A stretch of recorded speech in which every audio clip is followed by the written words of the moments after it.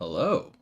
We should be live. Let me know if you guys can hear me. Hello everybody. Yeah, this is a bit impromptu. This isn't I've done a couple streams before. This one isn't I don't have as much of a plan. I just obviously all the stuff came out yesterday. I want to talk about it. I want to hear what you guys think. My last couple of streams have been group streams. We've been doing the last gen Shadows of Evil and then DE Easter eggs. So I wanted to do a solo thing so I could actually talk to chat for a bit. I've been having to talk to the Discord a bit more, so I wanted to chat with you guys. But yeah, that's really the plan today. We're just kind of Parker, hello, and Geek, hello. Newtflix, you're my savior on Twitter this morning. Hello everyone. Yeah. So that really is the plan today. We're just going to do a very low effort basic YouTuber react, but there's no face cam because I don't have a face cam plugged in. So it's literally we're just gonna watch the trailers together, pause a bit, talk about it. I have in the description, disclaimer. Obviously, we don't know anything about like how it plays. Like we haven't actually gotten hands on. So I'm not gonna say that I know exactly how this works. So, but obviously a lot will change when it launches. But I think we still got enough info to have a lot to talk about. Yeah, Parker, exactly. Like I've gone through these trailers so many times that I almost feel like I have played the game. Yeah, there's a lot to talk about. Taito, hello. Welcome from Stanley's chat. Stanley is the best. Is he doing an Iron Man tonight? Or when's his next Iron Man? I was watching the Tortured Path the other day. Was that yesterday? That was something. Yeah, World War II zombies. I do want to get into it, but he seemed like he was struggling a bit. Okay, he's starting up again tomorrow. Yeah. All right. Yeah. Yeah, I'll give it a couple more minutes. I'm just playing around with some OBS settings to get this trailer to play for you guys. I really hope we don't get copyright struck, because again, I don't have a face cam, so this is literally just going to be the footage of the trailer. I'm hoping this doesn't get us copyright struck off YouTube, but I wanted to put chat on, but as Newtflix in chat was telling me, literally like 3 days ago or so, OBS, or not OBS, on the YouTube side, they changed some things so that now OBS can't inject custom CSS into the page. So if I show you what chat looks like, I mean, I could put it on screen, but it's just kind of ugly because I can't get rid of the background, and I can't get rid of the pictures. Like I might throw it up especially if we get yelled at by Activision, but yeah, that's where we're at. Catching up on chat. Yeah. Stanley's having a glow up. I'm very happy for him. The streams have been popping off. He's a very genuinely nice guy. I've been playing a bit with him, with the last gen stuff, and he's great. I'm happy for him that I hope he explodes with Black Ops 6 for sure. Salty Boy, congratulations on doing the Origins Easter egg. You mean first time ever? Like, did you do it on launch at all, or is this your first time doing Origins? That's awesome. Yeah, I did that. Did you do it solo or co-op as well? Because my first time doing it was solo, and that's a double accomplishment as well. Okay, we can probably hop into it. Let's see if I can pull up the first video. I guess we'll probably watch the one that came out first, like the intro video first. That one I don't have too much to say. It's very narrative based, and that came out earlier. Like I think pretty much everything has been said about that, but we'll run through the intro.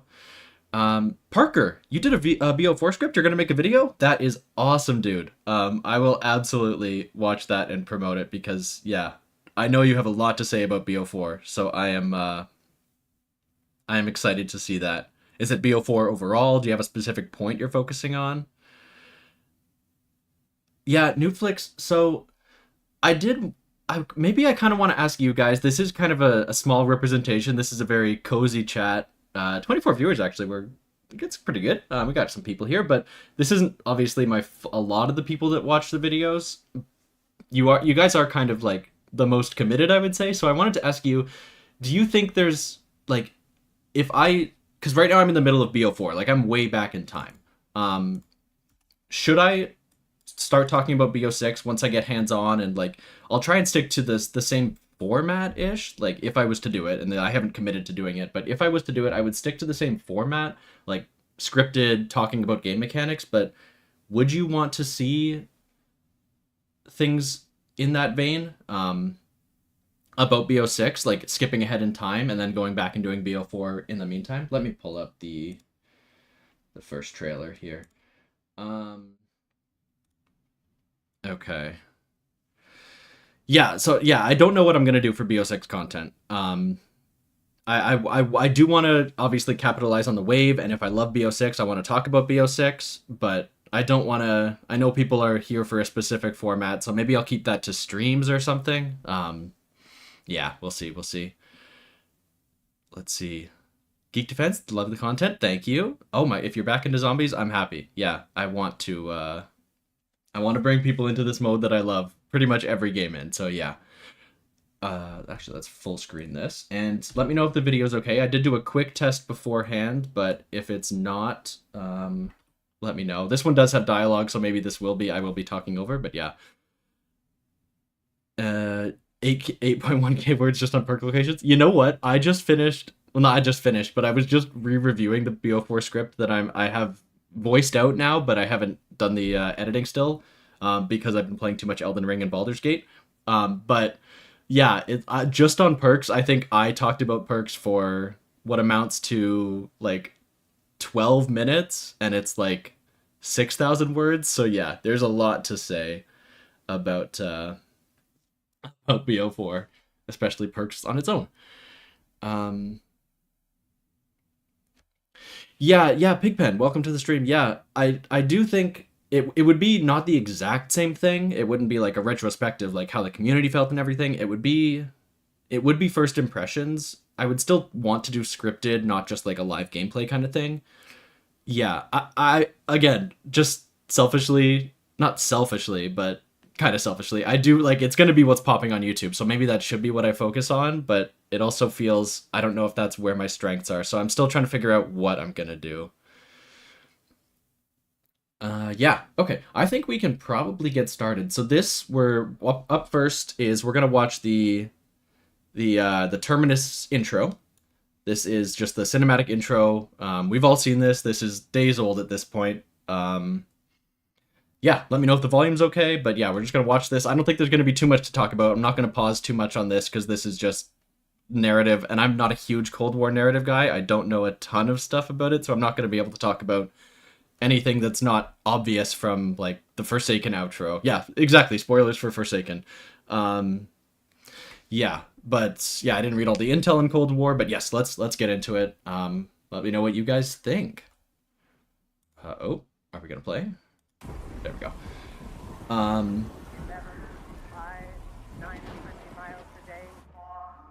And everyone thought that this guy was going to be the Brutus, and I guess he still could be. They haven't shown anything like that in any of the trailers, but he just gets killed like instantly into this cutscene, which is very kind of a bait and switch, because I think they were expecting people to think that this was the Mob of the Dead remake part of this. Oh, actually, I do want to focus on this wall, which has been dissected a lot, but I just want to point it out in case anyone hasn't seen anything. Right here, obviously, we got... That's something, I forget what it is, but that's a sigil from something. And we got two guns, M16, AK-47, or whatever they're called in their non-copyrighted form. Yeah, we saw Weaver tried to make his own wall weapons, but he didn't have the 1,200 points. And then here we go. So we have the Requiem symbol, obviously. We also have the, this is an Elder sign, I believe. This one I don't know if this is someone's specific interpretation, but from what I've heard, it's very related to the Cthulhu mythos. Obviously, Lovecraft books don't have pictures, but from what I understand, this is... Can you see my cursor? You can't see my cursor. I'm just pointing at nothing. Let me see. I think I can change that. I can capture... Oh, you are capturing cursor. Maybe because it's full screen, it's not showing? Okay. If you can't see it, I am pointing to the little star on the bottom left. Oh, you can. Perfect. Amazing. Yeah. Okay. There's this. Oh, Oh, it's from the Call of Cthulhu like tabletop RPG. Okay, okay. Um, yeah, which I have played and I do love. So yeah, that's the Elder Sign from that. And this over here is also from that RPG and from other interpretations. This is the Sign of the Yellow King, which is a book by not Lovecraft. He came before Lovecraft, a guy named Robert Chambers. Maybe the best horror short story collection I have ever read. Yeah, I'm pointing over here. I just got to keep it moving so you guys can see it. But yes, this is the. Now it isn't. I am not moving it, but okay. Let me see. Let me see if I unchecked that setting. Give me a second. This is. I am not a streamer. If you can't see it, I'm talking about this thing to the right of the Requiem skull, this like question mark shaped thing. Um, yeah, that's from the Yellow King, or the King in Yellow is the name of the book. It is, yeah, my favorite. The first there, it's a collection of short stories. They are some of the most unsettling stuff I have ever read. It's in that vein of like Edgar Allan Poe and some of Lovecraft stuff, but I just think it's amazing. So yeah, if you are a reader, I highly recommend that. Absolutely. It's called The King in Yellow. It's like Lovecraftian fiction that inspired Lovecraft himself. What else we got here? We got Richtofen, obviously, in giant, huge letters. Yeah, Yellow King was the inspiration for the True Detective as well. That's the King in Yellow is what that guy at the very like end of the season goes by, the serial killer. That's his name, and it has some of those same kind of themes of corruption and things. What's this date on the left? We have 15/11/82. That is like 9 years before this map takes place. Do we know what happened on that date? Um, yeah, nine, because I think this is 5 years after Forsaken, so I'm not, or maybe I'm wrong, maybe 6 years. I don't know. It's something like that. But yeah, I don't know. 15/11/82. I would have to look at a new timeline. Okay. Forsaken takes place in 85. Yeah, I'm not sure. I really don't know. I'd have to check in with a timeline there. Okay, I guess we continue going. Yeah, the tally marks are definitely evocative of Round. It's supposed to be like him counting the days he's in prison, but obviously you have the weapons on the wall, and then you have the tally marks. They're obviously showing their heritage. Also, Weaver does not know how to do tally marks. He did 1, 2, 3, 4, 5, 6 before crossing it off, so these are actually groups of 7. Okay, let's keep going. Richtofen, obviously. Yeah, and yeah, Strauss is pulling a Shaw. He's gone completely nutso, which is very cool. Oh, the tallies are weeks. 7 days, of course. So this is Raptor 1. Everyone loves Raptor 1. And the song playing, I didn't know this until Stanley tweeted it. This is Paradolia, the Easter egg song from Shangri-La, which is super cool. I hope they're not just reusing music, but I mean that they just have that in the database, but like they pulled that one out specifically. So that is very cool. And yeah, shout out to Stanley. I did not know that before. Shangri-La is on Terminus Island, which is in turn on Mars, of course. Everyone knows. And yeah, this guy got a whole bio. Like, they released his whole biography, and then he gets killed in literally, like, 10 seconds of screen time, 50 seconds of trailer. So yeah, this is taking place in 91, this says.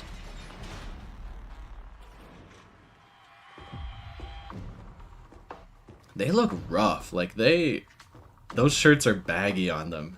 They have not been doing well. Except Gray. Gray is absolutely roided out.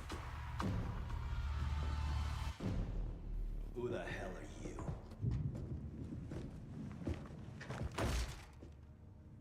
This is Maya.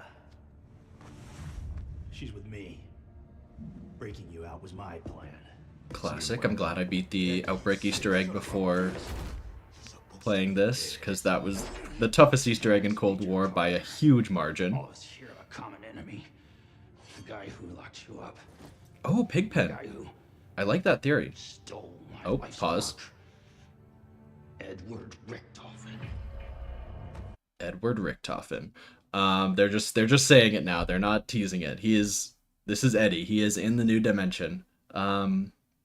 Yeah, Pigpen, you're saying, and Parker as well. Yeah, they put so much effort into this prison guard that either it's like an intentional misdirect, like they were just trolling and now he's done, or he does like have something coming up in the future. So yeah, we will have to see. And yeah, we'll talk a lot about later. I can't speak. We'll talk a lot later about some of the stuff that's come out from the people who went and talked to Treyarch. But Codename Pizza put out a video and he said that they're focusing a lot less on Intel than Cold War did. Cold War was very Intel based, but this one they're trying to still have some supplementary details in the Intel, but most of the storytelling is being done through in-game quotes and the Easter egg cutscenes and radios and things like things on the map. So if there's more storytelling about him, I assume it would be in that form. What do you say we find him and kill him? Missed opportunity to play as Peck. Yeah, he could have some good quotes. His voice actor, he's like trying the most. Like he is a 10 out of 10 with the gravelly voice. Look, it'll take me some time to get their helos spun up, and we do kind of owe it. Okay, Raptor 1. Go locate the landing pad. Peck, Strauss, hold up in the guard station. I want Richtofen's coordinates. Go to store power, and then locate this woman's brother. That's true. Peck being not a playable character means we always get Peck. That's true. That's true. He's going to be behind the same like kind of glass wall, it seems like, that he was in Firebase Z. So, okay. So that was a quick one. I think we kind of pulled all the meat off that bone. The really interesting thing was literally that one screen where we saw Weaver's cell. But yes. Okay, I think we can jump right into the next thing, which is... Oh, slow down. So the next is going to be the shorter gameplay reveal, like the very edited one. But yeah, I don't know. What do you guys think? Is anyone like a huge Cold War lore nerd? I do want to go back and learn more about it, but because so much of it was in Intel, I never got into it during Cold War's life cycle.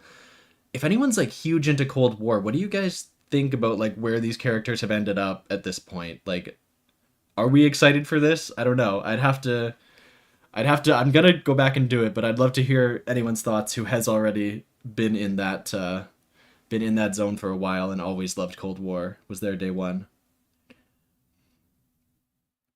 Strauss is in his 70s now, because yeah, that's true, he was in Nazi Germany, so yeah, he's having a rough go of it for sure.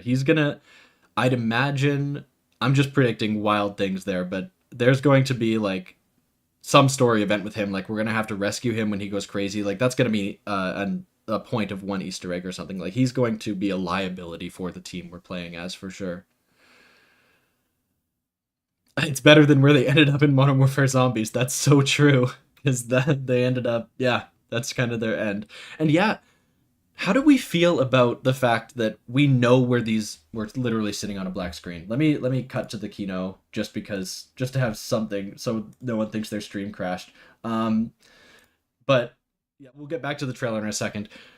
Yeah, what do we think about the fact that we know where these characters end up now? Like, we know they're dead. That's like the prequel curse. Like, you know the end of the story. Is that a problem for people, or do you think that there's still stuff to explore in the meantime?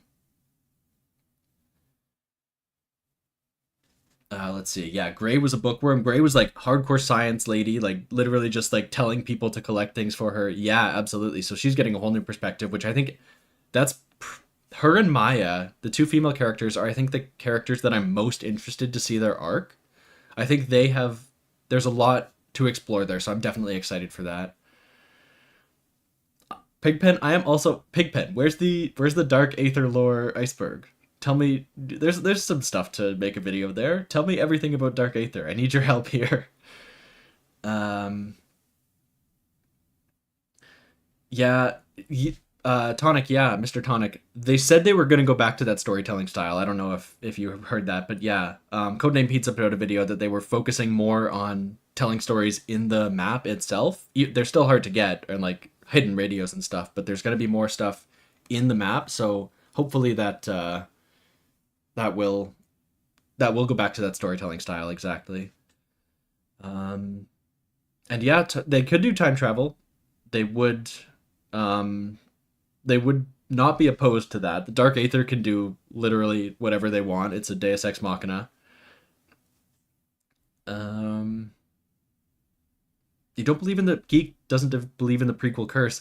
I agree. I think I agree with you there. Like I don't know if I'm on your side for this specific story, but in general, knowing the end of a story can like enhance the story itself. Like Better Call Saul, a lot of people like that better than Breaking Bad, even though you could say, well, we know Gus doesn't die. We know like the fate of 99% of the characters, but I personally do like Breaking Bad better, so maybe that's a bad example, but there is like an argument that it's not like, it's not the end of the world.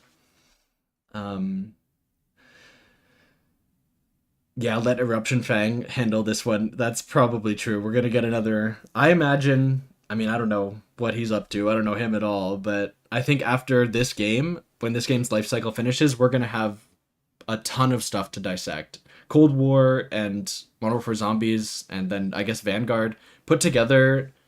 That's not enough lore to make another 6-hour video. I think this game could fix that. I think there could be a lot to learn here. Geek Defense dropping the Hitchcock quotes. Big respect, yes. There's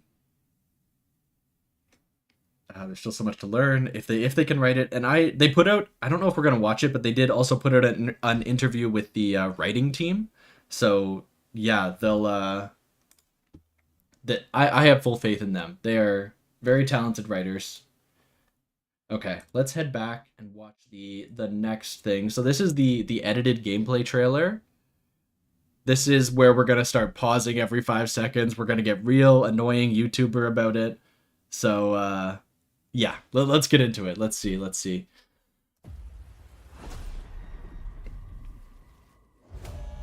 It starts off with just footage from what we literally just watched, but then Time to bounce.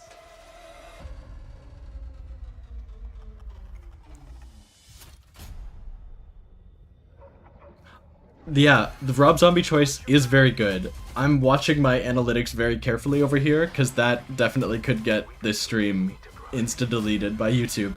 Okay, let's see. Where do we go here? I really like. I tweeted this out the other day or yesterday, I guess it had to be. I like the sound design in this trailer right before Rob Zombie cuts in. Like you can hear kind of clicking, almost like a Last of Us clicker. It's very like if the whole map has that kind of like before power gets turned on, it's this quiet, very like creepy, tense horror. That's like some incredible audio design to communicate that. So I hope that carries through. All right. There was a gobblegum machine in that shot. That's the Omni movement. We're getting a ton right away. This is the tentacle trap that got leaked like a year ago in the code, which is very cool. I mean, aesthetically, it's awesome. It basically just behaves the same as like any other spinner trap, but it just like blocks a doorway. But like this is again another hint, like with those things on the wall, with those things on Weaver's cell, like they're going back to that kind of Cthulhu mythos, right? Like this is eyes and tentacles, like this is very Shadows of Evil style. So they kind of leaned away from that in the Dark Aether story so far, but they're coming back to it as well, which I think is interesting because I love that stuff. I hope they execute it well and it's like actually integrated into the story. So yeah, we'll see. We'll have to see how that goes. And yes, John Carpenter, The Thing, the ultimate body horror movie. When we get to the amalgam, I believe it's called, later in the trailer, that's definitely a thing. So yeah. Ground-based zombies is back. They're putting that front and center. That's the cannon trap that got leaked, which seems cool.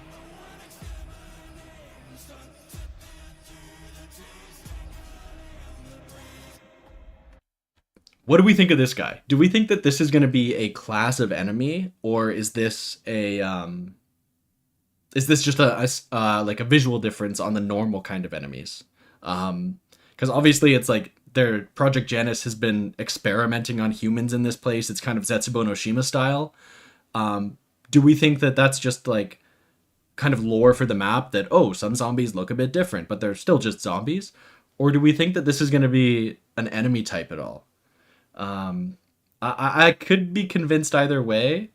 Maybe like, yeah, like Parker said, like literally just like a slightly different, slightly more power, slightly stronger, like more health or anything, like just a tiny difference. Because this is not in the blog post at all that this is like a thing. This is literally just, it's just, they don't say anything about this. They only say like babies, like regular zombies, medium armor zombies, and heavy armor zombies are the only differentiation between zombies. So we shall see. If they pulled some Dead of the Night stuff, that would be controversial. I mean, I love Dead of the Night, but yeah, I don't think they're going to be doing that. This guy's stuck on the table. What a goofball.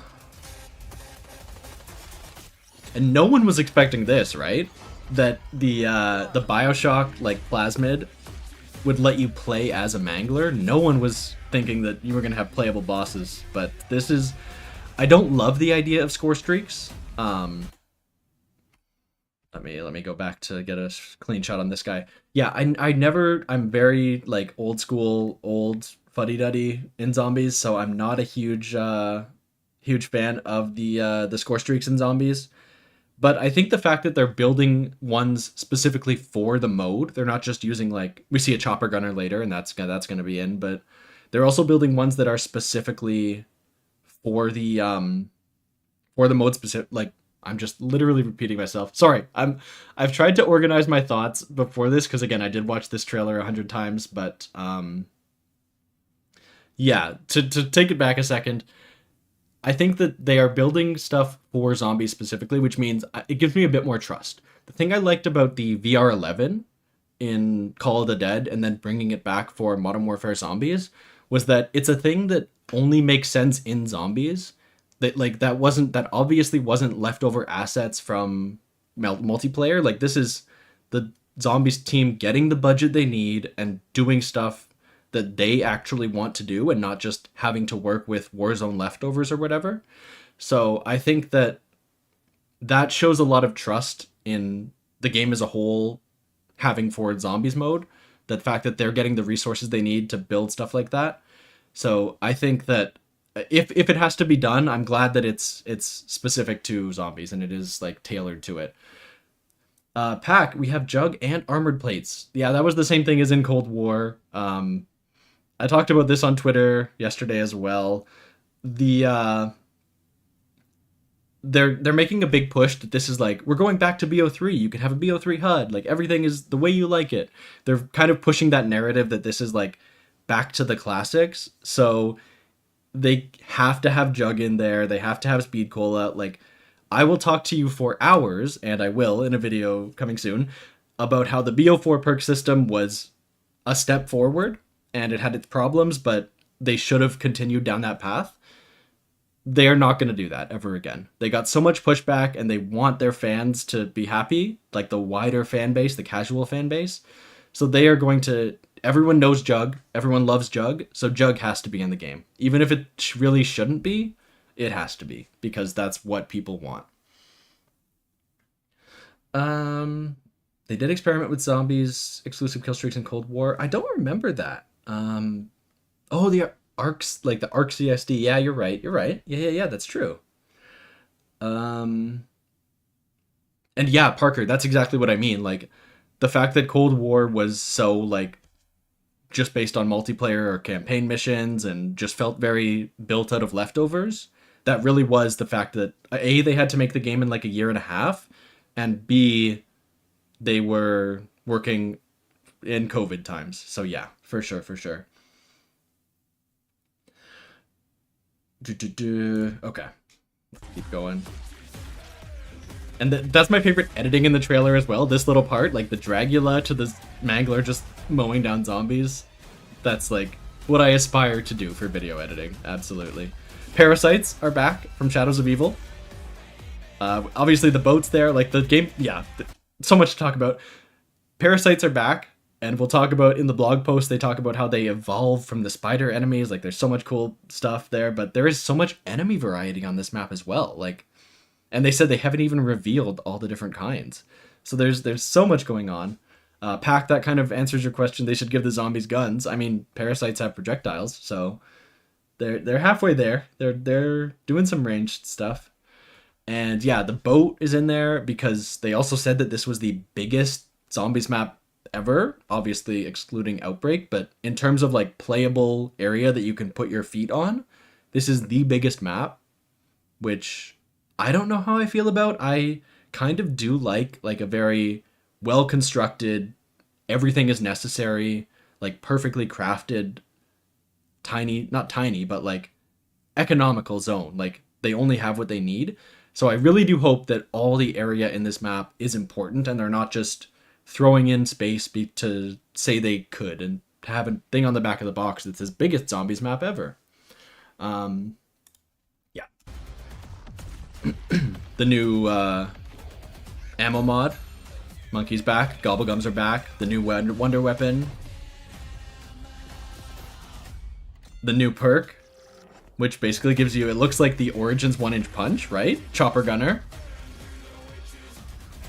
PhD slider. The new field upgrade. This is the spider enemy. So zombies evolve into that, and then those evolve into parasites, and then they've said that the parasites evolve into something else, maybe on the way to becoming one of these, which I'll talk about in the full gameplay, but this is basically a hybrid between the Thrasher from Zetsubo no Shima, like it has those glowing weak points, and the Mimic, because it has the grapple attack. So I am very excited to see how this plays, because I love the Thrasher, even though a lot of people don't. Well, maybe I don't love it, but I think I'm very reactive. Like when people say they hate something, I need to say I love it. I think people dislike the Thrasher too much. I think that it serves an interesting mechanic on the game that it's on. So I'm excited to see what they do here, how they're bringing it back.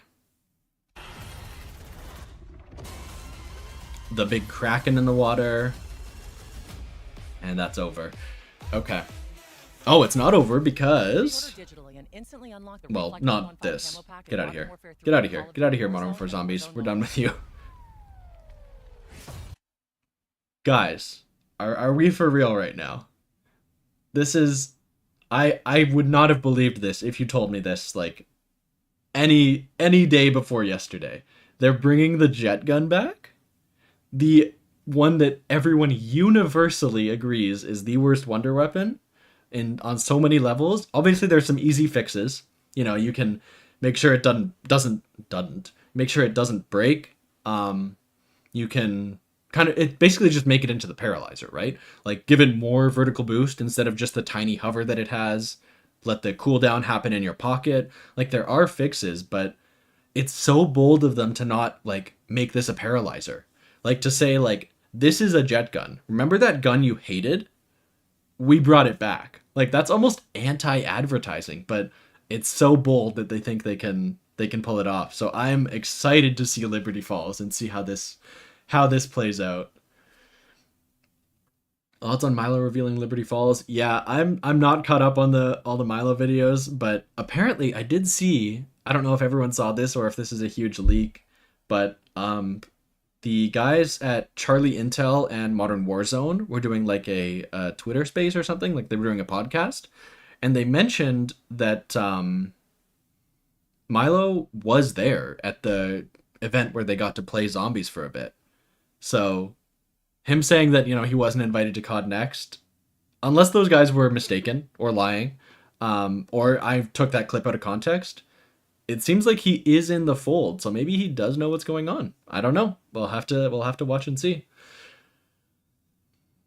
They did this with the VR11. Yeah, you're right. I do like the VR11, so to hear you say it's bad kind of cuts me in the heart. But you're right. They did bring back one of the guns that people agree was not the best, probably. But I mean, the jet gun is like so much worse. Like it's infamous. So yeah, no, I'm hyped to see what they can pull off here. And if Liberty Falls is kind of the giant to Shadows of Evil, that'd be a cool balance. Yeah, because they've said that Liberty Falls, you know, has the most Easter eggs and is going to be tough. So if you have a secondary experience that's more casual, I guess that's smart. That's the way to do it. And then also, people have been saying, speaking of the Paralyzer, I guess, this is a church in like a small American town. So people have been drawing comparisons to Buried. I think it is a bit different. I think this is just what churches look like. Like, I don't think this is the Buried church. I think this is just, yeah, this is just what this kind of church looks like. So this is just another church in a small American town. But it's still cool. And if it is Buried, I'm wrong. And they're doing like they're pulling back in things, which is interesting. I'll see how they pull that off without it just being a pure nostalgia grab. And yeah, exactly. That's the other thing. Taito, you're right. There was a church in town. There was a church in the distance, or not in the distance, but on the ground in town. So like this, I think this is just like what an American church looks like. That's my thing. And yeah, Pack a Punch here is in the Dark Aether. Yeah, we went into the portal here. Reflect 115 camo pack in Modern Warfare 3, Call of Duty Warzone, and blah blah blah blah blah. This map looks gorgeous, by the way. I think that daytime maps have struggled. Like, I don't love the way Modern Warfare Zombies looks. I don't think that it evokes the right feeling it's trying to evoke. Like, I think it just looks very kind of, it looks Modern Warfare-y, which the art direction of the series I'm not a huge fan of. This is lit very much like an episode of The Walking Dead, like of the first season, back when it was amazing, you know? I wanted to say back when it was good, but I'm not a fan of that show as much. So yeah, but what I'm trying to say is this looks like a like just an actual like zombie apocalypse, right? Like the classic thing we're used to seeing.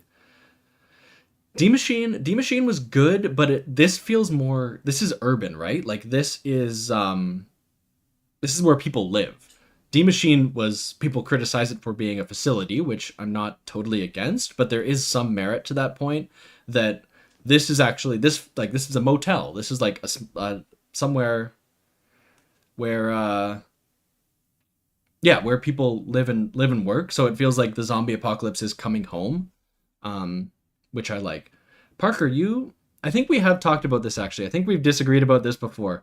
You said you do like the Modern Warfare Zombies art direction. For me, it just feels like, what am I trying to say? Maybe it's just because it's Urzikstan. It's like but it doesn't even feel like a place in the Middle East. It just feels like a bunch of small, very disconnected, like just one-story buildings. I never feel attached to it as like a livable location. And maybe that's partially the open world aspect of it. Like I felt the same way about Outbreak. Maybe I can't separate that from the art direction itself, but for me, I just don't feel like the environment of Modern Warfare Zombies is a compelling zombies location for me. I don't know. That is a personal thing, and I'm not attacking you for having that. Probably have a better eye than me. Okay, yeah, you feel like it does hit that point. That's fair. I think hopefully we can agree on the fact that in my Black Ops 4 video, I am currently saying the words that every single BO4 map is like my favorite zombies environment. Like I think that strikes the perfect balance between kind of like very not overly detailed, but it's still like kind of cartoony. Like it still has just that flair of being a video game, but it still feels realistic, quote unquote. Like it's cartoony enough to like pop visually, but still like actually function as an environment. So I love it. And yeah, you're right. Alpha Omega was in the daytime, and I think this kind of gives me those vibes. Like Alpha Omega was a bit more destroyed over ground, but yeah, similar vibes for sure.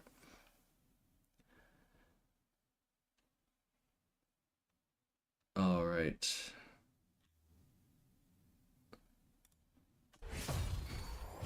So yeah, I did all that just to go back through the portal to see, yeah, the Pack-a-Punch room is like kind of this small isolated location in the Dark Aether. I don't know if the whole map is going to have a Dark Aether like inversion, if it's going to be like basically the same map twice, but one of them is like totally different because its stuff is destroyed in different ways, or if it's just like, you know, the Pack-a-Punch room, the same as the theater room in Kino.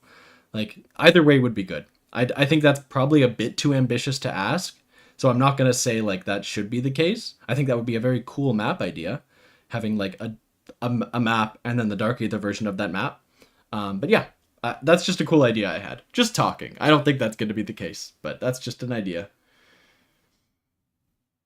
What is that little vehicle in the middle of the map? Oh, let me pull back here. Warzone Mobile. Looking at this one. Oh, yeah, this thing. That looks kind of like, not exactly, but it does look similar to some of the stuff in Outbreak, right? Like the stuff where you were going to the portals and then defending it for a second. Oh, just an ACV from Modern Warfare Zombies. Oh, okay. I guess I didn't play enough Modern Warfare Zombies. Donuts, also, hello, welcome to the chat. I didn't see you there. Oh, your message about Richtofen. Let's see.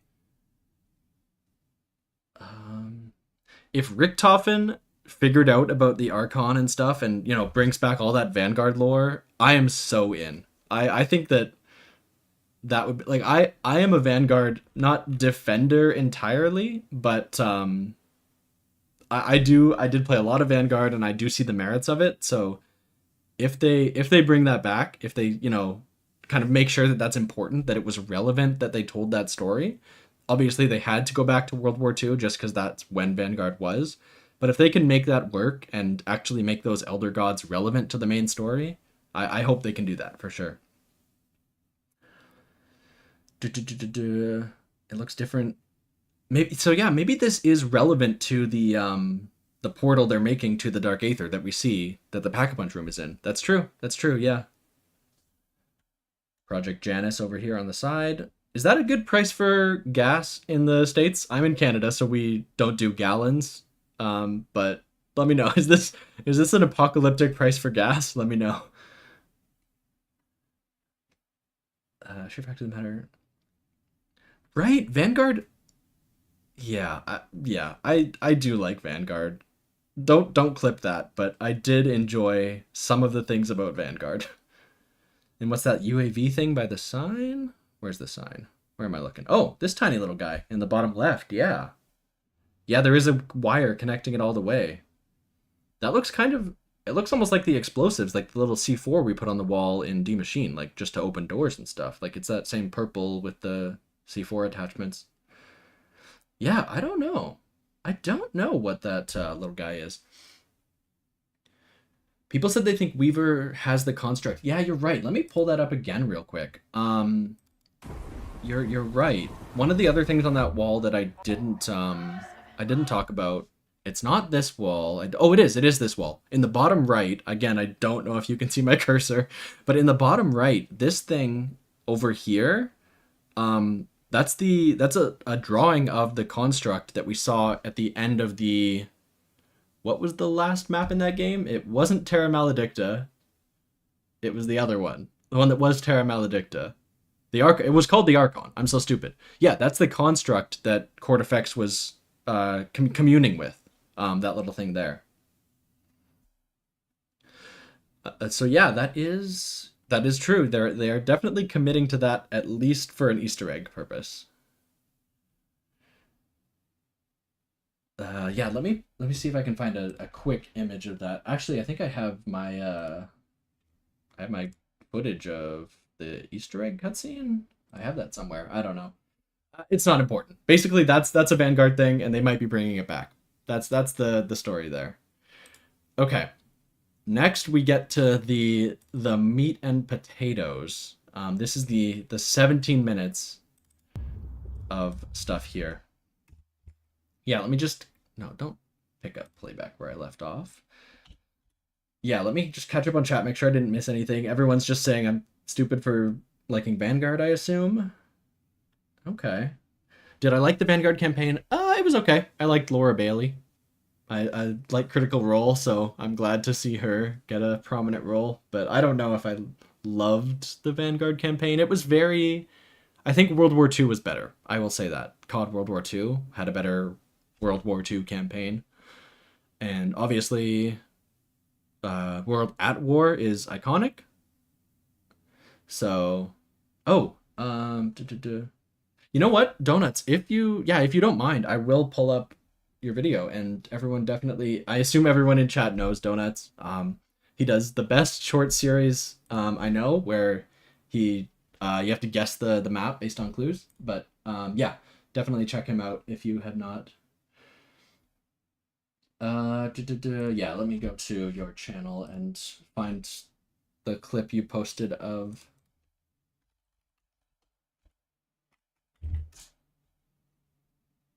Okay.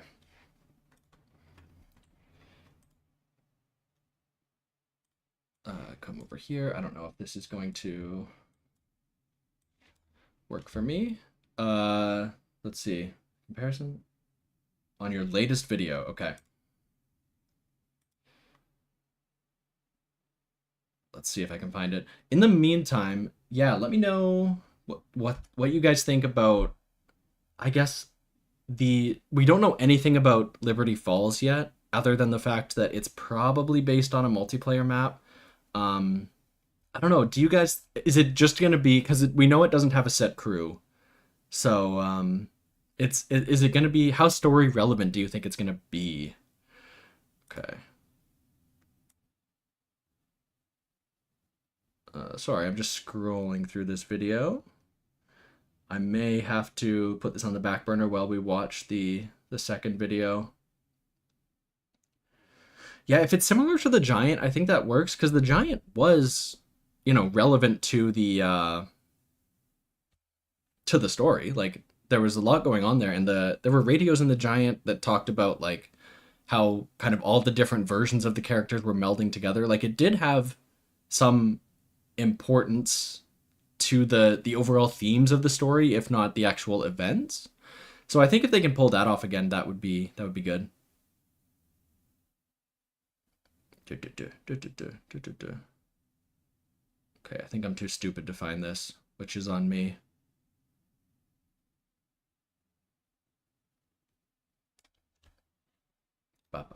Okay.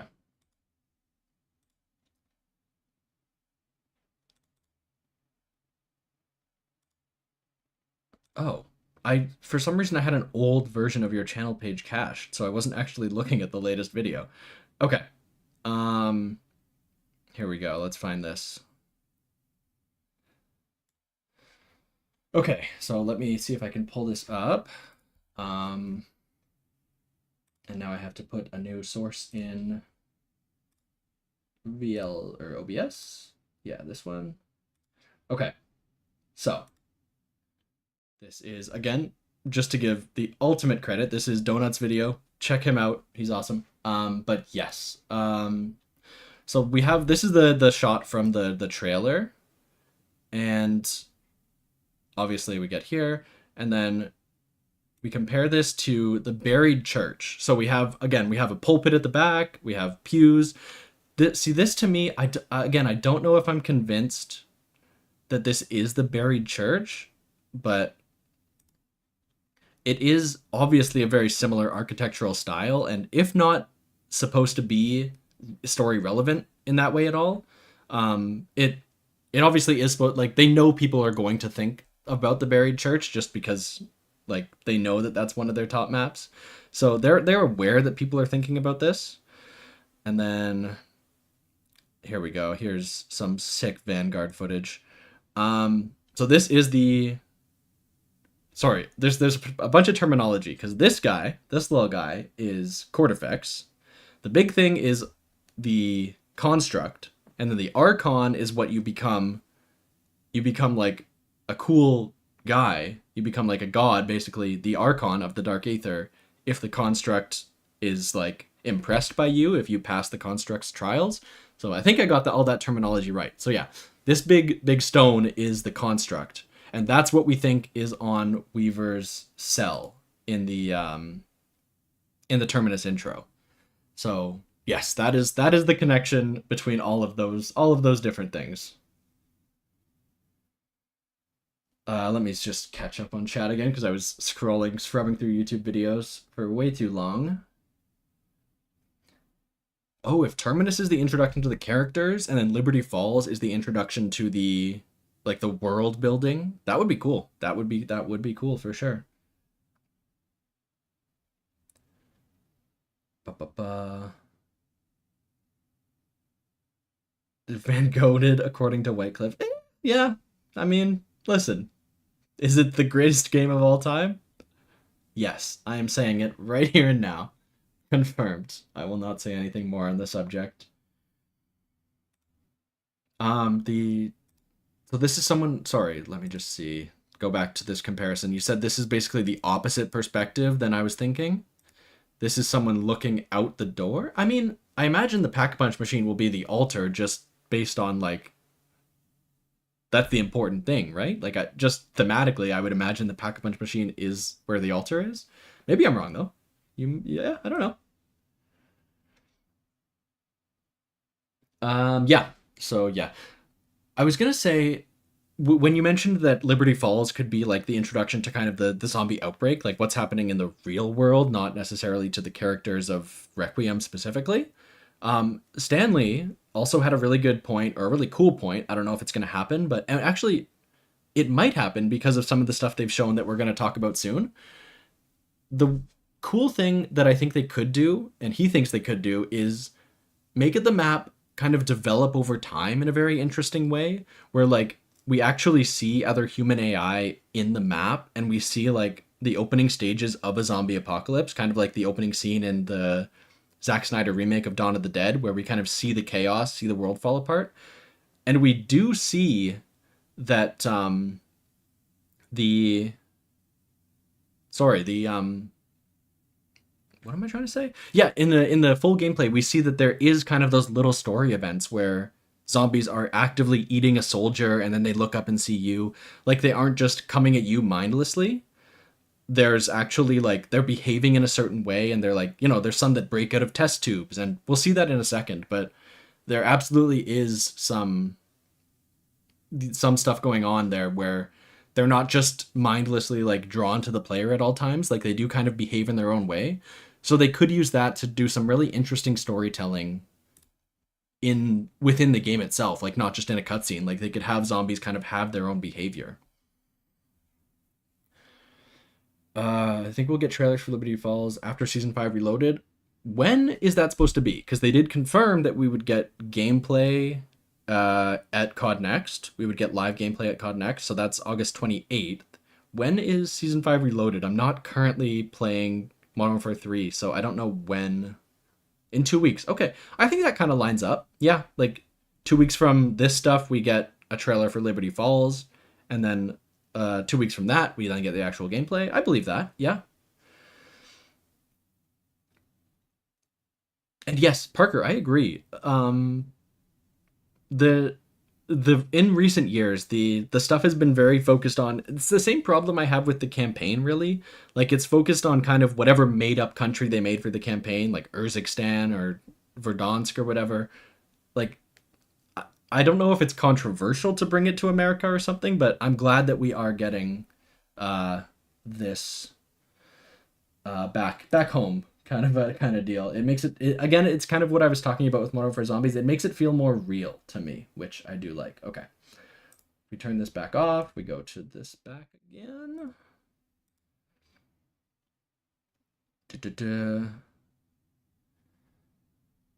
Generally excited for music Easter eggs. Yeah, we're hyped. We're hyped for that for sure. I think that we heard Paradolia earlier. Like, they know they have good music. They just need to keep making more of it. Does this mean no more training? Yeah, I don't know. I don't know what we're dealing with, what the gameplay is going to look like. And BO2 as well, because they had the globe that was like the maps are spread out all over the world, but then 3 of the first 4 maps were in America, so you didn't go anywhere around the globe. That was a little silly. They should have planned that better. So yes, there has been maps in America before, absolutely. I just think that recently in the Modern Warfare era, things have been kind of spread out a bit more. Okay, let's hop into this. We are looking at, this is the big boy. This is the stuff that the content creators got to post to their channels exclusively. This is the 17 minutes of minorly edited gameplay. There is no HUD, very notably. And I think that that does hide some stuff. I think there are some menus they're not showing us. So yeah, we'll walk through this. This is going to be another one where we're going to be pausing a lot, talking a lot. Feel free to shout out anything I missed, but this is going to be the body of the stream. So we're really going to dive into this as much as we could. Yeah, the gameplay. Yeah, Josh. The gameplay had a Rob Zombie song. Yeah, exactly. I bet that's gonna be like an Easter egg song on the map, right? Hopefully, we can hope like the Avenged Sevenfold songs. I do hope that that's in the game as well because it is a cool little remix. So I do hope that that plays as well. Okay, let's get in here. Sorry, let me just grab a drink of water.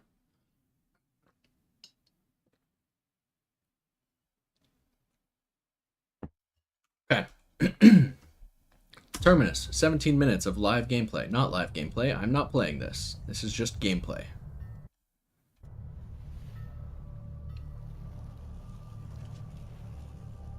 There's so many different environments on this map, right? Like there, you have like all the shots they've shown felt like almost completely different maps. Like this is, I can definitely believe that this is the biggest map just because there has to be room to put all of these different kind of biomes.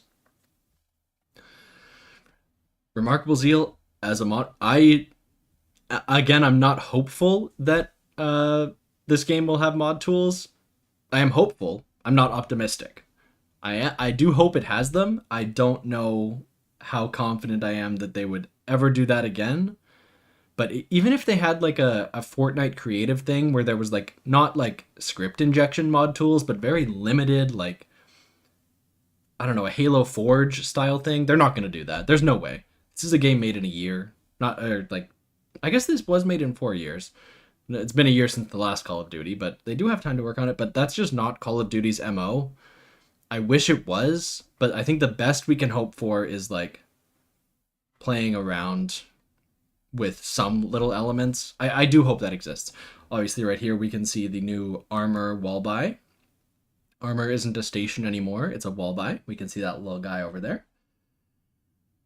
Okay.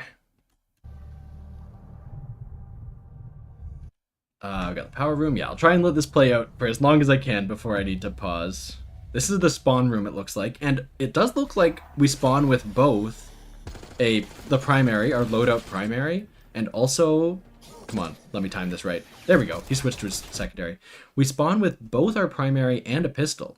In Cold War, we spawned with our primary and then our fists, right? But it seems like now we don't get fists anymore. I believe that they have said that there are no, like, fists aren't a weapon in themselves. It's again back to just being a melee button.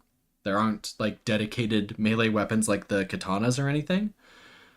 I think that's an okay change. I didn't really like using any of the melee weapons in Cold War. I don't think they added too much. It was an interesting playstyle for a bit, but I'm fine with them going away. But yeah, it seems like now we start with 2 guns, so people who hated loadouts are now doubly mad, because... let's see. Salvage is back, of course. One type of salvage, which everyone's been saying, like, oh, one type of salvage, that's a huge innovation from Cold War, like, that's so much smarter, they've really streamlined it. Not to be the Vanguard guy, but that was something they did in Vanguard first, so this isn't new. They play Vanguard. They did some stuff over there. But yes, there is one type of salvage which is the way to go for sure.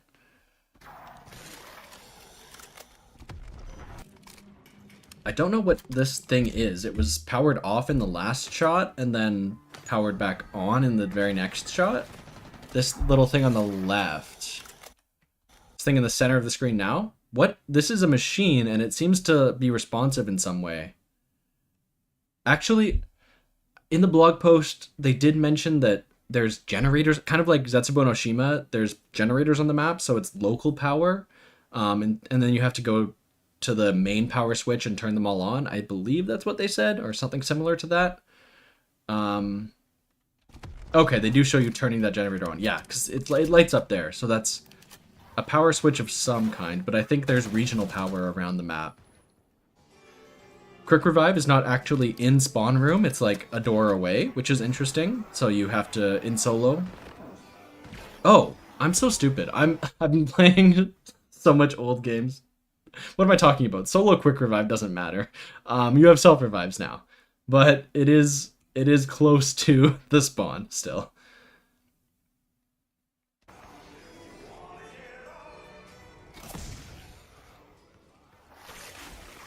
So yeah, that's what I was talking about before. Like there are little, I don't know how varied they're gonna be, but there are little like in-game cinematic events where like the zombies are not just mindless video game enemies coming at you. And yeah, people are talking about the Shadowed Throne. That is absolutely a thing back then, but we haven't seen it since World War II.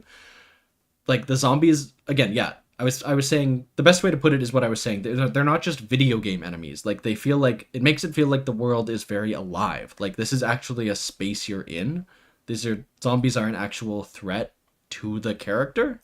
So yeah, that's cool. They did confirm you can only craft 3 self-revives. I think that's good. I mean, the self-revives in Cold War did get gradually more expensive, I believe, which is another way to solve that problem, but I think that makes sense. That's a good trade.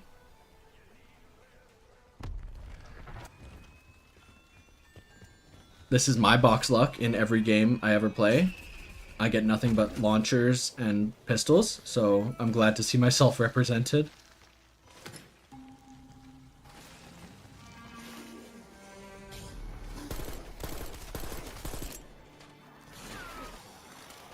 Yeah, that's a different power station, so there are multiple like generators. Yeah, like I was saying.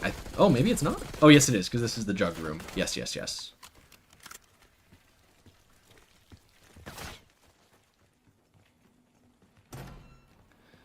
And this is not something they showed in the gameplay at all, but they did announce also that you can now, kind of similar to Infinite Warfare zombies, or at least Spaceland specifically, you can now contribute points to buying a door without buying the full thing. Kind of like how in Shadows of Evil you could put a couple points in to buy the Civil Protector and as a team work to buy it. So you can now do that. You can now buy doors as a team. I don't know how. I think it's only you can buy either the full price or half, so you have only those 2 options, but it is kind of cool. It'll get you through the map just a tiny bit quicker. You don't have to worry too much about like, I'll buy the next door. You have more points, you buy the next door. Like, you will be able to coordinate a little bit better. Here's another one of those little moments. It looks almost like the same moment, but I hope there's enough of them that they don't feel super scripted. I hope there's enough that they feel kind of unique every time you see them. Obviously, there has to be a limited number, but I do hope there's enough to make it not feel like a video game again, basically.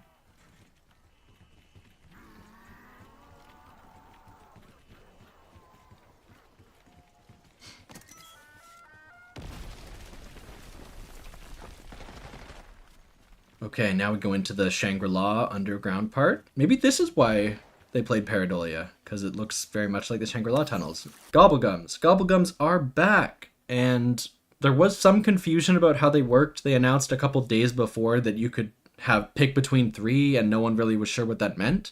Again, there's no UI in this gameplay teaser, so it doesn't show exactly how it works, but the way it works is you get your Gobblegum. You're not picking from 3 right now. Right now, you just get one from the machine, you buy it, it goes into your inventory, but you don't pop it right away. You have a pocket with 3 gums in it, and it's exactly like Fate and Fortune. Yeah, exactly, from Infinite Warfare. So you get one at a time. So you get a Gobblegum. Next round, you get another Gobblegum, and then you can build up to 3. And then you can cycle with the D-pad which one you want to activate at any time. And then you activate it with a D-pad press, same as Black Ops 3, but instead of having the 1, you can have multiple. So, if you have your in plain sight, you can keep that just whenever you need it for an emergency. But that doesn't mean you don't have to get rid of it if you want to, get a wall power or something. You can get the wall power and then put the in plain sight in your back pocket and kind of stow it away. And they've also said there's a lot of stuff about gobblegums. I will try and communicate most of it. I'm sure most people know, but you're not earning a currency in game. You're directly earning the gobblegums. So each round there's a 10% chance that you get a gobblegum, and then if you get it, there's a 1% chance it's a rare, a 10% chance it's a common, like stuff like that.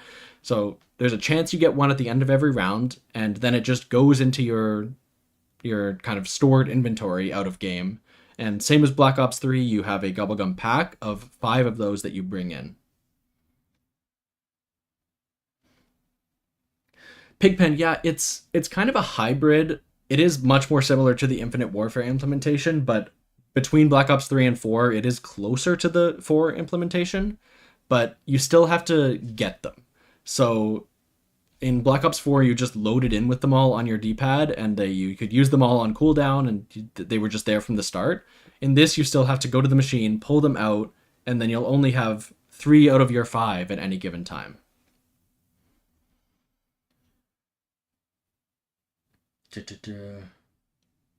Yeah.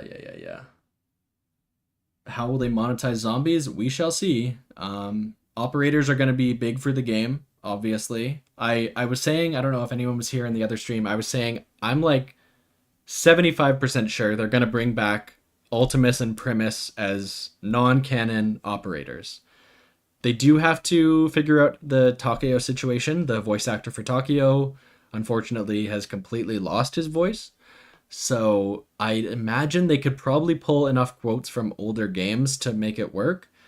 I think Activision wants money, and that would get them money, because I know I would probably buy it, and I don't buy skins. So if they do AI, I'm not buying it. 100%. That would be criminal. But if they do quotes from old games and they show respect, I would probably put that money in. I would buy all 4, because they would all be sold separately, and it would be a whole thing. I guess I would have to buy all 8, right? I would buy Ultimus before I bought Primus, but yeah, I would probably buy them all. So that's how they're going to make money off of us as a zombies community. And they already have the infrastructure in place to sell gobblegums as a pack, because it's in the game as a pre-order bonus. So they have that functionality. They know how to do it. So they can definitely do that anytime they want. Oh, Taito, he's recovered? I hadn't heard that. I'm happy for him. Again, yeah, not asking him to come back and ruin his voice again. But I'm glad he's doing well, if that's the case.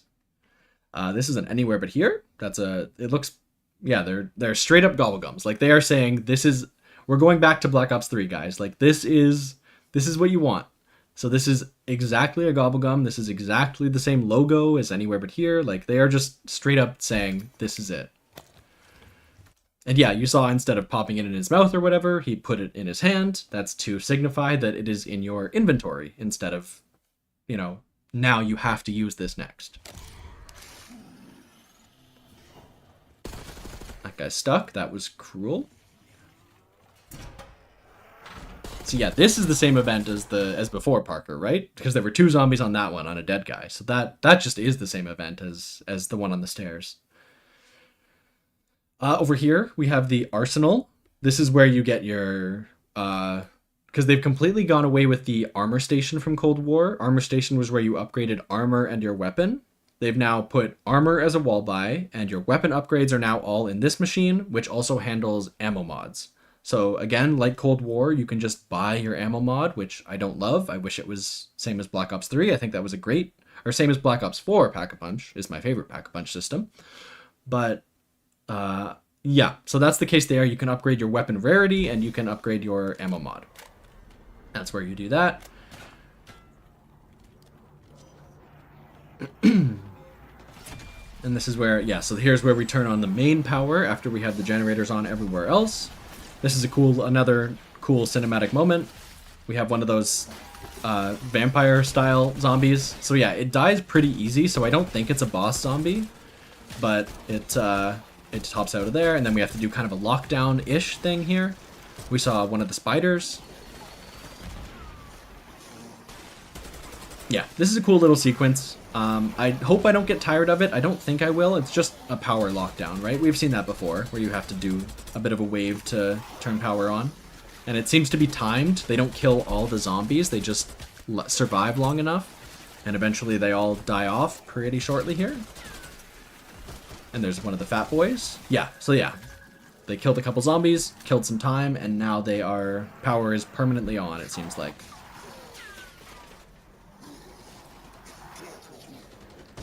Yeah, I did think that the fat guy was going to be like a Left 4 Dead boomer, but apparently it's just another, like, same as the sharp mouth vampire guy, it's literally just another, like, visual difference, which is cool. I'm glad there are so many different models. It makes it feel, again, more real. I guess we were just expecting something specific. Something, yeah, we kind of had something in mind, and that was kind of unfair of us to expect that. Because, yeah, I don't think that's a boss either.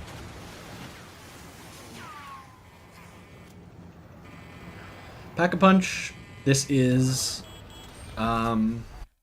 originally, when I watched this, I thought they were hiding a menu from us. I thought that you were going to have the exact same Cold War menu, but they did put out a tweet later clarifying that Pack-a-Punch is a single button press. So he just pressed that button and got the upgrade. That's good. I'm glad there's no menu.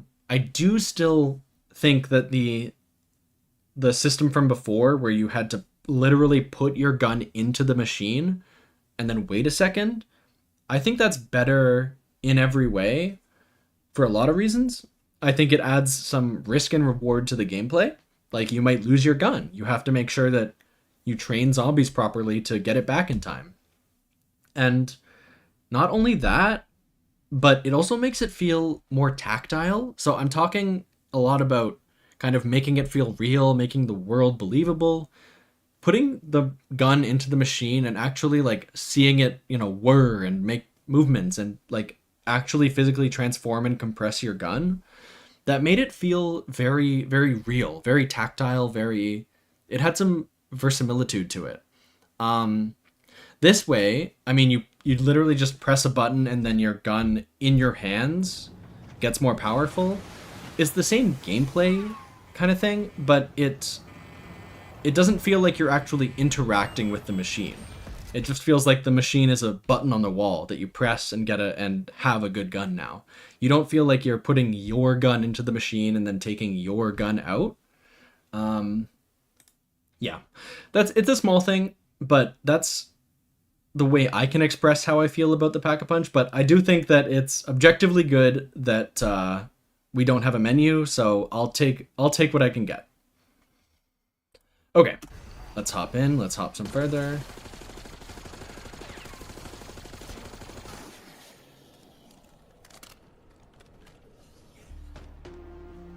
Yeah, what's coming up next? Are we gonna go on the boat next? I've seen this trailer a couple times, but there is quite a bit.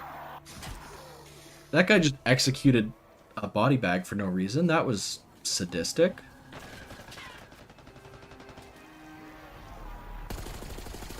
Yeah. So yeah, this is one Pack-a-Punch level. Each camo. Oh, there we go. We get to see the evolving zombies. So I don't know if that happens when the zombie dies or if you don't kill it in time, kind of like a spore zombie on Zetsubo no Shima. Either way, it is a cool animation, and I like these little guys. I like these little spider guys for sure. Can I? Hang on. Okay. Oh, you know what? It is a new, oh, I did this last time and it didn't do exactly what I expected. I thought that, because I can, as a channel owner, you're allowed to gift a certain amount of memberships a month. And I tried to do that last month, and I thought that it would gift to people in chat, and it didn't. I'm going to try it, but yeah, it's a really dumb system, because it's not like Twitch where people in chat actually get it. But I will do that in a second. Catching up on... Yeah, no, Zach and Taito as well, yeah. I agree with all those points, yeah. Yeah, I think that the tactile feel of it matters, and we're not just whining about an animation being missing. Like, it does have a influence on player perception. And Taito, yeah, it's Resident Evil-esque. I only played the first. I didn't even play Resident Evil 4, which most people say is the best. I played 1, 2, 3, and Code Veronica.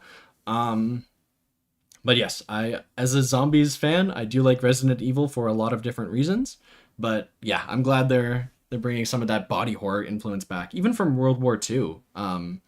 It's that body horror aesthetic that I wish was in more zombies. So I'm glad we get that as well. So yeah, Newflix, it's what they say is it's weighted based on interaction with the channel. So I think chatters do have like a higher probability, but it's not like a guarantee that a chatter gets it. It could also be someone who just commented on a video at some point. It's a weird system. I wish I had a contact at YouTube because it seems like not the right way to do it. But oh well. Oh, is that literally from Resident Evil 4? I should probably play that. There's been like 47 remakes. I can definitely pick up one. I will check that out. Yeah. Let's keep going here. Let's keep it moving. This gun, I don't know what round it's on, obviously, because we don't have a HUD. This gun doesn't feel like it's killing as fast as I would expect for literally having just been pack-a-punched. So I hope that the weapon balance is okay. Yeah, it's been a problem for a while because they're making the progression cross mode, so it has to be balanced for XP gain and like balanced for multiplayer. So I hope that the weapon balancing here is okay and it's not busted just because it has to be balanced for Warzone.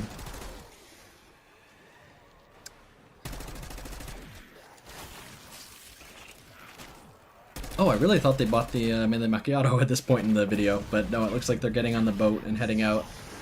So yeah, the boat is something you can you pay like, I don't know how much, like 500 points or something to spawn in a boat, and it just teleports into the map, and you can ride it for however long you want, I assume.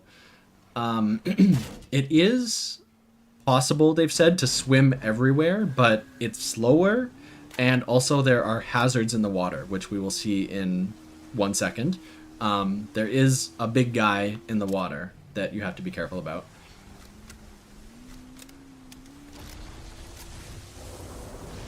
So yeah, this is the Kraken that they've mentioned, or I guess Codename Pizza called it the Kraken. We don't know what the actual name is, but yeah, I wonder. Obviously it's going to be relevant in the Easter egg, and I also think it mainly exists to kind of to do exactly what I said, to make it so that you have to pay money to traverse the water. Like, you have the option to swim, but it is a real hazard. It's really dangerous. It's kind of similar to what I was thinking that the transit denizens were supposed to be. Like, the water is like the fog, right? It's an area where you can go through it if you want. Like, you can just walk through, but there's something to hinder your progress, and there are reasons to not do it, but there's also a risk reward for doing it. So again, it seems very unrelated, but I think it's kind of a similar idea of having these almost uninhabitable zones that you have to have that risk reward to go through. If they brought back the Chaos Crew, me and Parker would be pogging. That would be amazing. Yeah, it's not going to make them as much money because people have nostalgia for Ultimus. I would still buy Chaos as well. Like, I realize I'm committing to spending a lot of money. If I enjoy this game and they put out some cool skins, I probably will buy them. All right, let's see how this membership gifting goes. If anyone in chat gets one, shout out. Actually, let me see if I can enable alerts as well. Give me a second. Okay. Sorry, this is gonna...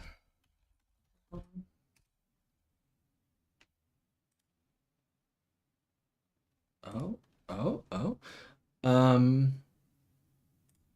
No. Oh my god. Yeah, sorry. So let me know if you think I'm an insane person thinking that the transit denizens like might be relevant again. Like, not the denizens themselves, but that idea of kind of annoying the player into having to make a decision kind of thing. Having that no-go zone. Okay.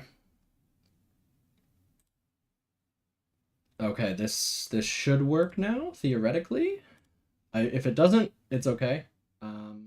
Why is this... Oh, the thing went away. If this doesn't work, that's fine. Just shout yourself out in the chat if you got a membership. But yes.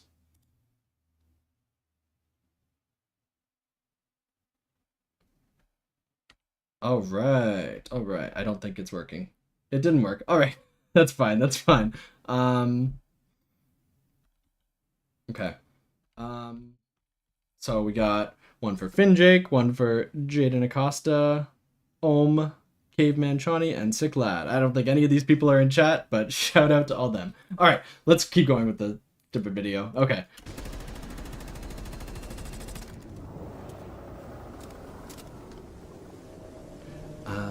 Let's see.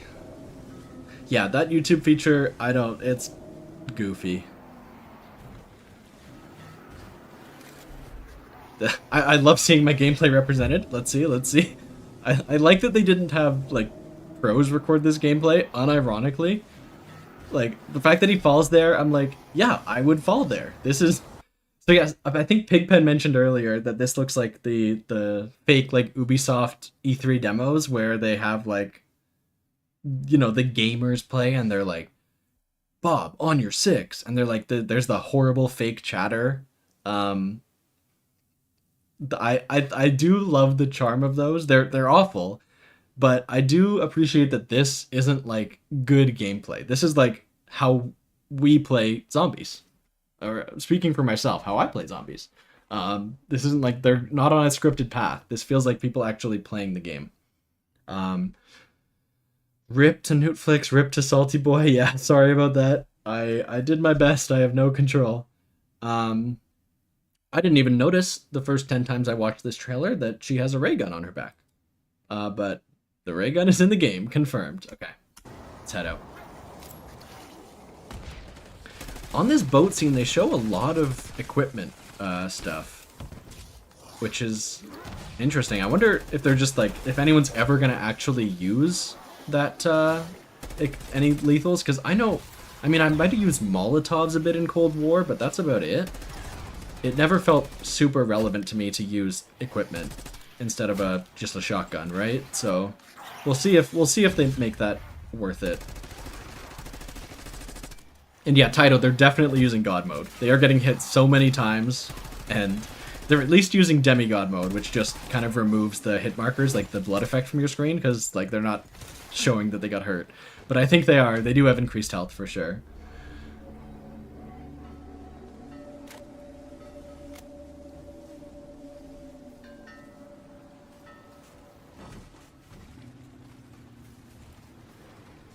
This is where we get the first good look at the parasites, really, I believe. But we've seen them already. Oh, actually, I want to make sure I don't miss this, though. Somewhere... Oh, it might be later in the video. On this island somewhere, there is... I'll mention it when I get to it. But there is a cool little detail that few people are talking about, but I did see someone mention it on Twitter. And I'll see if I can find their tweet to credit them with that.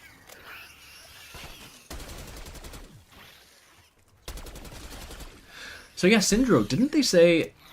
this might have been in Codename Pizza's video, and he might have misinterpreted, but I thought I heard that this was officially the biggest round-based map. They might have just meant most dense or something, but I think that they've committed to say that this is, like, very big. And yeah, Newflix, if you can confirm, yeah, this might be the biggest round-based map ever. Which we talked about at the start of stream. I don't know if that's a good thing. It's not a good thing on its own, but if they can pull it off and still make the map feel cohesive, then good on them, for sure.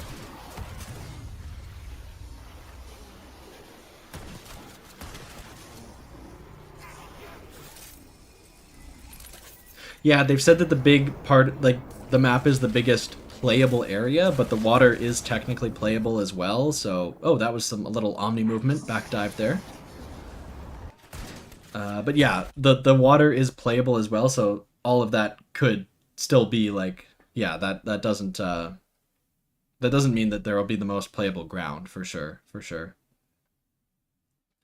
And yeah, Newt, you're right, that all of this stuff, like, I mean, we'll have to play the map to see, like, if any of these areas end up being just irrelevant, but it seems like it's kind of carefully crafted. Like, I don't know, I trust them. I do have hope that this, like, actually feels like a cohesive map where everything does matter.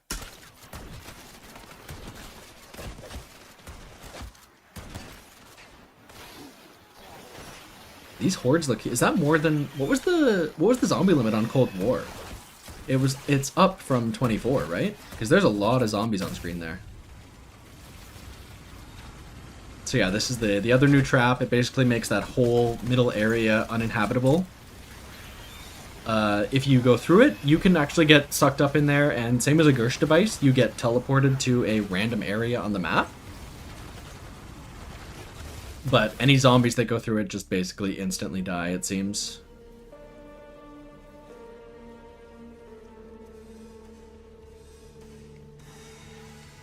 Here we go, now we're buying the new perk. So this is the one new perk they've announced. I think this might be the only one on launch. I don't know if they've confirmed either way, but they've confirmed what perks are definitely in there, and the only new one is this, which, again, basically, it seems like it gives you, I don't know if it's an Origins 1-inch punch. I don't know if it gives you, like, an area of effect punch.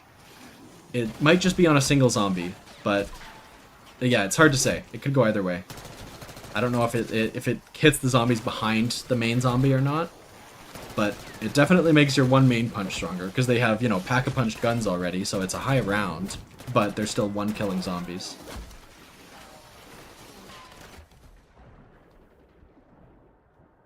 Do you think we see Richtofen in the flesh in any of the launch maps? Interesting question. I want to pause before we see what happens here. We see Richtofen in the DLC. Guaranteed. Guaranteed. They are saying, the opening cutscene of this map, like, says, Edward Richtofen is our goal. We are going to kill Edward Richtofen. So, he's definitely going to appear. In launch map is an interesting question, though. I think they probably hold off. I think they don't even show Richtofen. I think, unless maybe, like, there's a stinger at the end of if we beat the Easter egg for this map, and there's a stinger, like, where Richtofen is, and he's in some, like, abandoned cave somewhere, just like a 2-second shot of him, like, holding up a lantern, I could believe something like that. But I don't think we're gonna see him for a bit. Sorry, just drinking water.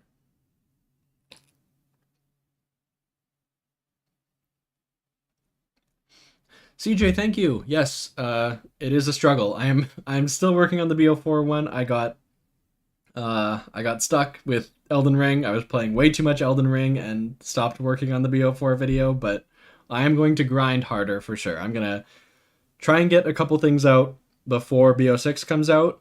BO4 is guaranteed. BO4 retrospective is guaranteed to come out before BO6. I'm gonna try and get one more video out, and then BO6, I'm still deciding what the content's gonna be. Retrospective still in the background, but maybe some BO6 content as well. But yes, thank you for that. Like last gen Richtofen. Yeah, I don't. I hope the Modern Warfare engine can handle the beauty of last gen Richtofen. All right, so this is the other new trap. This is the tentacle trap. Oh, he didn't. What? You blue balled me. He was looking right at it and he didn't activate it. That's annoying. Okay. Will we stream? I would love to stream the game with Stanley and the other guys. Yeah, that would be fun. I would love to do that. I don't know how well you guys like the group streams. I feel like I can't talk as much with chat, and that is my favorite part of streaming, is hearing what you guys say and being able to actually have a conversation. But I mean, I want to play with the guys, and if you guys want to see it, might put that on. But yeah, welcome back, Geek. Welcome back. Yeah, again, I'm still trying to figure out what the content is. Oh, we can see it here. Right here. This is an Origins dig site. And there might be another one coming up here. If not, just take my word for it. We get a better shot in the trailer later. But digging is a mechanic on this map. Almost 100% confirmed. I don't know if it's like an Easter egg step or if it's just like Origins, like just part of the gameplay. But there is digging. Looks like the Vanguard dig sites. My mistake. You're right. Why did I talk about who cares about Origins? What even is that? That came out 10 years ago. We're talking about Vanguard, the recent game that everyone loves.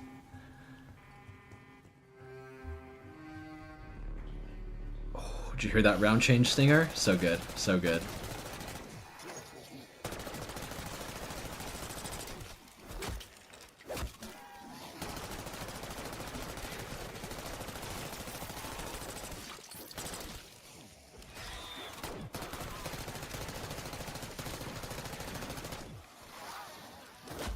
Yeah, CJ, I was talking a bit at the start of the stream that, I mean, I'm not the biggest Dark Aether fan. I'm going to try and convince myself to like it. Here we go, here we go. Sorry, I'll pause before, just so I can finish the thought. I'm going to try and convince myself to like it. I'm going to go back and start reading Cold War intel and see if it hits with me again when I go back and, oh, I don't care, with the €2, a foreign currency? Thank you so much. Yeah, BO6 is make or break. I believe that. Yeah. I think that they liked Cold War enough, but if this is not if this doesn't really pull them back in, I think they're in a real bad spot.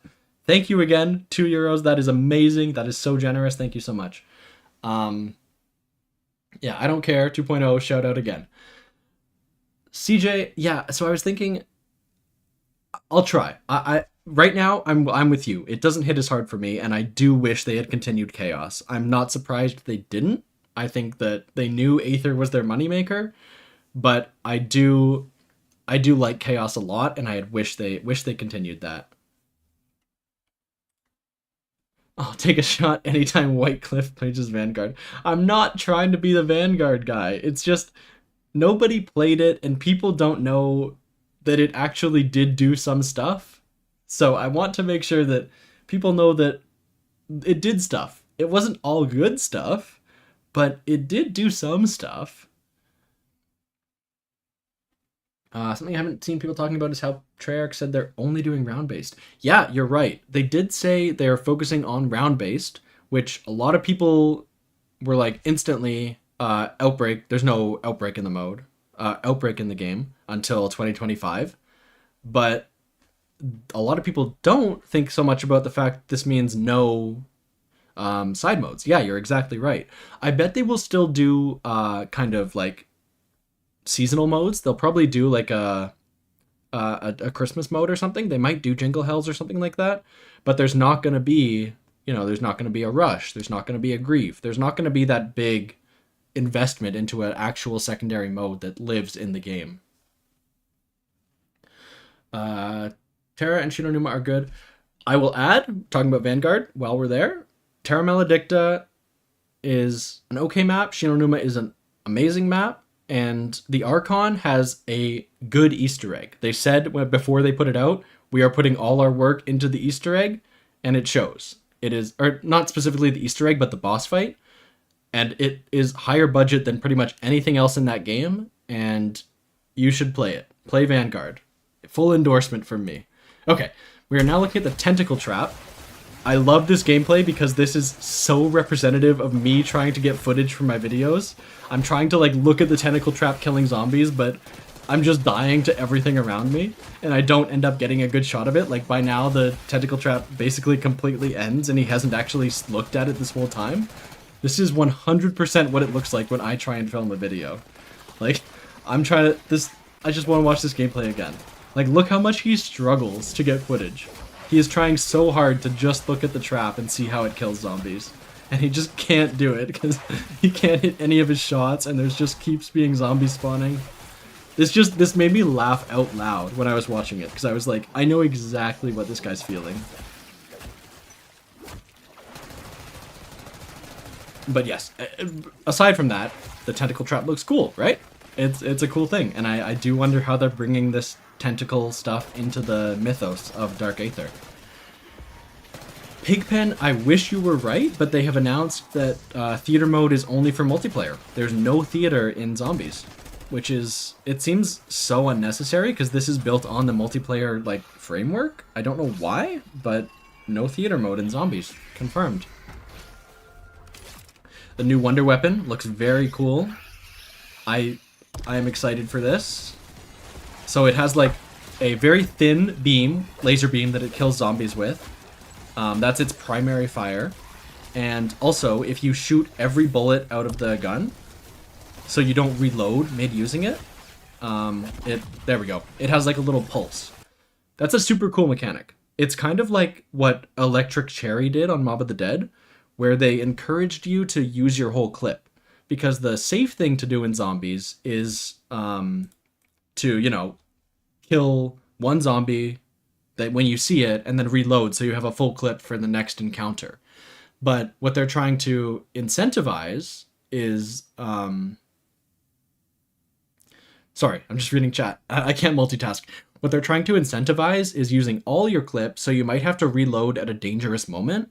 But to help you do that, they're doing that pulse effect. So it is like an Electric Cherry burst where when you finish your clip, it pops and kind of stuns or kills, and it's unclear which, but it stuns or kills all the zombies around you, so you have a very brief second, and maybe with Speed Cola you can get a full reload off in that safe window. So there you go, you get that. And then also, they're going to demonstrate here, it's also got a secondary fire. And this, can anyone in chat guess what I'm going to say here? What does this remind me of? Does anyone... I'm asking the class. Does anyone know what I'm going to say next? It has a secondary fire where it kills things, and then the alt fire kind of stuns them and makes them easier for teammates to kill or to let you get by. 5, 4, 3, 2, 1. Okay, Taito got what I was thinking. I was thinking of the Skull of Nansapwe from Zetsubo. This feels like it doesn't feel like a Zetsubo remake, but it feels very Zetsubo inspired to me. And this is one of the major reasons why. The way it kind of puts zombies in that stun state, and they've mentioned that it also increases damage, which is new. The Skull didn't do that. But the way that it makes them shamble like that, that's very Skull to me. I haven't played around enough with the Reiki. Jonas, I saw you. Don't delete your message. You said Death of Orion. You're not wrong. You're not wrong. That is kind of similar as well. Yeah, but there has been a couple guns with that feature, but because of a couple other reasons, obviously the fact that it's on an island and also the amalgam boss reminding me a lot of the Thrasher, this does feel like a Zetsubo kind of continuation to me, which I am excited about because I did love Zetsubo. Wonder Weapon is dope on this map. I'm excited that, yeah, we talked about a bit about... I'm struggling to speak. We talked a bit about the jet gun as well earlier in the stream. I think it's insane they're doing it, but I'm excited to see how they pull it off to make it actually work and make sure no one hates it again. And yeah, Pigpen, you're so right. When I was watching the Codename Pizza video, I thought he said Bean Smasher the whole time, and it wasn't until I read the blog post that I realized what he was actually saying. And that's my bad. I don't understand the accent, but yeah, that was very funny. The laser from the Beam Smasher reminds me of the Ray Gun Mark II variant. Yeah, you're right. I didn't also see this little guy. Look at this little smiley face on the gun. Good for him. Happy for him. I've been talking nonstop for an hour 30. You're right, and are we almost on this video? We're kind of close. Yeah, we're like 5 minutes left, which is probably going to equate to half an hour of actual talking. But yeah, we still got a lot to say. But I'm gonna drink my water and hope I can survive.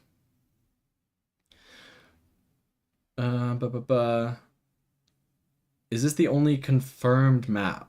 I don't care. I don't know. We have this one. We have Terminus, which is a big island location, and we also have Liberty Falls, which is a smaller, taking place in a urban American town. So we have 2 different maps on launch confirmed. What else? Will the jet gun be a buildable or will it be in the box? It's probably going to be both, or maybe a trial reward. But I bet there will also be a quest to get it, like, you know, like most of the wonder weapons, like the Ray K on Firebase C. I think it'll be the same thing, where you can build it, and I bet it won't break apart when you build it this time. I bet it will stick together. I think they learned their lesson from Black Ops 2. Jonas, what do other currencies besides the point system exist? The only other currency is, I believe, so we have points, which is called essence, which really confuses me, but yeah, we have points and we have salvage. I think that's it. And there's only one kind of salvage, so it's not Cold War where there's points, salvage, and blue salvage. Points and salvage are the only things in game. There's also, you can earn stuff out of game, but I don't think that's a currency. When you unlock the augments, you have to research them, quote unquote. But I don't think it's like Cold War with the crystals. I think it's literally just you get XP on things. So I think there's only those two things you have to worry about, as far as I know. Okay, let's get back into it. We're watching the Wonder Weapon. So yeah, when they have the orange glow on their heads, they take increased damage, is what they said. So it makes them weaker if you want to kill them, like if you want to alt fire and then quickly fire again, or if you want to just hold alt fire and a friend kills them. That's a good way to get high damage on the zombies. This makes me so mad. This makes me so mad. This is the one thing that I'm like very unhappy with in this game. Let me see if I can get a shot of it here. Kill this stupid zombie. This right here, right in the center of the screen. This is the only thing in the entire like past week that I've seen from this game that I'm not happy with. They have the Modern Warfare style, like Warzone style plates. So you have to, it's not like Cold War armor where it's just basically a buff to your health. You have to manually hold Y and apply it like in Warzone. I don't like that. I think that the Cold War system was not perfect, but I liked how it was at least passive.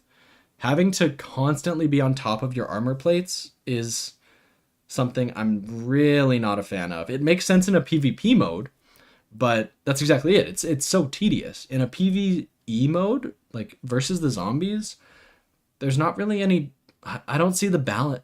Maybe I'm just not seeing the vision, but I don't see the balance in having this. And maybe I'm completely wrong. Maybe this does just refill your passive bar, but from what I've heard from the people who have played it, I think Codename Pizza mentioned this, you do have to manually apply. And yeah, I think I try to be positive. I try to think of the cool stuff that every game has to offer. This is the one change that I am like objectively not a fan of. If golden armor from Modern Warfare Zombies is in the game, if there's a side quest to get golden armor that automatically charges, I think that's cool. Yeah, Milan, if you're right there, that I hadn't thought about that. That would be a good side quest for them to add. And I do wish that they did that. Not wish, I guess. I don't know if they didn't do that. I hope they do that is what I'm trying to say. Yeah, I do hope this is a case where they listen to the community, and if this is the case, I hope they do at least add a workaround there. Yeah, sorry, I just wanted to get that off my chest because this is like, this one screenshot, like 0.5 seconds of the trailer is like the only time I've been unhappy with any of this content. So yeah. Golden armor could be one of the augments. Oh, interesting. Yeah, if you get only like 2 bars instead of 3, but you don't have to worry about it, I would run that 100% of the time. That would be a cool thing to add. Yeah, you're right. I do like that idea. Okay. Shooting some hoops. Oh yeah, here we got the Amalgam, the big boss enemy. So yeah, it has like the 3 weak points, a lot like the Thrasher. And actually, did it just eat a zombie like the Thrasher does? Let me look at this. What's it doing up here at the top of the hill? It's like facing away from the player. Oh, I think it's just focused on this other player. Never mind. I thought it was dealing with the zombies, like the Thrasher kind of regains its health by eating zombies, but I think that it is actually just trying to kill a different player. But that, like, I thought that's, I don't know, right? Yeah, the zombies were interacting with it in some way, right? How do I go back? How do I go back just a little bit? Try and go frame by frame here and see what we can see. Yeah, you're right. The player's over here, but the zombies aren't like chasing the player. Maybe this is just it spawning in. Maybe multiple zombies just kind of like clump together, and when a horde gets big enough, an amalgam spawns. But something is happening here. I'm not 100% what it is. If this guy would stop aiming down sights, and then now the zombies are turning away and going towards the player. Yeah, something's going on there. That I don't know. That I have no idea what's going on. Okay. Okay. But anyway, we get a good look at our guy now. So yeah, he has almost exactly like the Thrasher. He has 3 heads. Like, just like close your eyes, squint your eyes a little bit, and see what, like, this looks, it just is the Thrasher, right? But on top of, it's faster, for one, a lot faster, and it has this grapple attack, which is just probably the exact same AI as the Mimic from Firebase Z and all the other maps. But a lot of people didn't love that. They don't love having their movement taken away from them and being pulled in. But I think it's a natural extension of the AI. Like, that's a good enemy to have. So I think that could be cool. I'll have to see how this plays, but I have no problem with this boss enemy just yet. Oh, I don't care. It's been too long. So I didn't mean I don't care. I'm trying to say your name. I don't care 2.0. It's been too long. I forgot what I was talking about when you sent that message. What did you mean by 25th? Let me drink water real quick.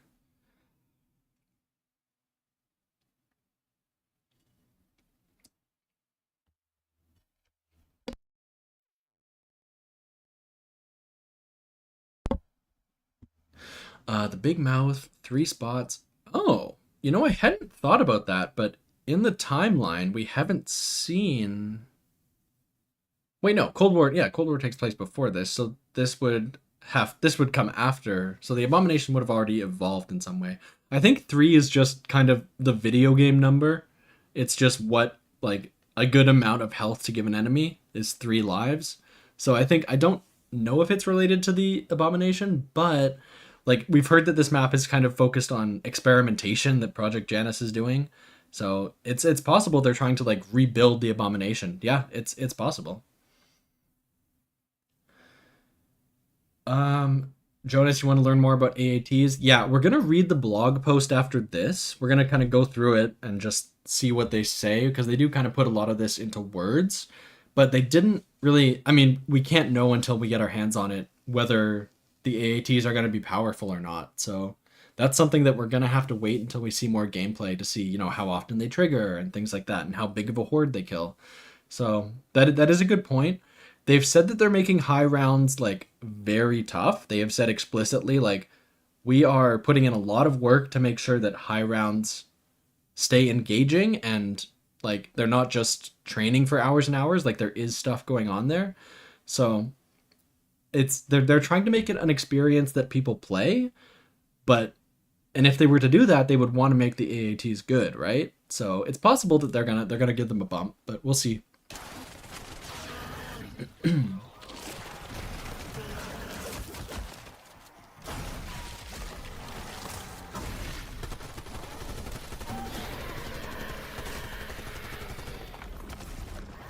It looked like that death explosion kind of did a bit of damage. Not enough to kill, but maybe enough to take you down if you're at, like, 1 HP. But, yeah. Okay. I agree. I hope they don't bring back the Wunderwaffe, because that's, like, so prevalent in Modern Warfare Zombies. Like, give it a break. It needs a break. It's been in every game pretty much for too long, so let him take a nap. We've seen him enough. Again, no menu pack-a-punch, but instant pack-a-punch, so I'm going to complain about that, but I do think it's a good thing overall.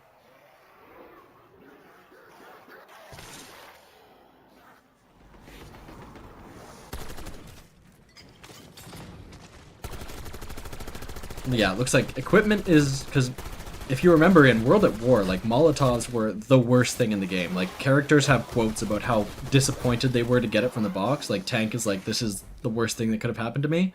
So, they've definitely made equipment more meta as the games have gone on.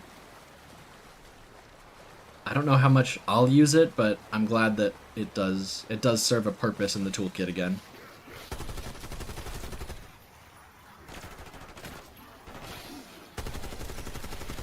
We see, obviously, I think we all knew this was going to be in the game, but we're in Cold War land, so if we go over the hill here, there's an ammo crate, so you can just buy ammo. Again, it's the kind of thing that old heads get mad about. I don't know if it's a deal breaker. I don't think it's a deal breaker. I do not love it. I think it devalues the max ammo, but as the more casual direction they're going, I think they're gonna do it. So, yeah. One thing I don't like about pack is you can get rid of the pack camo by doing something in the menu. Yeah, you're right. I think they've said you can still do that. You can still like melee the machine and it works. I think the menu is more just like, if you know as soon as you buy the game you don't want pack camos, you can just turn that off before you ever go into a game and not have to worry about it again. So it kind of gives both players the option, for the players who don't care and just want their cool skins, and for the players who want to actually hit the machine and do that kind of thing. Okay, yeah. So let's run it.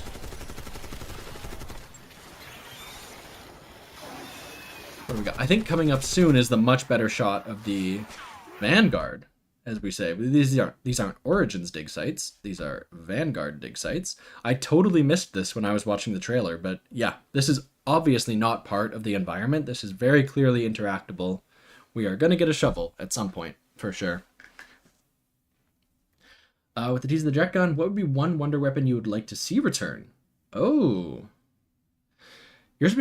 Zach, I don't know if you know this, but in Modern Warfare Zombies, the VR11 is in the game. It does a lot of cool stuff. It has its original effect of turning a zombie, and it also like interacts with all the vehicles in an interesting way. It like heals the vehicle, so it has a gameplay purpose in that way as well. I do love the VR11, and I'm glad they brought it back. That's probably my favorite wonder weapon, even though it's not good.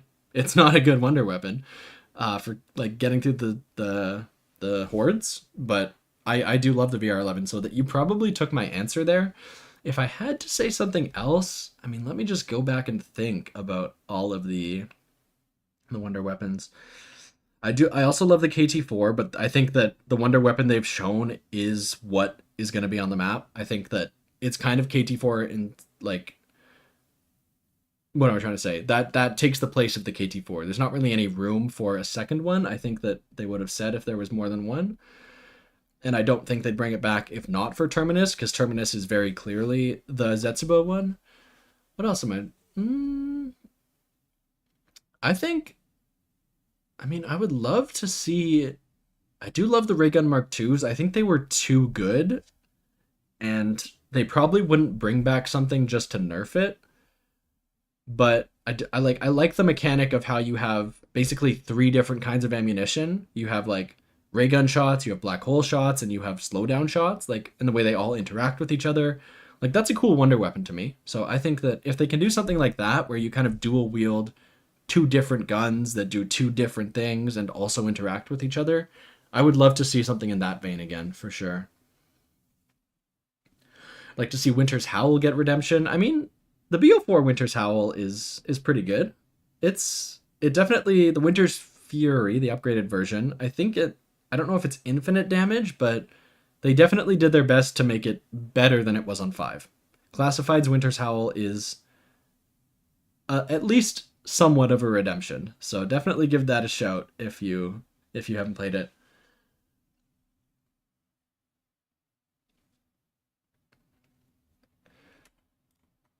Oh, sorry, I might have said KT4, that's my mistake. I was talking about the Ray Gun Mark III. The Mark III from Gorod Krovi is what I meant when I was saying my answer. I was saying I want to... that kind of gun, I was saying dual wield, different shots, interacting. That's what I want. That's what I was talking about. I might have misspoken, but that is what I meant. Okay.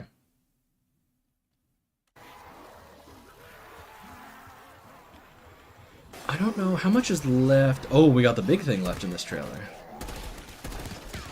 So yeah, we have, he kind of deals with the Mangler for a lot of time, which I am used to. I mean, he's not even aiming at the head. Come on, guy. It has a weak point. Take the helmet off, shoot the head. But yes, here we go. He's gonna kill it soon, and when you kill a Mangler, you are able to pick up its arm cannon for yourself. So you have to go into the horde where it is, which is a bit of a risk-reward thing, but then if you can pick it up, it looks like it's just a floor drop, and then you can use it to kill, which is very cool. I assume it has like limited ammo. It's like you just get like the 3 or 4 shots that it has left in the clip, and then oh, got a text, sorry. But yeah, I think that's a really cool mechanic because, again, because the Mangler's always going to be running with the horde, to be able to get that drop, especially if it has like a quick decay, like it despawns quickly, you're going to have to go into a very dangerous area. You're going to have to go and get surrounded by the horde like this guy does. Let me go back here.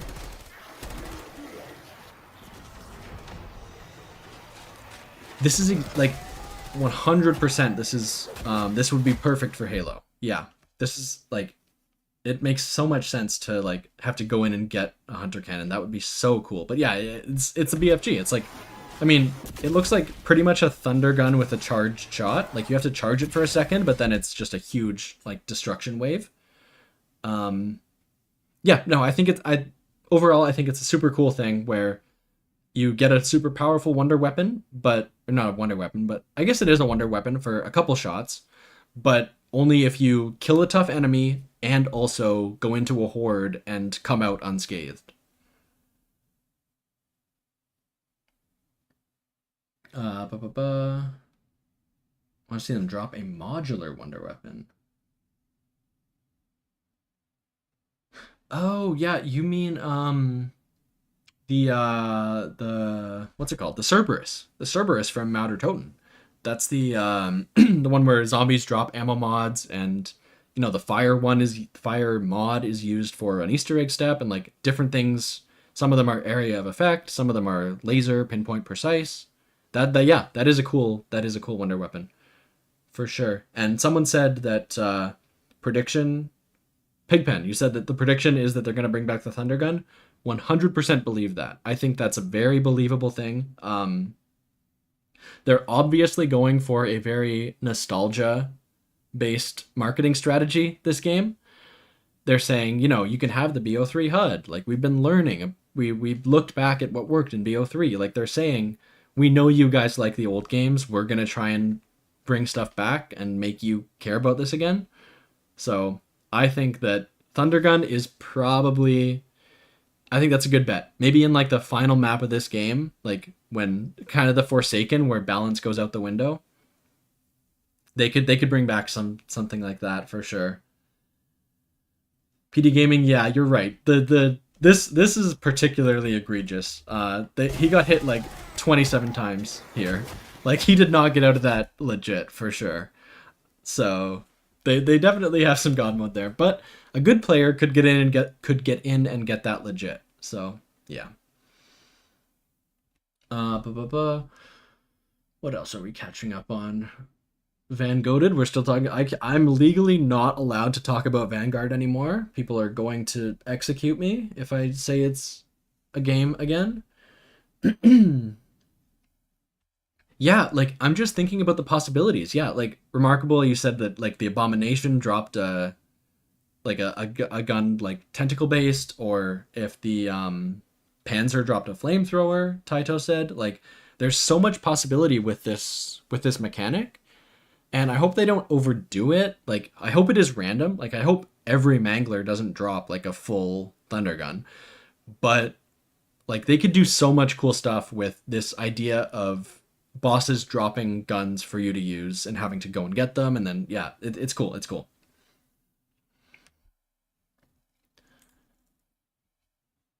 All right. Yeah, we've seen all this already. We see that we're dropping lethal equipment as well. Like you can pick that up off the ground, same as Cold War.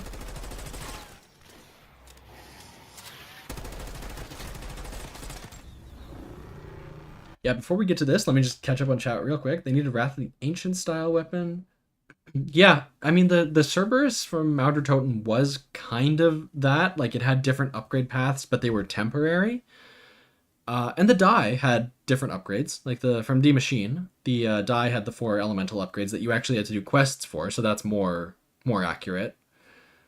It's a good formula to give everyone a different elemental wonder weapon. Very classic. It's a cool thing to do. They don't have to do it on every map, but I agree that at least one map in this game should have like a 4-player, like quest-based upgradable wonder weapon. 100% agree there. The tentacle trap, meaning and the kraken also, yeah, there's so many tentacles, so the apothecant servant is very believable. I really don't think they're gonna do it. I think that one's too obvious. The thunder gun is like classic, so they can like get away with the nostalgia of it. Apothecant servant is like everyone knows it's the best wonder weapon. I think it's almost too easy. I don't know if they'd go that far, but they might, and people would be happy. It's just so OP, like especially because we know Alchemical is in the game again. Like, it's just there's no way to balance it. It's just the best gun, objectively, no contest. I don't know. We'll see. If it had a single round after killing the abomination, I'm convinced. I've turned my entire thing around. Yeah, you're right. If it was only after killing like the hardest enemy on the map, and you only get a single shot to make it work, and Alchemical doesn't work because it doesn't have a clip. Like if it's just that single, yeah, I believe it. I believe that. Yeah, I see it. Okay. So this is kind of the stinger for the trailer. This is the last thing. We got the score streak you can build with salvage, and it lets you turn into a mangler. Which seems cool. Has this been in any official game? I tweeted out at the developers of the Isle of Cthulhu custom map that they've been working on playable bosses, and they have a playable Panzer. But has this ever been a mechanic in a Treyarch Zombies game, or even like any official Call of Duty? Like I don't remember ever playing as, like a Margwa or anything. That's maybe I don't think I played all the Infinite Warfare zombies, so that might be a thing there. But I guess we could play as the spider in Zetsubo, but that's about it. Oh, there was a kill streak in Advanced Warfare. You know what? I didn't play all of those either, so yeah, okay. So a very long time ago, but they're finally coming back to this idea. Modern Warfare 3. You know what? I fell off of MW3. I had no idea that they had a mode where you could play as a dog. That's funny. Okay. Yeah, I didn't know. Alright. Okay, so that is the trailer. The thing I had next was... let me drink some more water.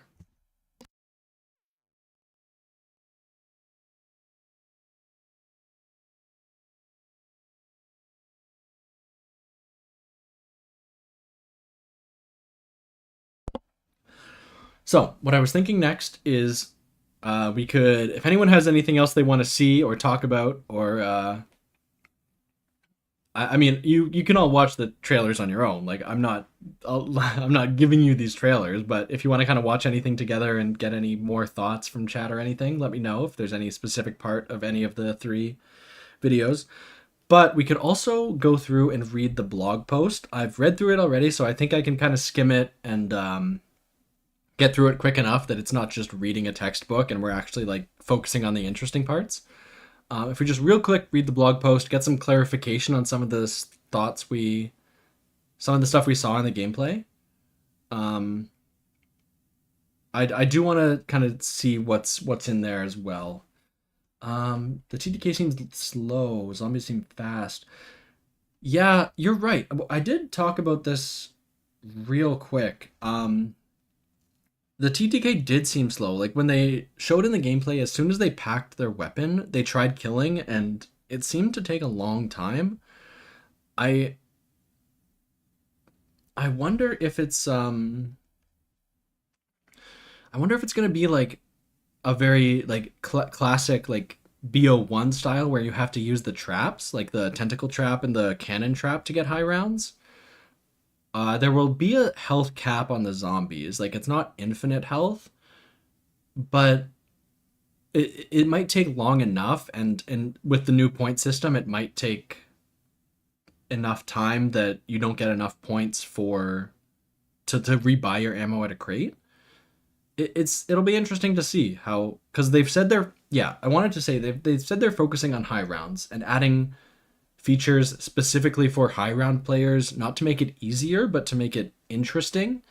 So they are thinking about that experience. And yeah, I'll have to see what they do. I'm not a super high round guy. I am more on the Easter egg side of the community, but I do want to, like, this might be the game I get my first round 100 on, which isn't, like Cold War. I don't know if it's a legit round 100. I'll probably go back and do a BO3 one at some point, but I think that's just more a matter of time. Like, you just put the time in and eventually you get round 100, as long as you don't make a stupid mistake.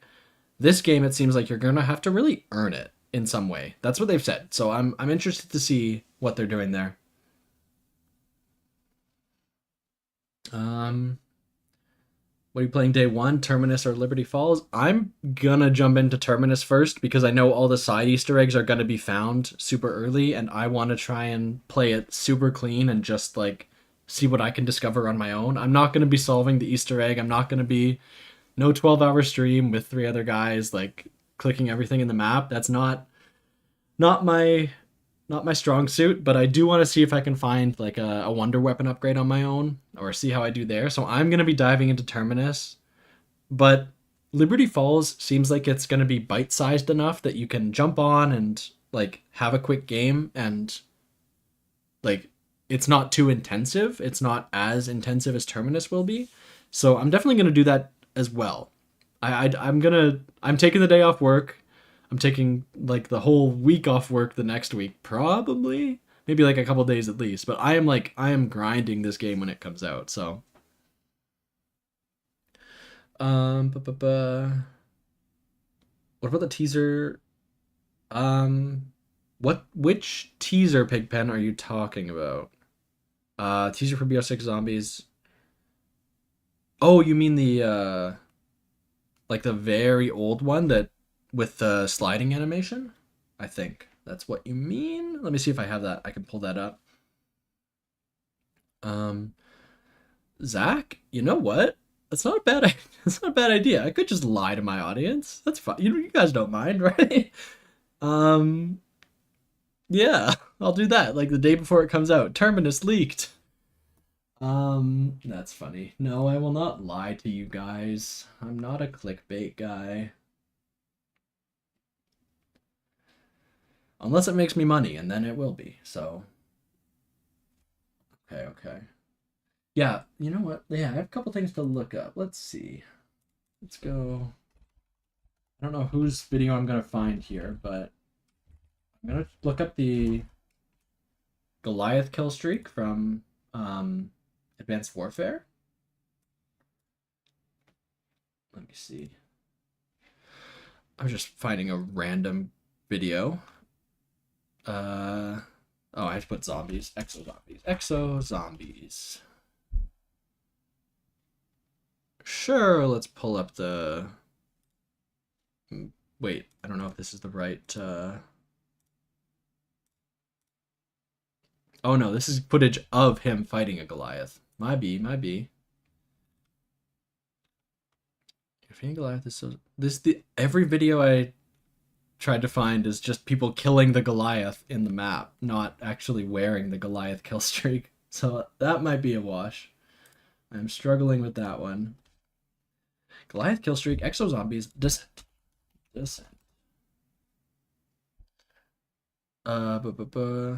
Huge new Goliath kill streak, gameplay and strategy. I love zombies YouTube, man. Okay. I mean, I haven't played a ton of Exos to begin with, so I don't know how much I'm gonna get out of this. But let's see. Okay. Is this, let me just make sure this is capturing the right window. It's absolutely not. I was just about to completely dox myself. There we go.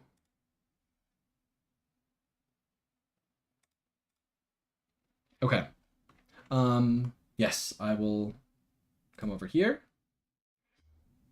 Okay, so this is I don't know why we're doing this really, but this is gameplay of the Goliath kill streak, which is what my chat is telling me is the last time we've had a kind of similar to the Mangler score streak in BO6.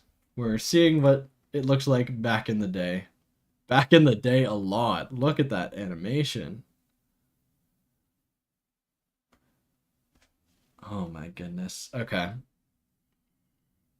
Enter the Goliath. No. Enter the Goliath now. Okay. Make sure to subscribe. Like and subscribe. Okay. So I do remember this guy as an enemy, but the interesting thing about the BO6 one also is that it's third person. And they've said that third person is totally playable, like the entire way through, but I think the kill streak is forced third person, which I'm not as huge of a fan of. Again, I've talked 100 times about how I like immersion in zombies. I like the first person view. Oh my god, there are so many pop-ups. I mean, there are still people who do YouTube like this, but it's kind of gone out of style. But this is classic. Yeah, I do like the first person view. I like the way this guy climbed into the mech and then he's seeing the mech like heads up display. Like, I think that's cool. So I do wish that that's, or I hope that that's an option in BO6, but it might not be, and I wouldn't expect it to be. That's a tiny, tiny preference thing, but I do think this is cool. Like, you actually feel like you're playing in the mech. Okay.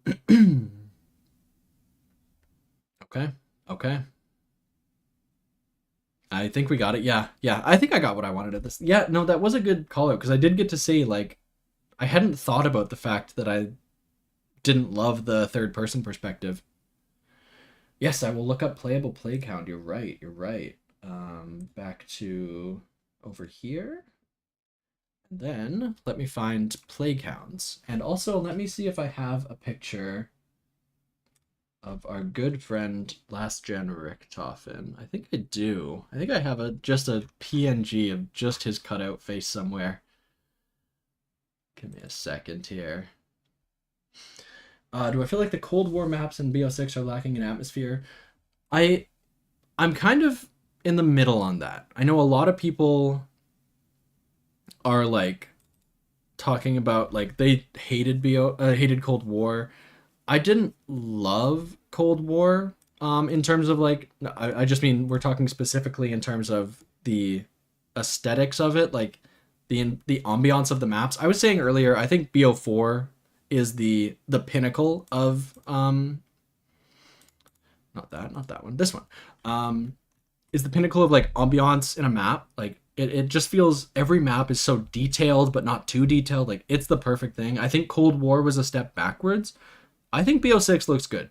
I think that BO6 is looking solid. Like all of the different areas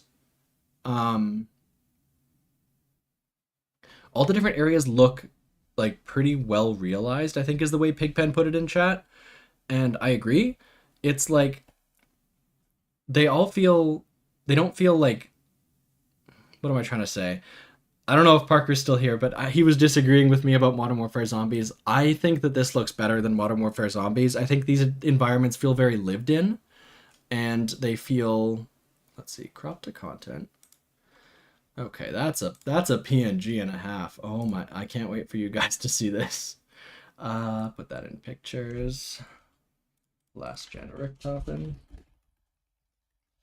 Yeah, I think BO6 is looking good. I think it doesn't just fall into like a facility like people criticized about Cold War. I think that it does look like an actual environment. Like the prison feels like a real prison. Like, I guess I haven't been to prison. I don't know what a real prison is like, but it feels like a real space. So I am optimistic about what we have going on here.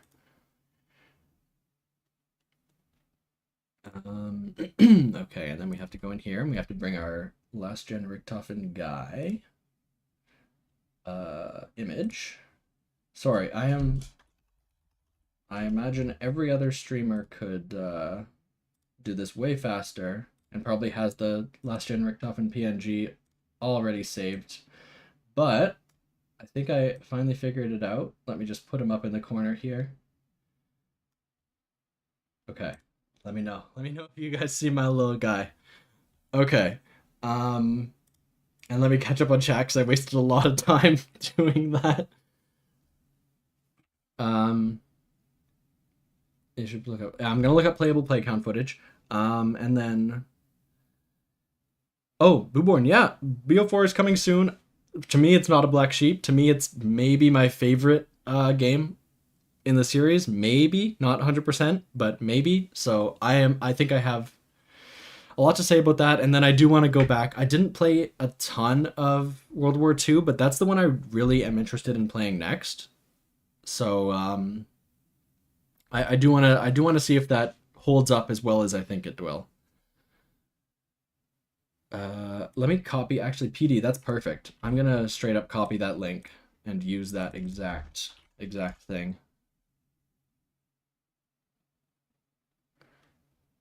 Man of Movies, they've talked a lot about the armor system actually, and what it is armor upgrades are a wall buy. So you start with no armor, and then you go to a wall buy somewhere on the map and pay like 500 points, like the same thing you use to buy guns and Pack-a-Punch, and you get a tier of armor.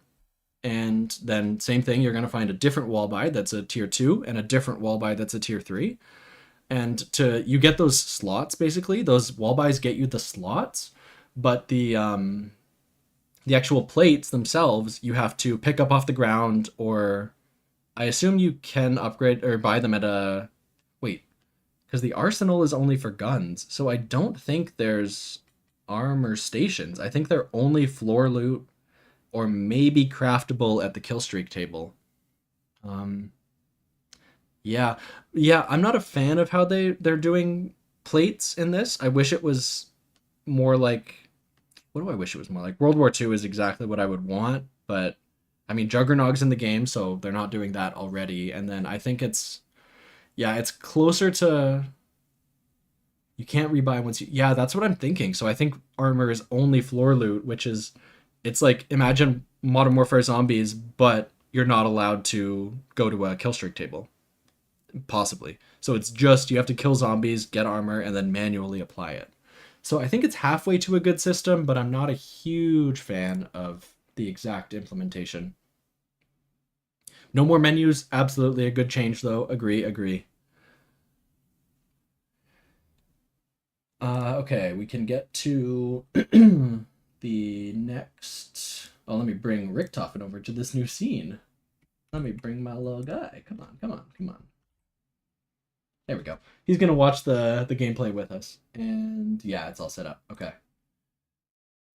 So this is the play count, which is not super relevant to BO6, but I just wanted to see other cases where you played as non-human zombie enemy AI. Oh yeah. Is this like, is everyone a dog? Nope, there's people. So is one team a dog, and then one team is... Or not a dog, but one team is dogs, one team is humans. So yeah, maybe I should play some Modern Warfare 3. They had some goofy modes that I do like. I really liked my favorite new mode in a modern Call of Duty is probably the Scream mode in Cold War. I remember playing that a ton. Okay, so you can also be a zombie. Oh, yeah, there's a ton going on here. Okay, so that screen at the start was you picking what kind of AI you wanted to be. And then there were four types. Yeah, this is what we're going through. Do I think Liberty Falls is associated with transit? I think, you know what? I wasn't convinced before, but they showed that the jet gun is in it. So, I mean, that's like, it's basically confirmed that it's not going to be the same location as transit. It's not going to, like, you're not going to see the same buildings. But it is a spiritual successor, 100% confirmed. So like, yeah, I don't know. It's not going to go so far as to have like the bus or anything. It's going to be like a Nuketown style like size area. Like it's going to be a smallish area, but it could have some town inspired things. Like we know that Pack-a-Punch, it's not in a lava pool, it's in the Dark Aether, but like I'm excited to see what they do um, with Liberty Falls, because it's not their big map, but it is their chance to do something kind of cool by bringing back these things that people hated about transit and see what can do with them. Okay, interesting. Maybe I'll jump back on Modern Warfare 3 at some point. I'll probably play some more zombies before the game's life cycle ends. There are no more. I don't think there's going to be any more story missions, right? This is the end of the what am I trying to say? The end of the life cycle. Are there any more cutscenes coming out for Modern Warfare Zombies, or have we seen kind of the last thing we're going to see? Oh, there's one more in Reloaded. Okay. So I'll catch up with that. I'll do my last couple story missions, and then yeah, I had fun with Modern Warfare Zombies for like a couple months, but once my friends started falling off, like I wasn't keeping up with it. So I yeah, I played it a lot. I played it a lot less than Vanguard, I'll say that. So that's one thing to say. Bring back grief mode. Yeah, CJ, we were talking earlier in the stream. So they have announced that they're focusing purely on ground based, which means no outbreak. There's no open world zombies, but it also means no grief, no side modes like that, no goofy stuff like meat or whatever. Which is kind of sad. I'm glad they're focusing their efforts 100%, but it seems like, yeah, we're just getting the round-based maps, and if they get those right, I'm happy. I think that's... I would love to have more side modes. I like... Gauntlets are, like, my favorite thing they've ever done in Zombies from BO4, but I understand that they have a certain amount of resources, and so if that's what they have to focus on, I want them to make the round-based maps good. Okay. We go here. We go here. Okay, so now I think what we're going to do is we are going to read the blog post that they put out and just kind of skim through it. We're not going to read it as, again, like I said earlier, we're not going to read it like a textbook, but I want to kind of highlight some things that I think weren't 100% clear in the gameplay trailers and see what everyone thinks. What's my favorite BO4 map? My favorite is very controversial. It is Dead of the Night. 9, you're going to get a lot more love in the chat. People will definitely agree with you there. I think that 9 is a good map, and it's good for people to get into Black Ops 4. I think I like the very dense maps. So Dead of the Night is for me, but 9 is absolutely a good choice as well. Ancient Evil is another fan favorite, so if you move on from 9, Ancient Evil is probably where you're going to go next, and that is absolutely respectable. Can last gen Richtofen move around? You know what? I can't do that this stream. I would have to edit in a video. Maybe I'll consider that for next stream, Zach. I'll keep that in mind, that's what the people want. Just him bouncing around all over the map. I will take that feedback. Okay, let me make this look a bit nicer. Barrage.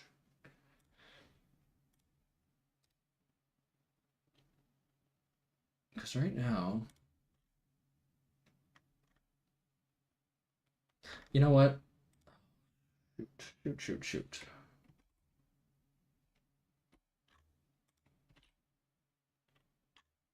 No.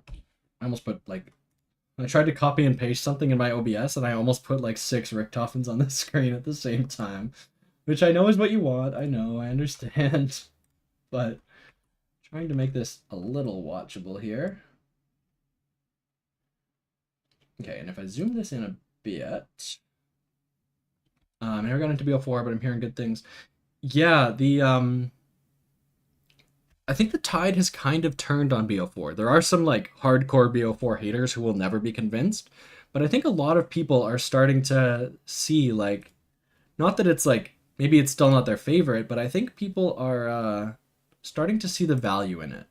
And I think there is definitely some value there for a lot of people that never gave it a real shot.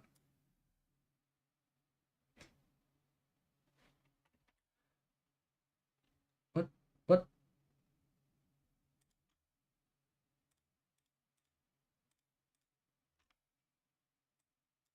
Oh no.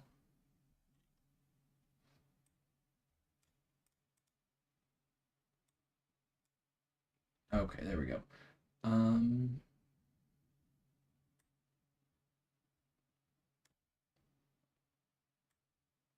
Sorry, I'm just trying to mess with OBS again. Um, I'm just trying to make sure that, because this blog post is like, I have it weirdly sized, so I don't want it to... Yeah, that's fine. You know what? The screen looks ugly anyway. Don't judge me. Okay. If we transition over here. Okay.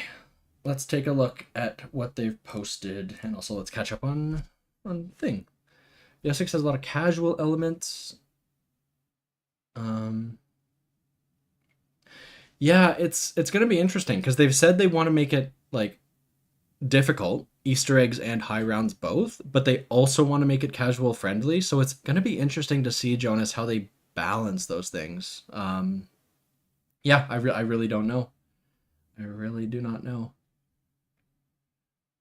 What if I actually put this down? Oh, I know what I'm gonna do. I know what I'm gonna do. Give me a second. I just want this text to not be ugly. So there we go. Fixed it. Okay. All zombie modes have value except exo zombies. I think that's fair. I think that's most people's bottom tier. I haven't played any of the DLC. Well, I guess the first map is DLC, but I've only played the first map. And back in the day, it wasn't my favorite, but maybe going back I would see the value in it, even if I don't love it.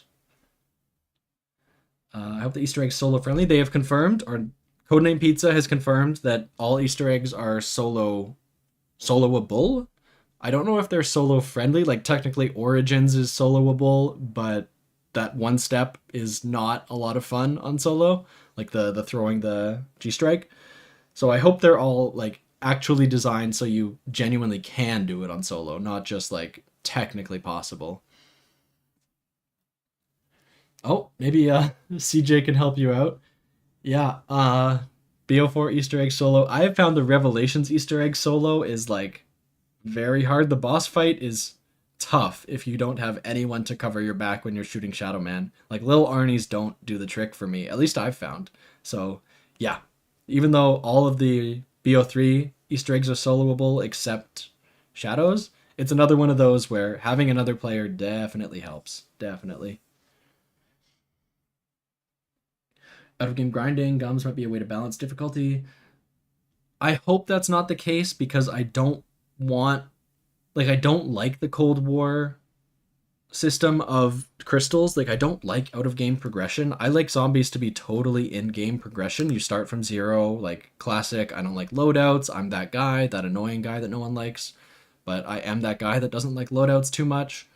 So I hope there's not too much out of game progression. I know they've said that the augments, which we'll get into here, are out of game, but they're more like XP instead of currency, having to buy it. So yeah, we'll see. Yeah, Shadow Man is hard. Okay, I'm glad it's not just me. Everyone just pulls out a death machine and seems to do it super easy on YouTube, but I have trouble. Maybe I'm just bad. Okay. So we can just kind of casually read through this. I'll keep reading chat. We're not trying to focus on every word. And honestly, like, this is a good call out. Like, this is more information pre-launch than we've ever gotten about zombies. Like, they're telling us all the different enemies, they're describing the wonder weapon. This is not the way it used to be. Remember when, like, I don't know, Gorod Krovi launched and no one knew what the wonder weapon even did? Like, you couldn't figure it out from the trailer, and you saw like a second shot of the dragon on your gauntlet and you didn't know what that did. Like, I know that it's the era of live service games, so they're not gonna like they do have to do press releases and like seasonal updates and everything, but it is a very different world than it was back in BO3. Like, when they would just drop like a single gameplay trailer, maybe a narrative trailer, and then everyone just had to figure everything out on the launch day. I'm not saying it's a bad thing. I understand why they're doing it, but it definitely is a different world we're living in. Okay. Sorry, one more drink of water.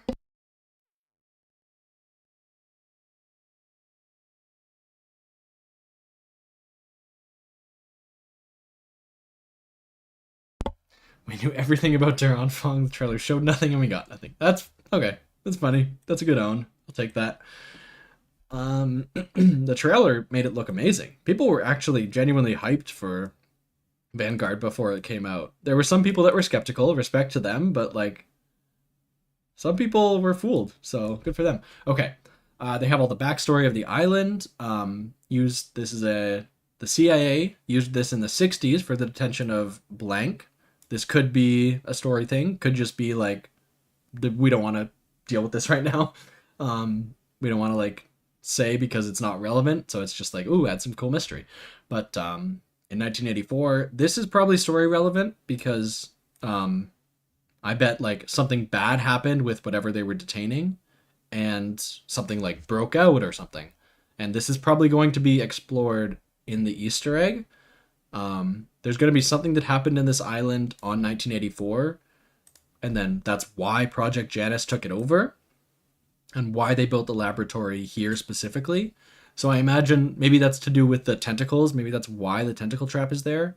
There's going to be something we discover that's a secret of this island for sure. It's a bioresearch station, very Zetsubo vibes. They're doing like DNA, like merging DNA experiments on the zombies, things like that. We've seen that. Vanguard seems like a worse Cold War. Moodflix. Talk to you later. Thanks for stopping in. And thanks for helping me with my issue on Twitter earlier. Yeah. Take care. Have a good one. Yeah, this Vanguard seems like a worse Cold War it's not entirely correct because it is so different than Cold War. I would say it is probably worse objectively. Like, that adjective is not entirely wrong, but it did some interesting things. Like, it wasn't a step forward from Cold War. Like, they didn't just try and do the same thing again.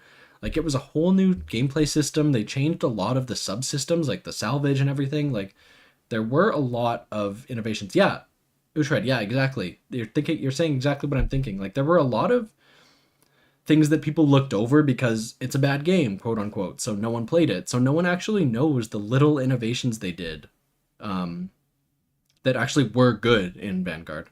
There was a lot of stuff they did that under the hood of this overall not great product were individually very cool changes.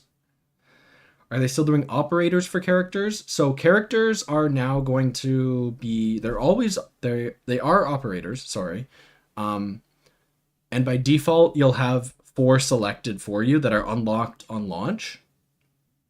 So you have the 4 playable, well, let me see if I can find them actually. Yeah. These 4 characters are going to be launch operators, and if you're using these in the game, you get specific quotes. These are the characters you're supposed to play as, and if you do it, you get like extra quotes and things like that for playing as them, but you don't have to. Like, anyone in your party can choose to just be Nicki Minaj if they want. So it just means that they don't get certain special interactions, and the narrative isn't delivered as efficiently. So I think if your friend, I think you probably want everyone in your friend group to play one of these characters because they have like character to character quotes like as you're walking by other people. So I think for the best experience, you do want to play as these, but it is totally up to you. These are completely selectable. Okay. Yeah, this is, again, pretty much all we see of Liberty Falls. And then, let's see. What's the next interesting thing? Can't wait to not play as them because you're getting Klaus. Yeah, or Brutus. People are probably going to be playing that a lot on launch. And Nicki Minaj, people are going to be playing that. I guess it doesn't carry over, so no. But they're going to have some goofy ones. They're going to have something similar to Nicki Minaj by the first couple months.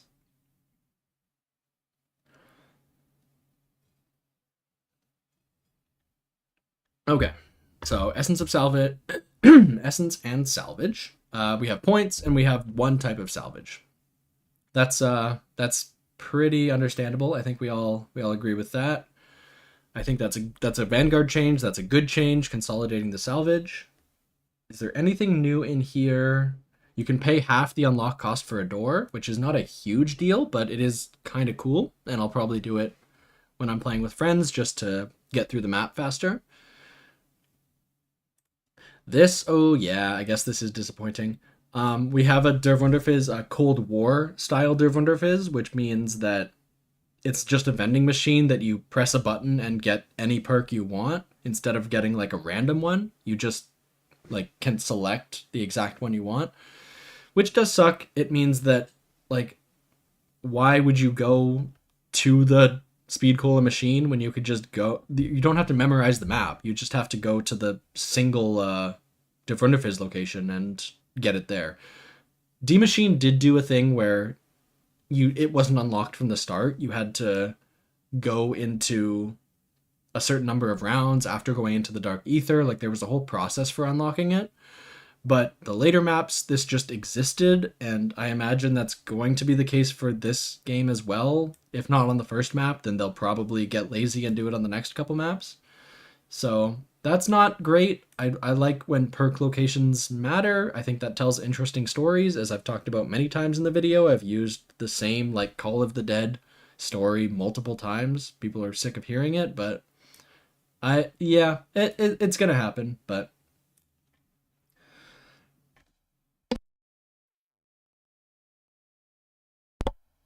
did they specify that it won't have non-exclusive perks? Let me try and parse that sentence. Did they specify that it won't have non-exclusive perks? So you mean, did they specify that it will have exclusive perks, right? I think that's how that English translates. But, so they said Der Wunderfizz vends all perk cans on a particular map. I think, yeah, I don't know. I mean, I assume it's going to be like Cold War where they add perks during the game's life cycle, and they're not going to add those perks physically on old maps. So by like season 3, they're probably going to have a new perk, and then that's going to be on Terminus exclusive to the Der Wunderfizz, I believe. That's what I expect anyway. Okay, what else we got here? 3 tiers of Pack-a-Punch. Weapon rarity. So again, we have... Oh yeah, we didn't even talk about that. Weapons have rarity, same as Cold War. They did not have that in Vanguard, but they're going back to the Cold War system where weapons have rarity, and your starting weapon has the like -1 rarity, and there's 1, 2, 3, 4, 5 basically. Well, the perks in the Wunderfizz only have perks not found on the map. So no, that is not the case. That was the case in like BO3 era, but in the Cold War era, you can buy like Juggernog exists on the map, but you can also just buy it from the Der Wunderfizz. Like all perk cans are in the machine. So if you want, you can just ignore all of the actual machines and just use this one. Okay, we got ammo caches. We got let's see, we have the armor. Armors are wall buys now. We talked about that earlier. We have trials coming back, and so on and so on. Oh, what's this? I was born on the 1st of January in 1901. Oh, that's just showing you that salvage exists.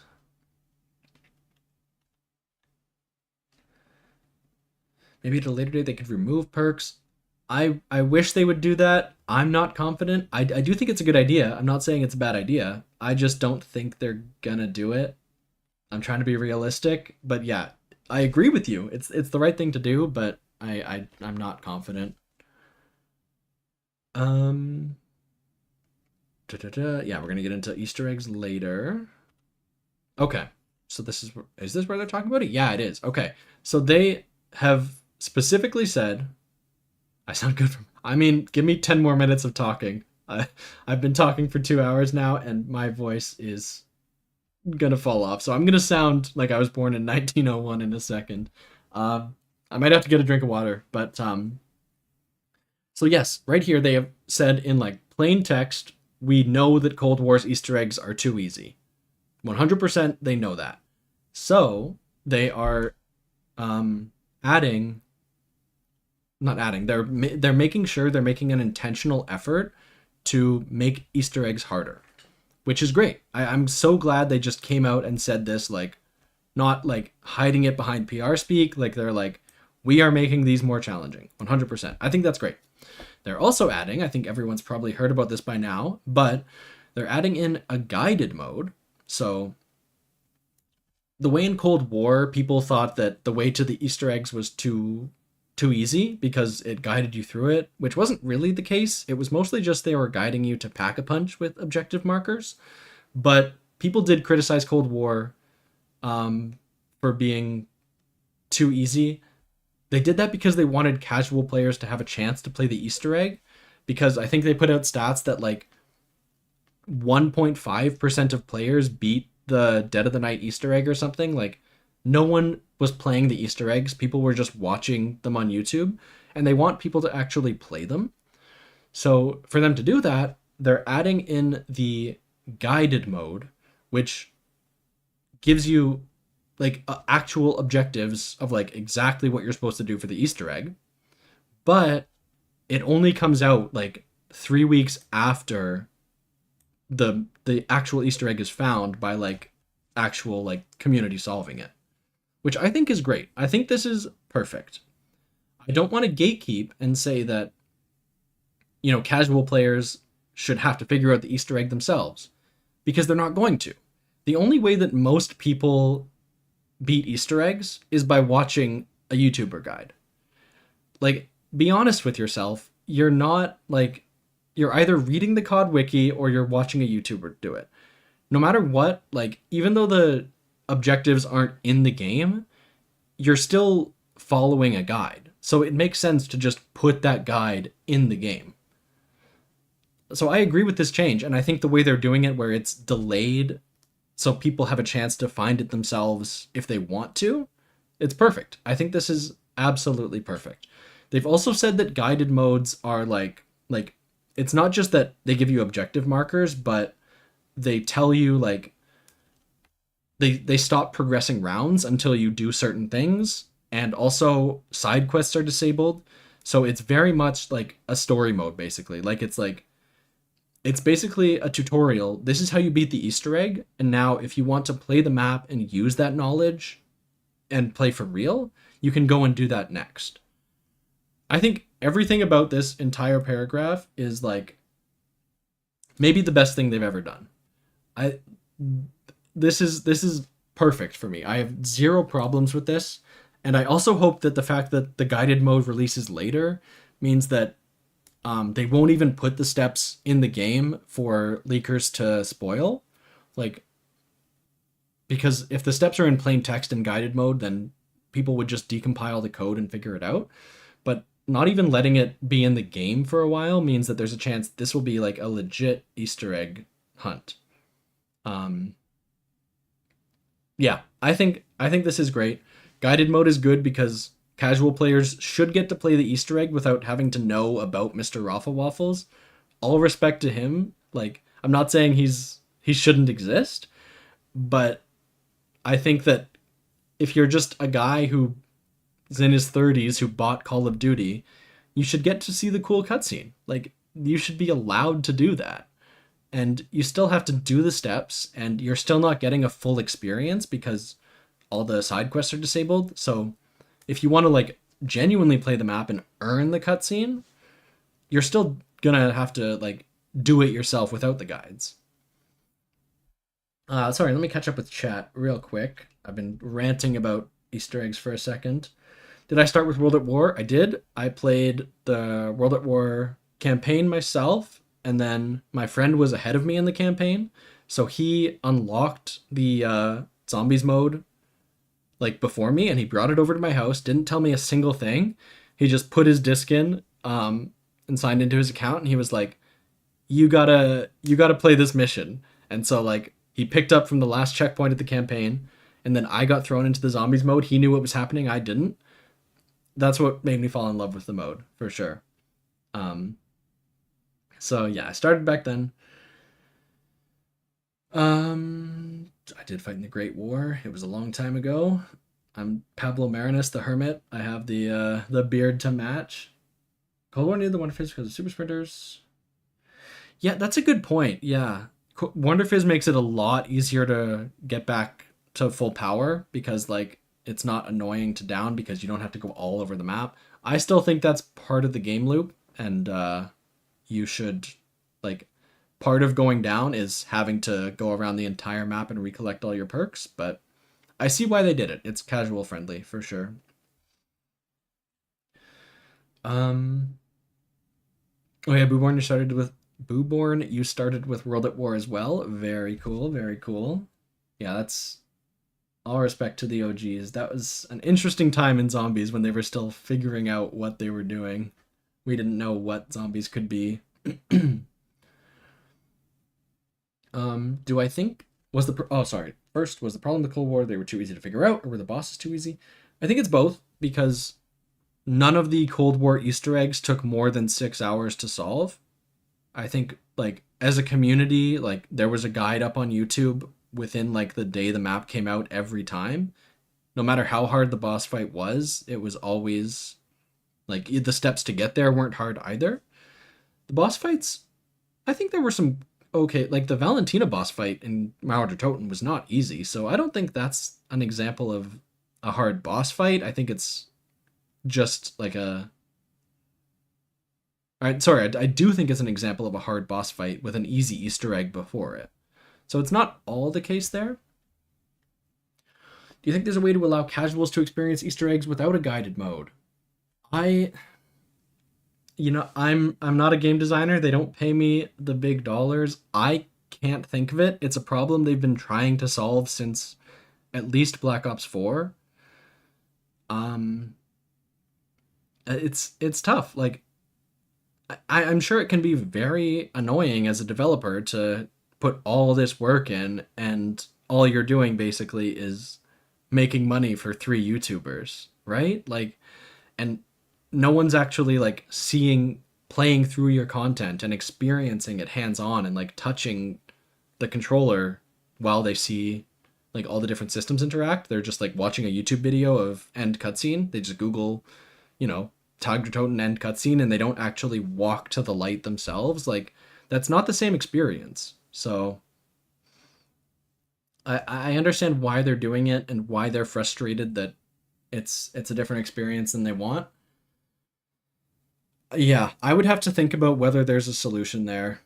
But I think, yeah, I really do think guided mode is good because hardcore players still have their opportunity to, show off that they did it first. They get to show off that they solved it before the guided mode came out. There's like a time-based calling card that you don't get if you solve it after it comes out. Even if you do it legit, you still don't get the calling card. So I think this is a good compromise, and I would have to think a lot about if there's a better option for sure.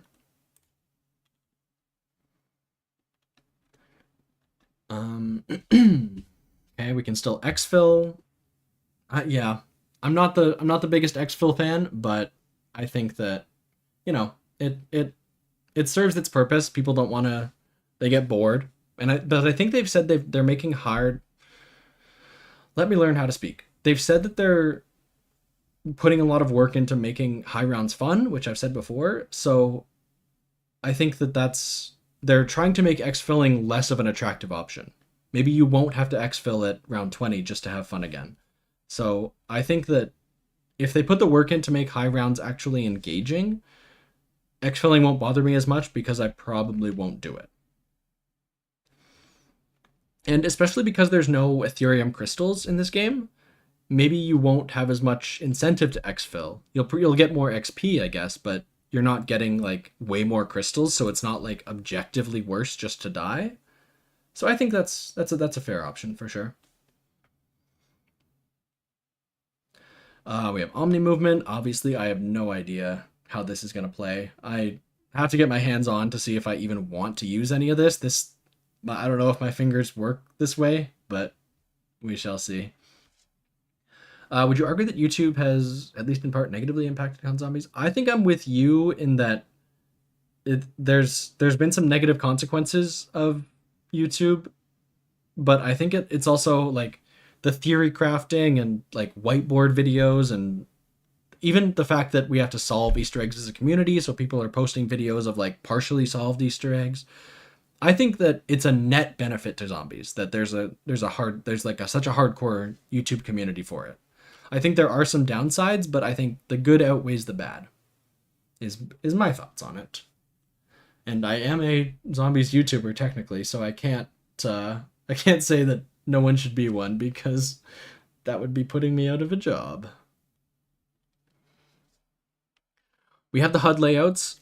Yes, this is controversial because people were excited for this concept initially, but it seems like instead of being able to actually move stuff around on your HUD, you're just picking between some presets, which is good. It is objectively an improvement, but if you don't like any of those presets, you're still in trouble. So we'll have to see what the options are. This one, the legacy, quote unquote, seems okay to me. I do hope that you can move Peck over to the right a bit, like he is in the top one. But like, obviously, this emote thing on the left is not going to be like on the screen at all times. It's going to be something you pull up, so that it is a lot cleaner than the Cold War HUD, and you can turn off damage numbers and everything like that. So it is customizable. I really hope that I can find something that in those options that works for me. I think that looking at this one right here, this is definitely I could live with this. I could make this work, I think. We don't need to do any of that. That's all just describing what we already seen. Yeah, Booborn, I think they specifically said, yes, you can turn off health bar. Turn off health bar. Turn off zombies' hit point damage numbers. They have not said if you can turn off hit markers, which are separate from damage numbers. I think Codename Pizza said he might have played with that, but yeah, you can turn off the big stuff. You can turn off the damage numbers and health bar. I hope you can also turn off medals, but that is not confirmed either way just yet.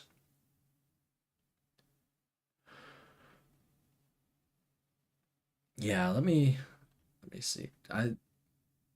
Black Ops 3. Even Black Ops 3 is a bit much for me. Let me find a picture actually. Here, give me a second. I'll pull up a picture of the Black Ops 3 HUD. And I will say that the Black Ops 3 HUD it's not my favorite. I like the Black Ops 1 and 2 HUDs better for a couple very small reasons. What am I doing? I should just find one of my own videos, actually. I play Black Ops 3.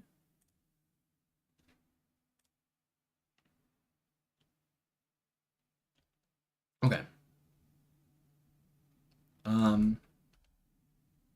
So yeah, let's look here. Window capture. Yeah, perfect. Okay.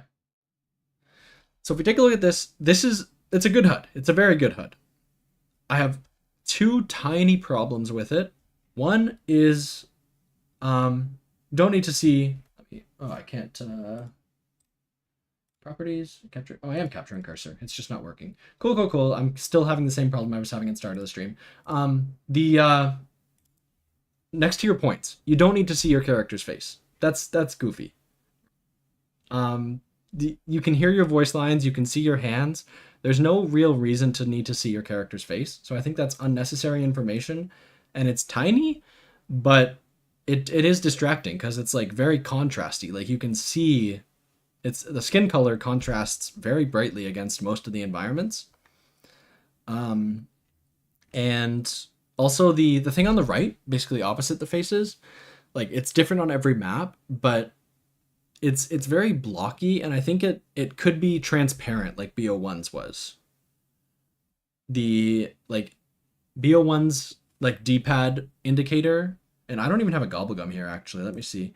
When I have all my stuff here, yeah, like this is very bright. You need this specialist information, like you need to know how charged your specialist is.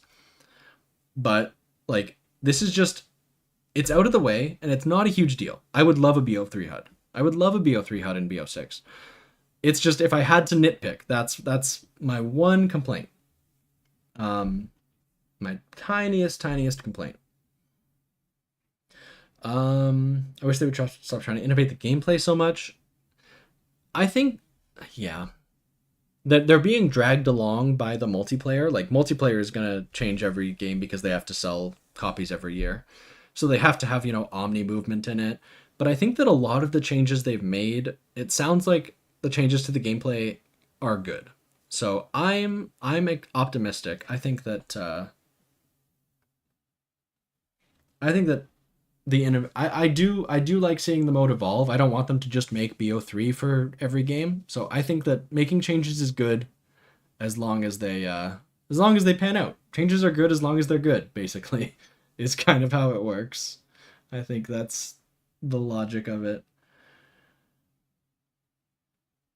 At least the BO6 Zombies HUD isn't the BO4 HUD. Yeah, let me see. I think I have a clip of... Yeah, there we go. I have a clip of BO4 in here. I love BO4. This is a bad HUD. This is a very, very bad HUD. Yeah, you can't get rid of this challenge if you don't do it. This is just always there. You have, again, your face, but also like a background for your face and also a background for your points. Your perks are spread out in the middle of the screen. I don't have any perks in this clip, but I can still see all my perks. And there's a big zigzag underneath it. These are all separate elements taking up more space. You can see a picture of your gun when you are holding your gun, so you know what gun you have. And your elixirs are always on screen. This is a bad HUD. I love BO4. It's a bad HUD. Do I have any other? Do I have a BO1 HUD in this video? I do.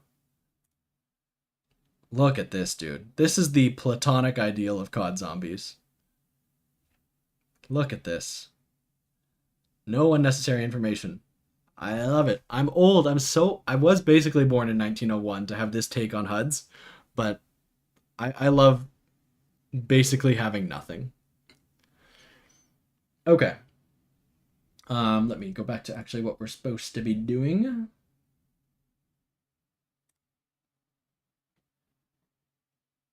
Go here. Jonas, you're right. The BO4 HUD is a bit better on PC because the elixirs are on the side instead of in a diamond. It's still not great, but it is better. You're absolutely right.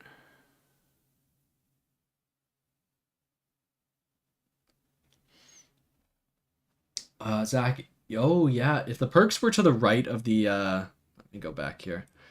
If the perks were to the right of the round counter, I think that would be perfect. Yeah, perks are kind of floating up here a little bit. Just a little bit, but if they were down here, like just to the right of the round counter, you're right. That would be, I think, the perfect HUD. All right.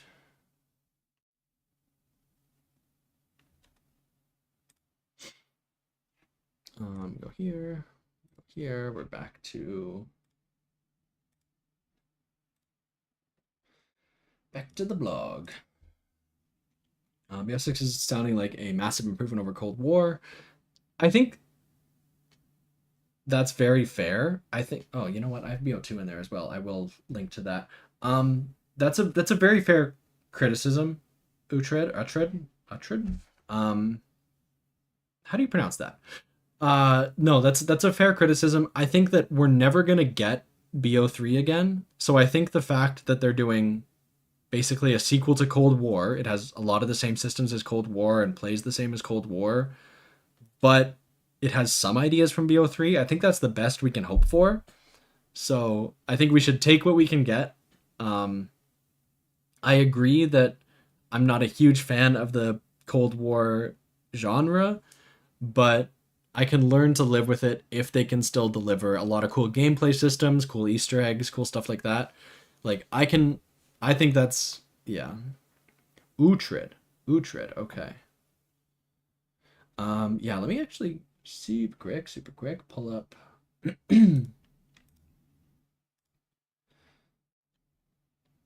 the BO2 because yeah, you're right. I think I only have one BO1 HUD in this video, but like yeah, the Origins HUD.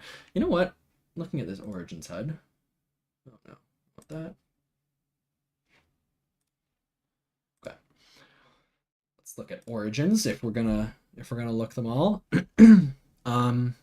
Origins specifically is a little goofy because you always have these musical parts on the screen, which is a bit of a you don't really notice it when you're playing, but just looking at it as a screenshot, like there's no need for that. You don't really need that, right?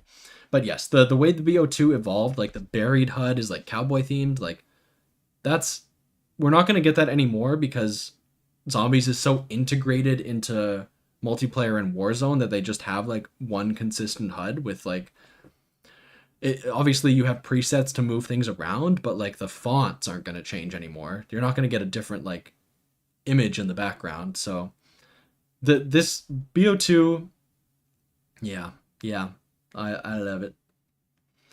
You're right. Yeah, they have to have a lot of stuff. Like do you have to know you have the golden shovel and helmet? That could be on the pause screen. A lot of this stuff could be on the pause screen maybe, but you're right. There is a lot of information that you just ultimately have to have. So HUDs have to have information on them. That's the point. You can't just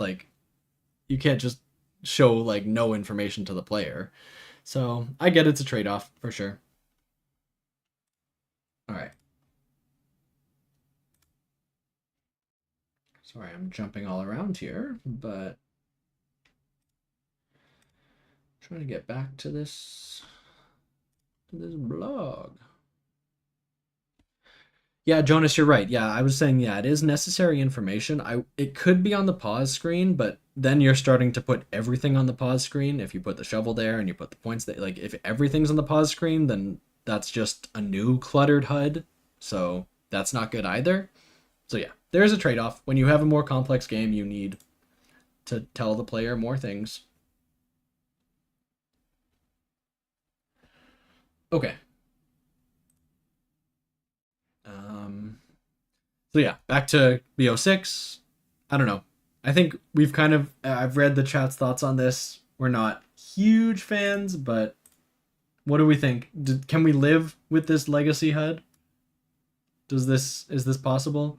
Obviously the emotes, remember the emotes are not in it. Like the emote wheel is not always on the screen. You have to press the D-pad to pull it up and then you start seeing that. But most of the time it's not there.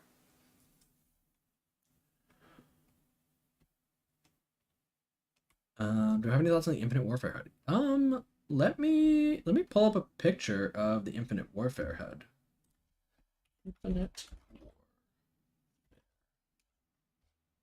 Just need someone's video.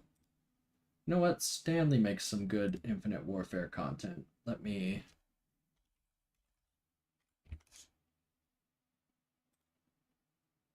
pull up Stanley's Infinite Warfare review.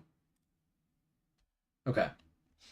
Oh, yeah, you know what? Infinite Warfare is interesting because it's very busy and there's a lot of stuff on screen, but it's stylized, which is a good thing. Okay, I'll pull up this real quick and then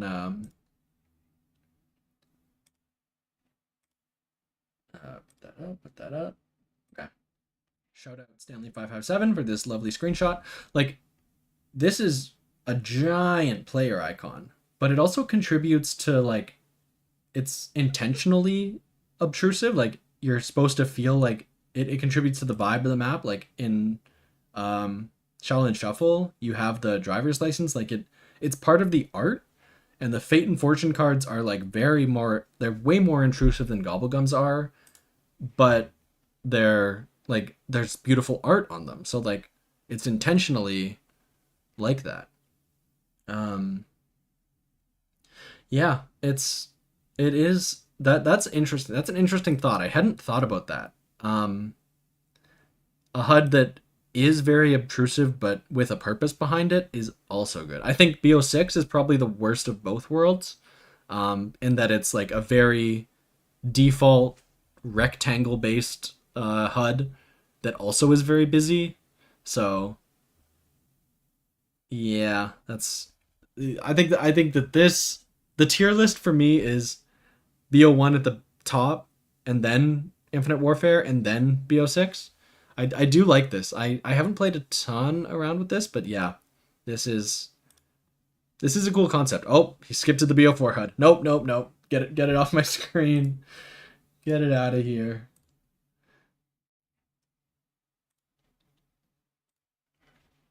Okay.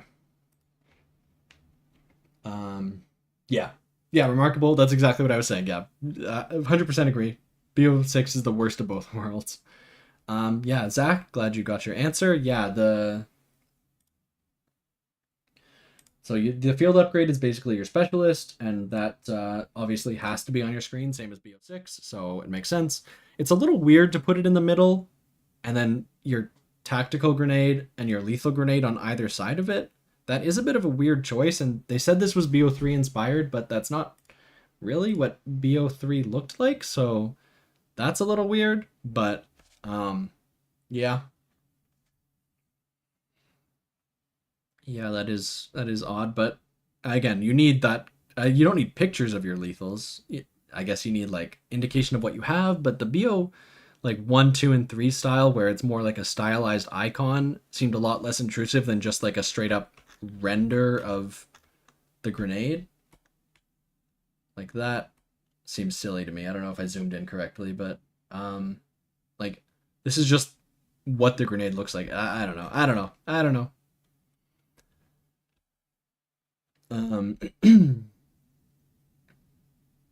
Oh, the player icon is there in BO3 to show what hat you're wearing. You're right, which is, again, information we've kind of said could be on the pause menu, but it does make it convenient when you're like on Gorod Krovi and or Revelations and there's multiple helmets. It is good to know what you're dealing with. Yeah, that's a good call. The fact that like most casual players will never get a single helmet though makes it kind of like if you didn't have a picture on spawn and then when you got your first helmet, a picture popped up with that helmet on and the picture was in there for the rest of the game, I think that would be perfect. If it's actually like information that needs to be there at that point. But for most players who will never see a helmet, they probably don't need to just see a naked Dempsey on their screen at all times. Not naked, but I wish. An important factor is that Zombies has to appeal to casual players. Yeah. No, well, we're never gonna. That's what I was saying. We're never gonna get BO3 again. We're never going to get BO4 again. Sadly, which I wish. I love BO4, but yeah, they need to make it accessible, which is why we have things like the guided mode for the Easter egg. And I want this mode to survive. I want Treyarch to keep making it. And to do that, they have to make money off it. And to make money off it, people have to play it. So you can't gatekeep too much. Like, we need people to play this mode. So as long as they don't water it down to the point of like not being itself anymore, I think that's good. And I think Cold War was heading in that direction, but I think this is bouncing back in the right direction. Even if it's not all the way, I think this is bouncing back in the right direction. Okay. We're skipping what all the little things on the HUD are. Oh, yes. We have saving. I think this is another thing that everyone knows. We can save the game. This is amazing. I wish I had this because I need to film Classified 150 soon. And I wish I could split it across 2 days, but I can't. This is perfect. solo players can save, like, even if they crash out, it's saved at the beginning of a round. And like, if you argue about this feature, you are wrong. If you think this is bad, I'm gonna come out and say it. You're wrong. Like, there isn't any honor in your Xbox just happening to not crash. Like, you're not doing anything difficult by just getting lucky. High rounds should not be dependent on just like randomly not disconnecting from your internet. That's not fair. That's not an accurate judge of player skill. So to gatekeep and say like, you didn't get a real high round because you paused, like, well, no, they didn't like checkpoint and save scum and like come back from death. Like, they just had lunch. They just like didn't crash out when their internet disconnected, which wasn't their fault at all. So like, I think this is incredible. So there's autosaves. So if you crash, you can pick back up at the start of that round. But if you actually just genuinely want to take a break, you can choose to do that also, as long as you're like not about to die. Like, you still have to be very safe to do it. And I hope that they have built-in handling for like, so that like, because they have like the crash protection, so it saves when you log in. What am I trying to say? It saves like when you log a new round, and doesn't end the game there. I hope you can't just like disconnect your Xbox and it thinks that's a crash. Like, I hope you can't just, if you're about to die, just pull the plug and that works. Like, that would be cheating. That would be not good. So I hope that they have considered how to make sure that autosaves doesn't let you like fake crash, basically.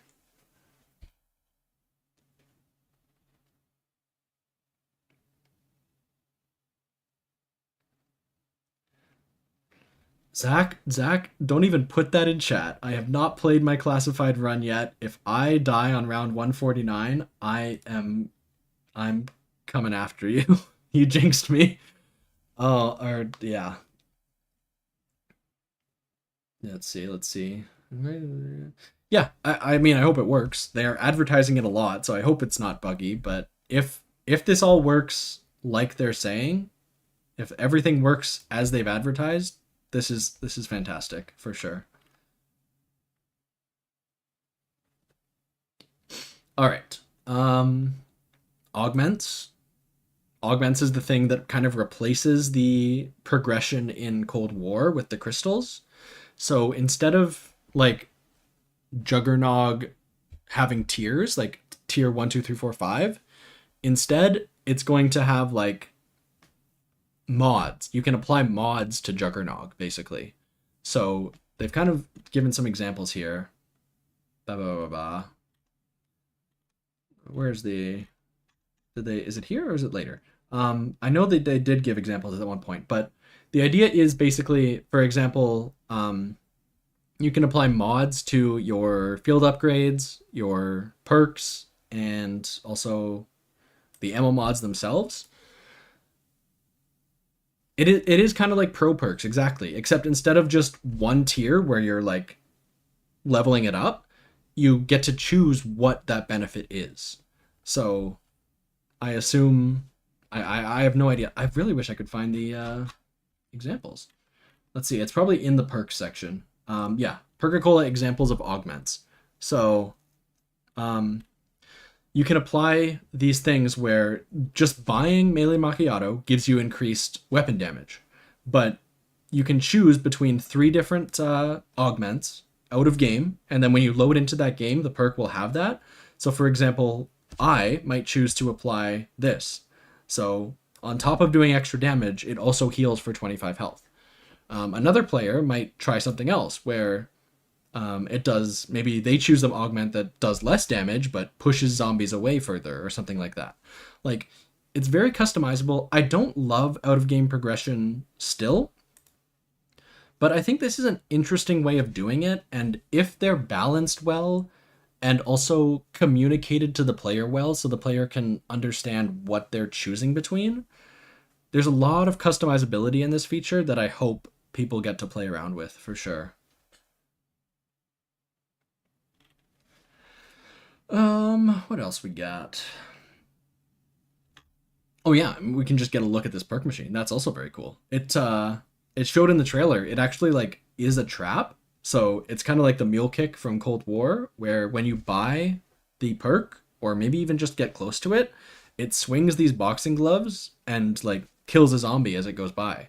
So it's not going to be like something you can really exploit, but it's kind of cool. It's cool to have the perk machines again actually existing in the map and feeling very real. Not just like buttons on the wall that you press. What else we got? We have the pause menu, keep score. I sure hope so.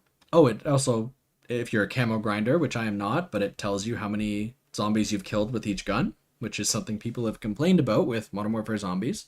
So again, even though that's not for me really, that is an example of them paying attention to feedback for sure.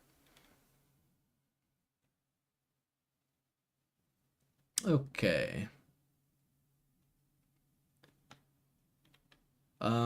Yeah, we buy perk field upgrades. So we have these four. So no toxic whatever it's called from Cold War. That's not in here.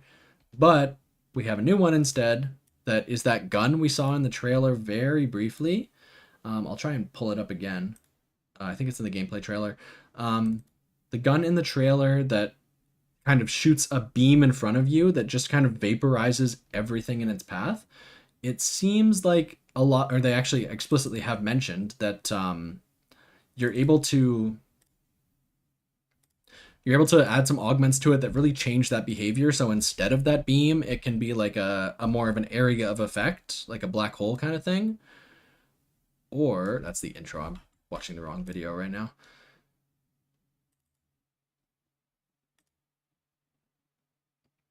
Dark Flare, yeah, it did look basically just like another wonder weapon when I saw the video for the first time and I didn't understand what I was looking at.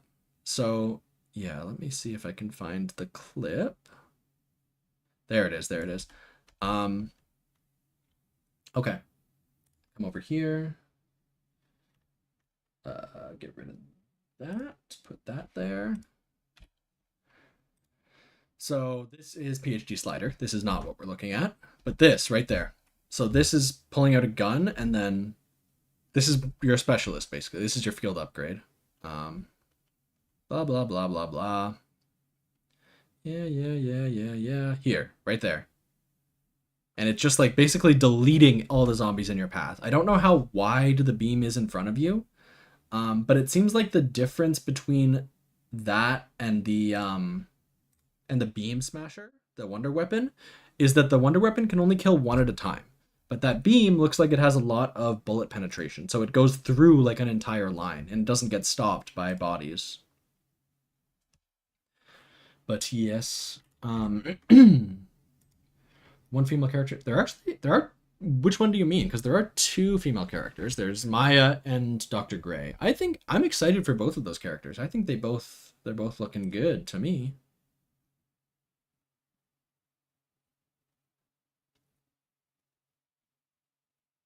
With Monster Expiry 2020's California.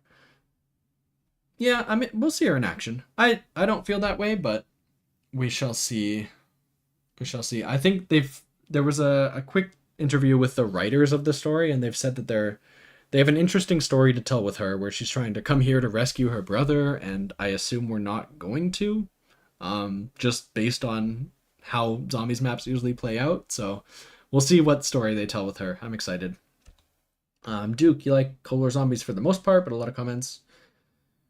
I think that you were seeing a lot of comments from like very OG or at least BO3 lovers, and a lot of people will never be happy unless it's BO3 again.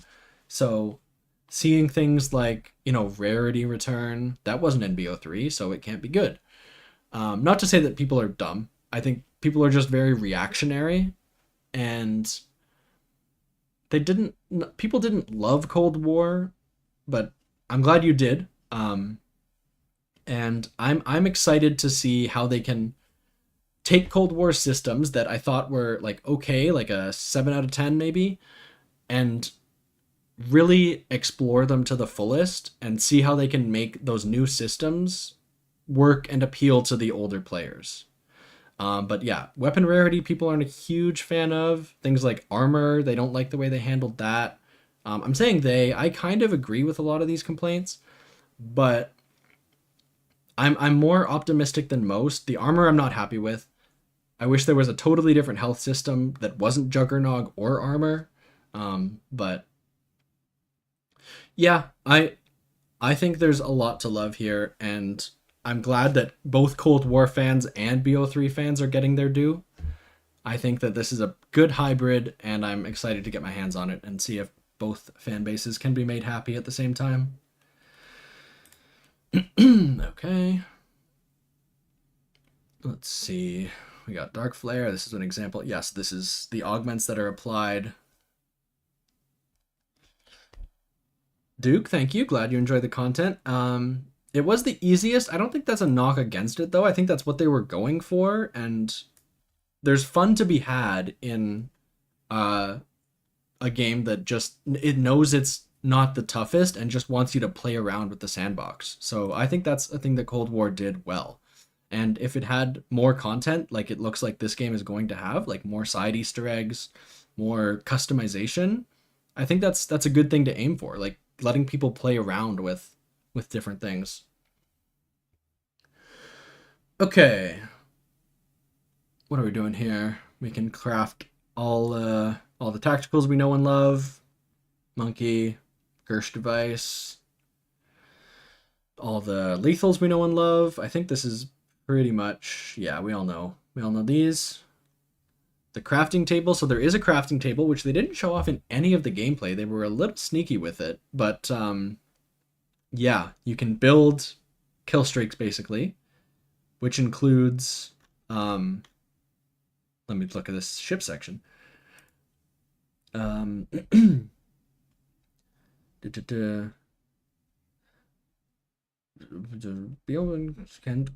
BO, Cold War, and Vanguard are designed with casual experience. That's true. They've explicitly said that, so yeah, that is the case. Doesn't that ship section look like Call of the Dead? Yeah, it looks like a cross between Call of the Dead and like the ship levels from Modern Warfare, like OG. I forget what that, it's not called Shipment. It's the one it's the first mission of the Modern Warfare campaign. But yeah, they're definitely leaning into that. It's a bit more open than Call of the Dead was. Call of the Dead's ship was very like tight hallways. This has a bit more space to play around, but the zombie AI looks like it follows you a lot differently, so it will be still difficult, I think, to navigate even with the added space. Yeah. Uhtred, the rarity is like a necessary evil, I think. I'm going through BO4 now for my retrospective, and it's tough because balancing weapon damage is, especially with loadouts being involved, it's a nightmare. It's a complete nightmare. So they want to make you buy a weapon off the wall, but you can pick a weapon when you load into the game. So why are you going to do that? Well, the only reason you would do that is if the weapon off the wall does more damage. The only way to do that is to make weapons do different damage based on different scenarios. And then that's where the rarity comes from, which I don't love, but I understand why it exists. And when Vanguard didn't have rarity, you're never gonna like hit the box or anything like that. Like, there's no reason to when you can just upgrade your gun that you bring in. So it's tough. I don't like rarity, but I concede that there's not really much, like, I don't know how you get around that problem. I would have to put a lot of thought into it, and when I do my Cold War retrospective, I will try and do that. But it's tough. It's a tough situation. Do I think loadouts are a good idea for zombies? I don't. I think loadouts are included purely to allow the more casual community, not even casual, like zombies has always had a casual community, and that's totally fine, like who just doesn't do Easter eggs and just runs rounds. That's totally fine. But the multiplayer community coming into zombies, which is what they want, but they have to make zombies camo grindable. so you have to be able to use the weapon you want. I think that's the crowd they're trying to appeal to, and it's to the detriment of zombies as a whole. It's not the end of the entire universe, but it's not my preference. I do prefer the old style personally. I like having the starting loadout be custom, but having the total loadout. Interesting. Yeah. Yeah, especially with things like, with BO4's perks, a lot of people had a problem with because you had to set your loadout out of match. Things like Cold War, you have to set if you could get your field upgrade in game, like a specialist in BO3, that would be interesting too. Like there's definitely a middle ground where you can have that grindability, but not have like set up every single thing in the menu. Yeah, Duke, I agree with you there.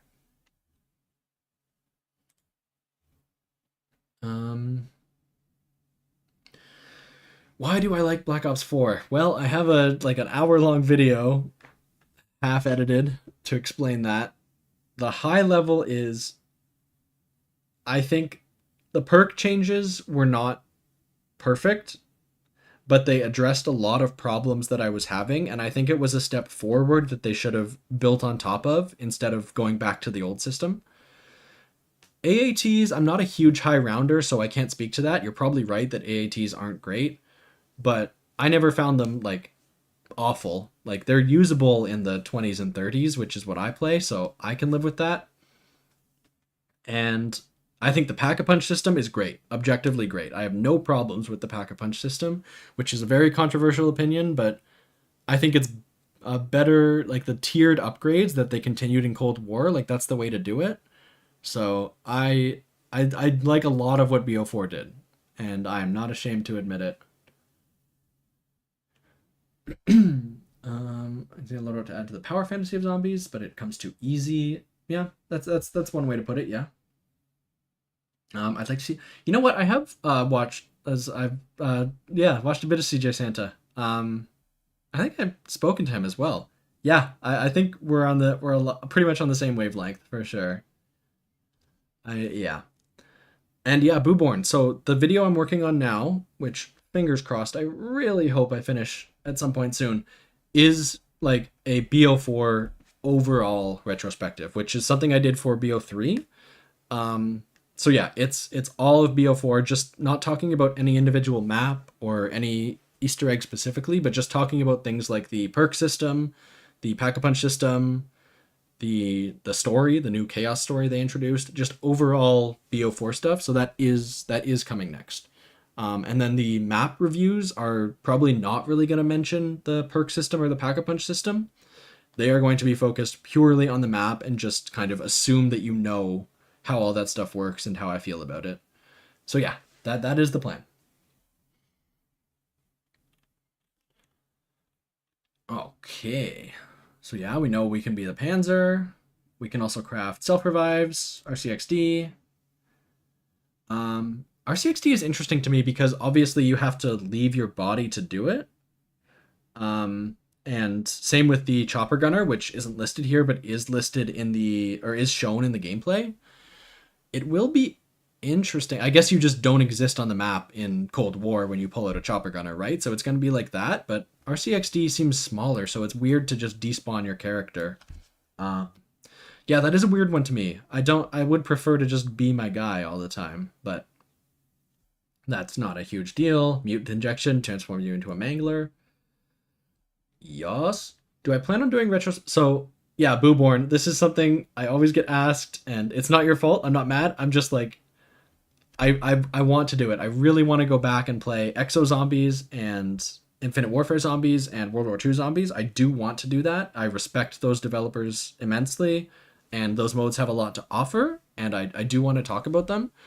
When I started the series, I just wanted this to be kind of a talk about the evolution of a single mode, and almost from the perspective of the developers. So it had to be about one studio specifically, because Like, you can't say the developers were thinking this and then in Infinite Warfare they were thinking this, because that wasn't the same developers.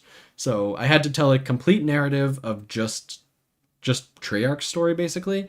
But that, I do want to go back and do those, and that will be kind of probably after I finish the Treyarch series, which I'm hoping, I really do hope I can speed up my progress on these. BO6 coming out. BO6 is coming out. I'm gonna grind. I'm gonna get a lot of motivation, so I'm gonna try and finish this faster and get this stuff out while people still care. So yeah. Overall, yes, that's the plan. Duke, I have played MGS5. I don't know how much this chat's gonna love me talking about it, but yes, one of my favorite games of all time. I wish the story was better, but in terms of just raw gameplay, like actual how it feels to play on a controller, maybe the best feeling game of all time. I am going to continue my MGS series as well. I do have a MG Metal Gear 2, like the 2D Metal Gear 2, coming out after the BO4 retrospective. So that series is not dead, even though it doesn't get a ton of views. I am super passionate about it, so I'm going to keep doing that. So yeah, if you're oh, Finn, hello. You just got gifted a membership earlier in the stream. Welcome to the stream. Hello, hello. But yeah, I'm going to keep talking about MGS because that's my favorite series of all time. It's above Call of Duty. Call of Duty Zombies might compete with it, but as just a title series, Metal Gear is my favorite series. So yeah, big fan, big fan.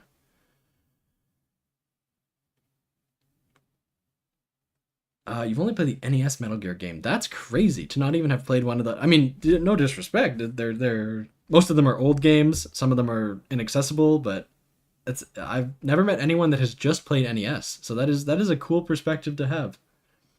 Oh, you just finished work, Finn? Nice, nice. Welcome. All right, let's keep going through this. Never finished Metal Gear. Gotta do it. You gotta completely go insane with the nuts places the story goes. If you haven't played MGS4, you have not experienced brain melting story. Even the COD Zombie story does not compete with the absolute insanity in the Metal Gear series.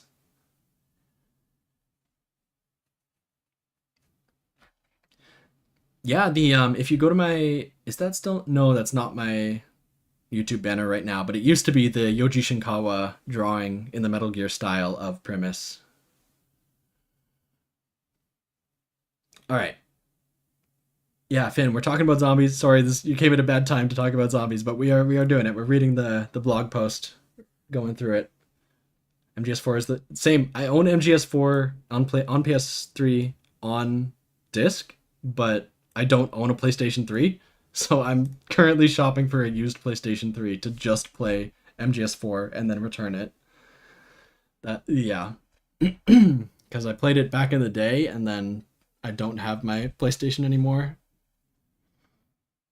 Okay, so yeah, we're getting into Gobblegums now. Gobblegums, which is obviously a big deal. I think this is a little transparently, not necessarily totally derogatory, but this is definitely a nostalgia bait. Like, they didn't bring back elixirs, they brought back specifically Gobblegums in the exact same art style. Everything is exactly the same as BO3 because they want people to think, guys, this is like BO3. Please play this. Which, power to them. And I think they've brought it back in an interesting way. So, is there a story behind the Gobblegums return? Not that I know of. So yeah, I'm gonna need any Dark Aether lore fans to back me up, or not back me up, but just explain it to me. Mr. Peaks, the bunny, seems like he's a big deal in a lot of these teasers. I don't think we know too much about Mr. Peaks, right? Like, we know that at one point there was a child trapped in the Dark Aether and he befriended the rabbit and something like that. But it seems like they're putting him as a big focus of this map. So I wonder if in this game, at some point in the DLC cycle, we're going to learn like whose soul is inhabiting Mr. Peaks and see like what ramifications that has. I wonder if like it's a character we know or a character related to someone we know. I know Richtofen had a son at one point. It could be that, and that's why Richtofen's doing this whole thing to rescue his son from the Dark Aether. But yeah, I have no idea. I just know that Mr. Peaks is like becoming a big deal in the story. Like they're really putting a focus on him, so I wonder why that's the case.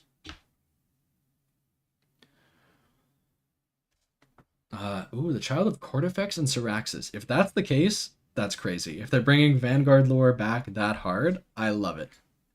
If he's an Elder God child, that would be very cool. So yeah, Taito, yeah, okay, that's what I thought. I didn't think we knew too much about Mr. Peaks, but yeah, it seems like he's gonna be a big deal. I don't think any of this we actually have to know, except there's some confirmation of what exactly the Gobblegums are. We have some whimsicals again. And yeah, someone was saying in chat, I don't know if it was Pigpen or someone else, but this looks like it's going to be the new Perkaholic, the new best gum in the game. It makes sure that when you hit the box, you are guaranteed to get the wonder weapon of the map. It is always, for 950 points, you just buy the wonder weapon for sure.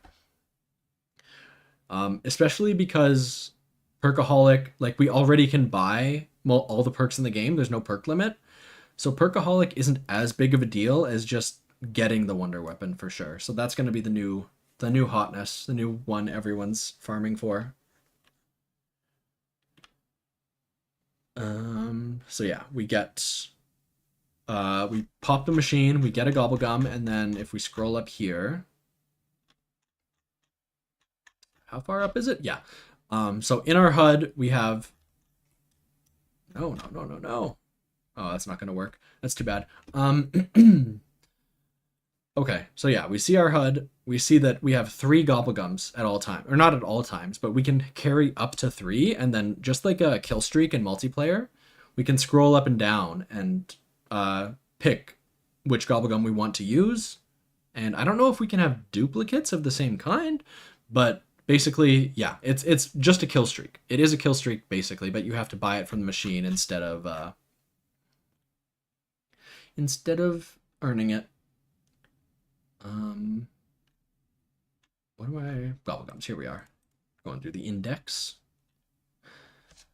Yeah, what do you guys think? I imagine most of you guys are more of BO3 fans than me. Are we happy with this Gobblegum change? Do we wish it was exactly like BO3? Or do you think that this makes sense as an evolution? Because I think a lot of people are saying, why didn't they just do it the old way?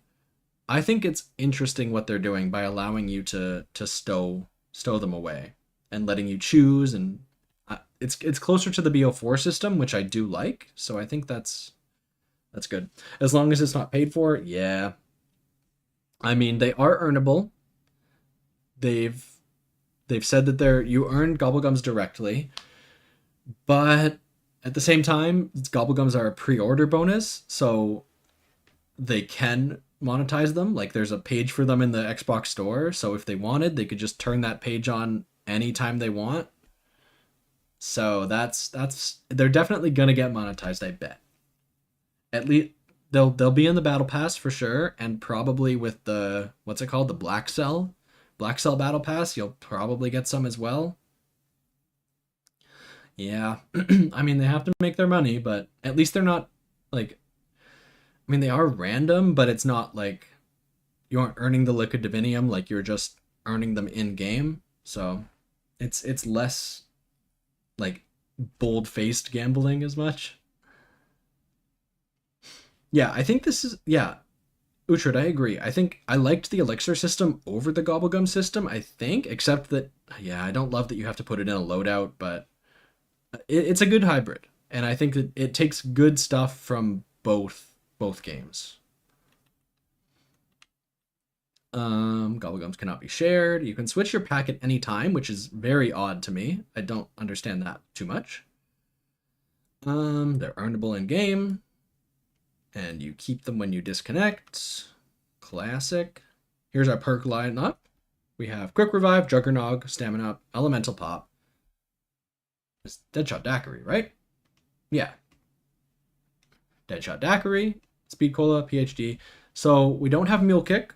We don't have oh, what else was in Cold War? You'll have to remind me. We obviously don't have Double Tap because that just hasn't been in the game since BO3.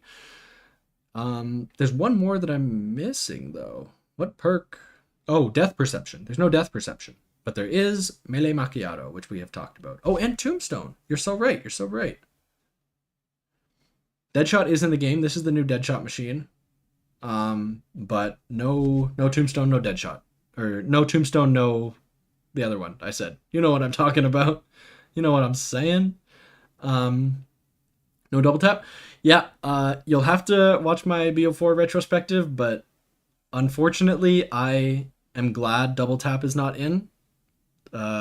Teaser for an opinion you will disagree with. I think that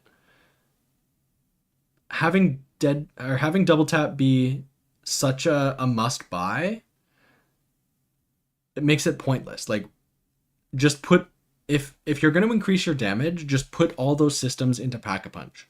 Make Pack-a-Punch be the place to go to get a better gun. You shouldn't buy a perk to get a better gun and also go to Pack-a-Punch. Like, just consolidate the systems. Why make you spend the 2,000 points when you can just get another tier of Pack-a-Punch? That's what makes sense to me. I don't see why it's spread out across multiple different places. That's where I'm at, but I know people like double tap, so that's a bad opinion. Okay, so yes, this is confirmed the perk lineup in this game.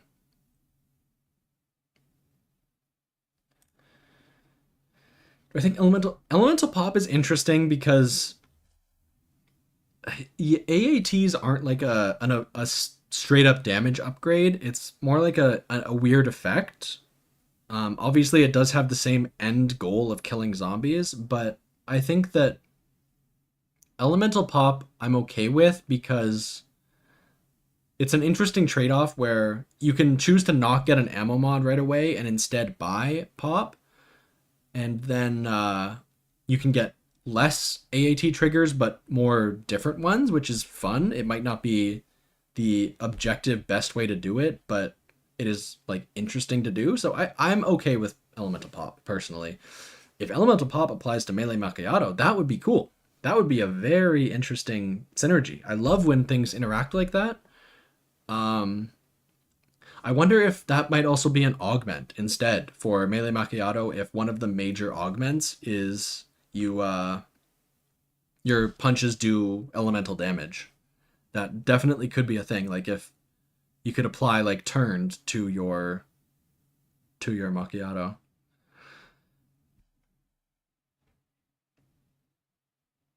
Jonas, I agree. I defend elixirs, but that's purely in terms of like how they're played in gameplay. They're much harder to earn, which is bad. They're effectively more expensive, which is not good. Not good.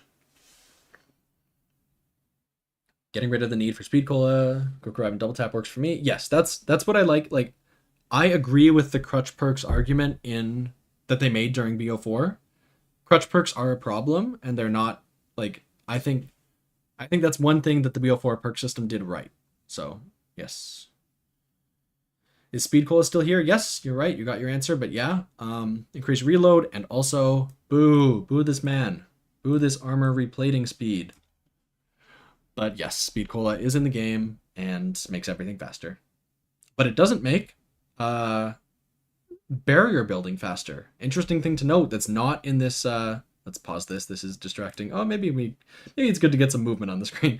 There are no barriers on this map. From all the content creators that have played it, there are no rebuildable barriers. Not a single one. So all zombies either spawn in the map or like outside the map, but there's no way to stop them from getting in. Which you weren't. Like nobody's actually rebuilding barriers expecting it to slow zombies down. But it is interesting that they have completely like said, okay, this mechanic, we've been holding on to it for too long, but no one's using it anymore. So let's cut out this thing that's been in the game since the very beginning. I don't like the BO4 perk system. I agree with that. The one of the problems I have with BO4 perks is that they dumped like 14 new perks on us at launch, and we didn't really know what was good and what was bad. Like, just getting that huge info dump was like, how do you get started with that? Like, do you sit down and read all the individual perk descriptions? Even that, you you aren't getting the full picture because you aren't seeing them in action visually, so you don't really know what they do. So I agree that the new perk system was not communicated well. That yeah, it's there are good perks in there, but it's hard to figure out what's good and what's bad. 100%. Yes, agree. I'm actually going to get a drink because my water bottle is empty and I am starting to feel my throat close up. I will be back in 30 seconds, but try and leave you on a new animation so you can see something new. Anything good here? I'll be right back. Here, look at this guy tap his M16.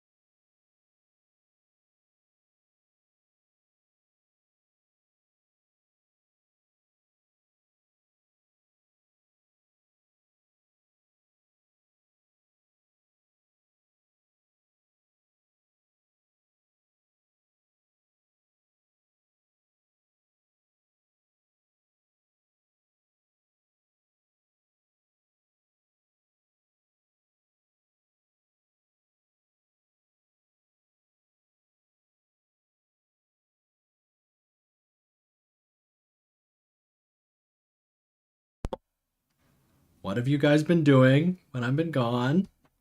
Zach, have you been causing trouble? Have you been telling people to hate on BO4?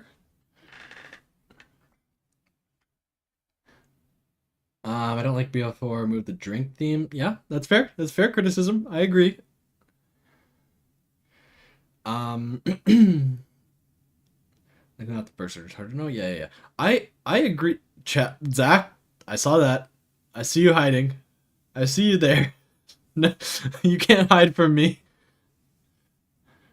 Yeah, no, I agree with a lot of the criticisms of BO4. I just think that for me personally, and I won't try and convince anyone differently, for me, it balances out to be overall on the good side. Like, there are definitely problems with how they executed a lot of it, for sure. Okay, where are we going? We're seeing perks.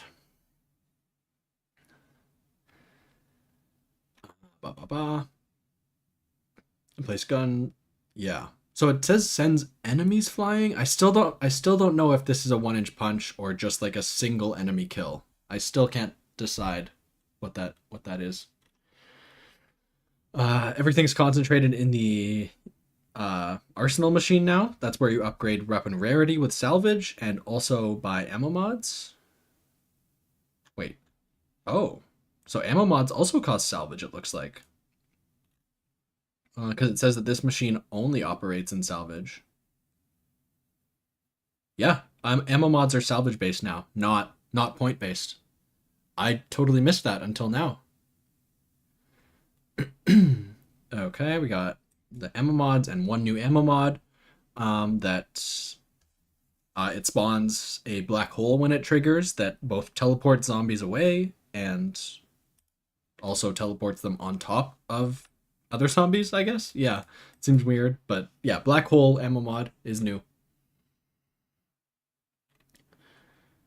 Rampage Inducer is back only until round 20, not round 55 like Cold War, but they might change that because they did change that in Cold War, so that's always an option. Yeah, Maddie, I think I'm on the same page. I think they have. This proves that we were talking earlier in the stream. This proves that Black Ops Cold War was very much a COVID game and a rushed game. And they did the best they could, and all respect to the developers, but they had a limited time to work on it, and that time was during COVID. It made it tough, and it wasn't the vision they wanted to execute. And they couldn't say that at the time, but it feels like this BO6, all this BO6 info is them saying, we know that last experience wasn't your favorite. Let's show what we can do if we can do it right, if we have the time to do it right. So I think this shows that they know what they're doing over at Treyarch, those guys. We got salvage, we got equipment, we got armors dropping from zombies. Blah, blah, blah. Ammo crates.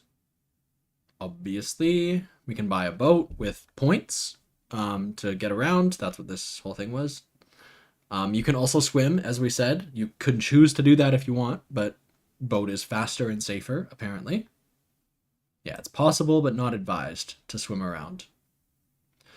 Jonah's main issues with the BO4 perk system are that some perks are very weak, while others are very strong. Yeah, I agree. They were trying to solve the crutch perks problem, but there were still new crutch perks. Like Dying Wish, you have to play with Dying Wish. I think everyone does.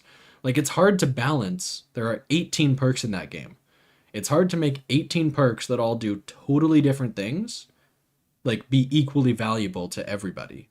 So that's again a fair criticism. I'm not gonna argue with you there. We have trials again. Same. It looks like it's exactly the same as Cold War, where it's not like Zetsubo no Shima or Gorod Krovi challenges. It's you buy a machine, it gives you a trial, you go do it, you come back, you claim your reward, etc., etc. Yeah, they've redacted some stuff here. So I don't know what that is. I have no clue there, but this is a special chest warps into reality offering up to, I assume this is, you can get the wonder weapon out of the, instead of having to get it out of the box, you can get the wonder weapon out of the trials. So yeah, that's pretty simple. We have all our drops. What is missing? Everyone say it with me. Carpenter. Carpenter is dead. Play the 21 gun salute. It makes sense. It hasn't been relevant basically since it was introduced. Like, no one was rebuilding barriers even under Reese. So it makes sense to get rid of it, but 07 to the Fallen Soldier, for sure.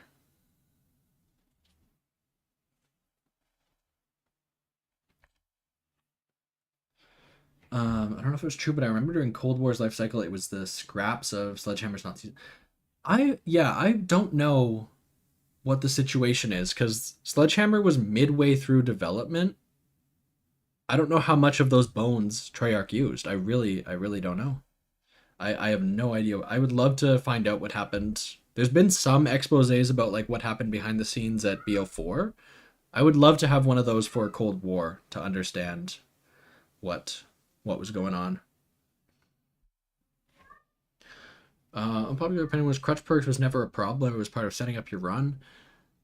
Yes and no, because like something like double tap, you want to buy for the whole game, but it's just so necessary that it takes up a slot and you can't get another fun perk. Like you can't get another Widow's Wine or Element or Electric Cherry. Like those are more fun perks, but some of them are just absolutely necessary. So they take up a slot even though they're basically default. And that's my problem with it.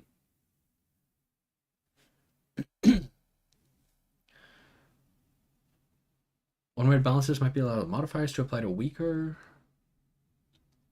Yeah. Yeah, there's definitely ways to balance the BO4 perks better, for sure. And the problem with perk limits, not crutch perks, to an extent, yes. The problem was there were limited slots, but also you don't want there to be infinite slots.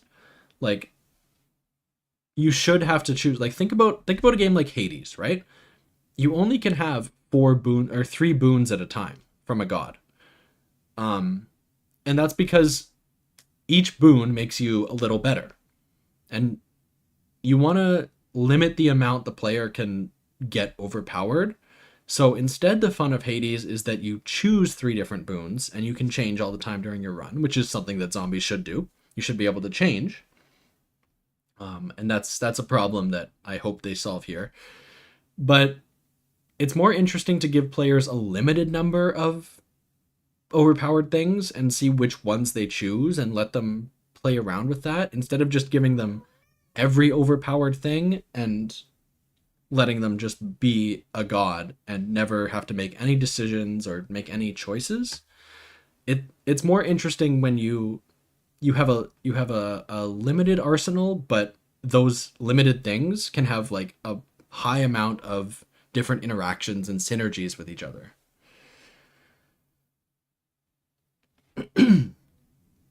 Okay. Yeah, we all know what all these do. Elemental damage. I think this is already kind of a thing. I don't know. They're announcing it like, okay, yeah, they continues to, yeah. So yeah, bosses take damage from different types of firepower. I think like mimics would take better damage from brain rot, and manglers I think take more damage from fire. Basically, that's the idea. So if you have like a napalm burst ammo mod or use a Molotov, like you don't have to do this. It doesn't matter if you do, but you just, if you are really thinking about this and trying how to perfectly optimize, you can do a bit better against the enemies and be a bit more efficient, which is cool. I'm glad it doesn't change the game and like enemies aren't immune to different kinds of damage. I think it's just like a nice to have if you want to add that depth to your own gameplay. Yeah, Crumpet and Uhtred, you replied with what I was going to say. They've said that the Different of his machine is, they're trying to make sure it's in dangerous locations, which is a good balancing tactic. I think it's still like, if you can throw a monkey and get away from zombies, no problem, then it's still just a matter of pressing the buttons fast enough. But if they can balance it in a way that you have to really fight your way there late in the game, and it's just more of a convenience thing after you've already set up, I think that could be fair.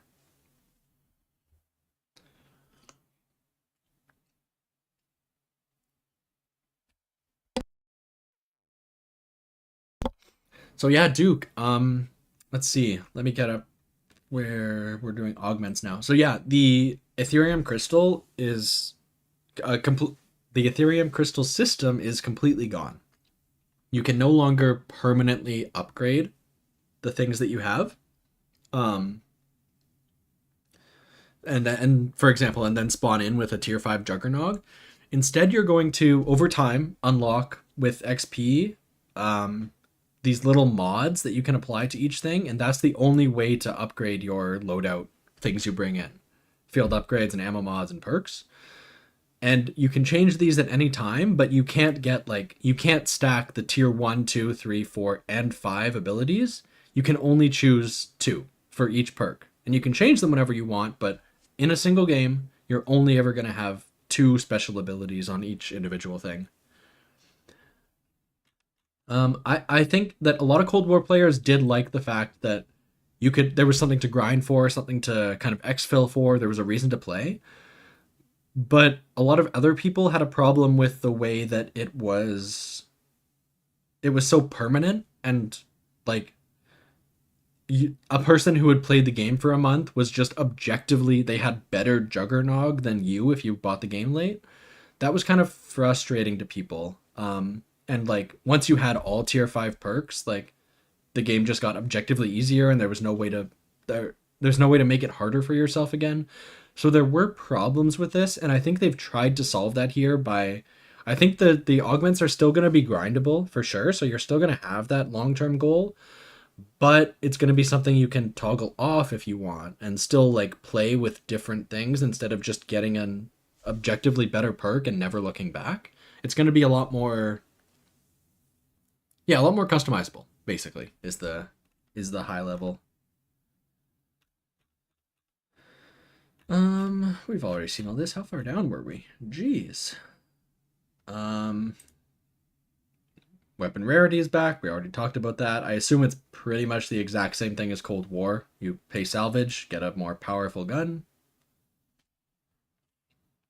So happy PhD Flopper has returned and Midow's Wine has fallen. Oh man. I mean, no, I don't love Widow's Wine. I'm not a Widow's Wine defender. It's just we got one perk in BO3 and it was Widow's Wine, so it's too bad they wasted their time. Yeah. I'm interested to see, because they've said, I think, I don't want to scroll back up, but they've said Flopper has like all of its old effects where like no self-explosive damage. If you dive, you have no fall damage. So it's like it's back to being its OP self. I think in Cold War it reduced explosive damage by like 50% or something.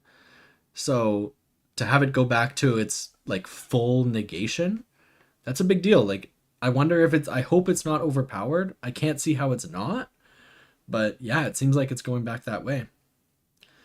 We got one new perk in Cold War. Do you think we'll be getting more than one new perk in BO6? I assume you mean one new perk on top of, like, they'll bring back Tombstone, they'll bring back Mule Kick. Like, those are going to be season 1 and 2 probably. And then do they bring back more after that? I don't know.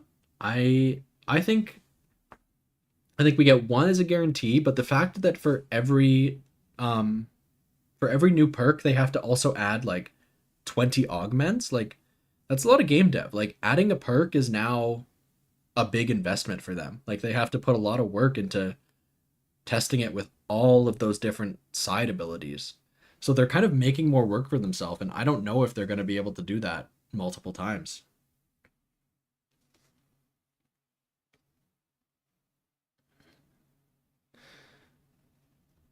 The problem with the pack systems is that you get tiers and they don't, yeah, you can't upgrade your damage as a character. You only upgrade the damage of your individual guns. I think I do like that though. I think that because you as a player character, you're not dealing the damage. Your guns are dealing the damage. So I think, yeah, again, I'm not a high rounder, so I definitely have a different perspective than you, because I know you said you're a big high round guy.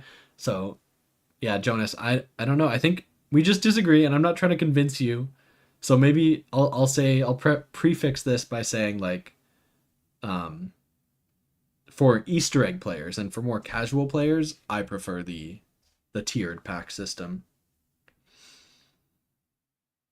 Or else the player gets left too weak after a down. But I mean, yeah, from my perspective, if you go down, that's, you made a mistake, right? Or hopefully the maps are designed so that if you go down, it's your fault, not the map glitching out or something. So if you go down, you should have to earn your recovery. Okay. Yeah, we buy weapons off the wall. I think we know about that. Oh, they have also said that weapon kits, BO3 weapon kits, basically exactly the same system is in. You make a zombie build, quote unquote, for your gun. That's attachments and things like that. And any time you get a gun off the wall or out of the box, it just is that gun with all those attachments. You wall buy armor with points instead of buying armor upgrades with salvage. Not a huge deal, but it is kind of an interesting little thing. All right, Duke, talk to you later. Yeah, we're almost on this page and then I'll probably log off. But yeah, thanks for stopping by. Glad we got to chat. Glad you got the perspective of a Cold War enjoyer, because we probably miss out on that a lot in this chat. So thanks for coming by. I believe in BO3 with double tap 2.0 and special ammo from PAP, bullet weapons. Yeah, that's so... Bullet weapons in BO3 with like a Deadwire LMG was like the best weapon in BO3 for medium rounds at least. I think I didn't play a ton of Cold War. Like I didn't play 1,000 hours like I did in the other games. I think it was better balanced in Cold War. Weapons were like, bullet weapons were definitely still good, but wonder weapons were definitely, they had their uses. Like you would still use a wonder weapon instead of just never using it at all. I think it was kind of like 50-50, which it isn't perfect. Wonder weapons should still be wonder weapons, but they weren't like completely irrelevant in Cold War, at least. Really, weapon kits. Uhtred, I love that idea, because I wasn't gonna say it, but I'm not the biggest fan of weapon kits, because I like the idea of PAP giving you a, like, that's where you get your attachments. Like the way in BO1 you got a sight on your gun and you got like speed reload and stuff like that. But having that be the case where like Pack-a-Punch now gives you your weapon kit, so that's where the attachments come from, I really like that idea. That's not the case in BO6, but as an idea, that is a super cool idea. I completely agree with that. This is the picture I saw memed on Twitter, but like, look how desperate he is for this gun. He wants it so bad. He's like diving for it. Yeah. Mystery box. I think everyone knows how the mystery box works. You can take the weapon, you can drop it for a teammate, which I think is the same as Cold War. And BO4 actually. So yeah, this has been a thing for a while, but yeah, you can share weapons out of the box. It doesn't matter who spins it. And you can get like, you can get that mutant injection to be a mangler. You can get that out of the box. Things like that.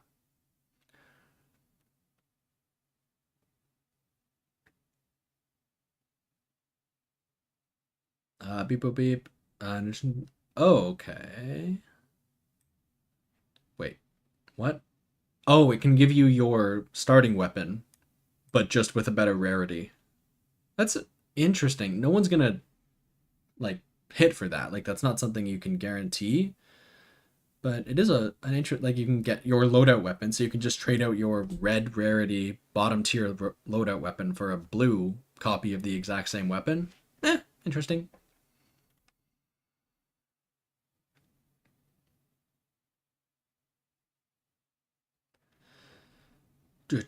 Pack a punch. Here they've said you can upgrade with a single button press. Again, I mentioned earlier that like it's a button press, but you don't actually put the gun in the machine and wait 5 seconds and then take it out. So it's not exactly like it used to be, but I think it's still a huge improvement. So I'm glad. I love no menus. I love no menus. Um, yeah, Jonas, for sure. You have a different perspective than me, and yours is not wrong. So yeah, and I think that Cold War, I don't love the rarity system as a general rule. Overall, I just don't think I know of a better way to do it. That's my only problem. Crumpet, you on the lore side? Yeah, I think you could. There's no very little storytelling in Modern Warfare Zombies. That you can just look up the cutscenes. Like, there's no like character quotes or anything. It's just operators, so you're not missing anything by not playing it. You can watch the 5 or so cutscenes, and there is some cool lore stuff there, like all the stuff with the entity they're doing. Ava Jensen is like the new Sam kind of thing. Seems pretty cool. And Vanguard, again, you could probably get by watching the cutscenes, which none of them are actually in the game except on the very last map. There's just like the reveal trailer, and then the last map has an Easter egg. So you haven't missed a ton, and you could easily catch up. And I think this map they're going back to committing. They've said that they're making sure that there's a lot of lore in the map, in the cutscenes, in the dialogue, in the radios. Not so much in the intel. There's still going to be intel, but it's going to be very background stuff. So they're focusing on making sure there's a lot of lore in this game. So I'm hoping it's good lore, but I think there is, at least in terms of quantity, there's going to be a lot of stuff to see.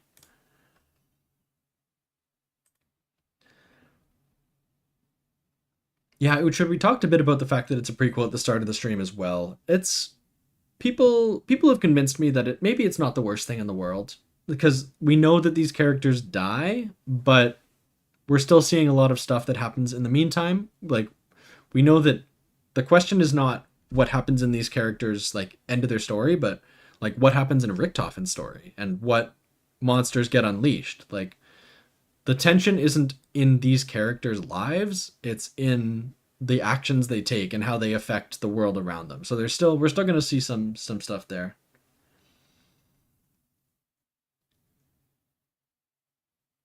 I'm very lost to the story because I thought all this stuff. Yeah, I mean, I do wish this wasn't a continuation of Aether. This is like, so in Tag der Toten, Nikolai collapsed all of the dimensions. There was an infinite multiverse in BO 1 to 4, and he collapsed all that into a single. There's one universe now. This is this universe, and all of the bad stuff, all the zombies got put into the Dark Aether, which did exist in the Aether story. It was where the Apothicans were from. He just basically dumped all that into the Dark Aether as a big garbage dump. Everything 115 related, everything Apothicon related, all that stuff went into the Dark Aether, and then he sealed it off, and that was supposed to be that.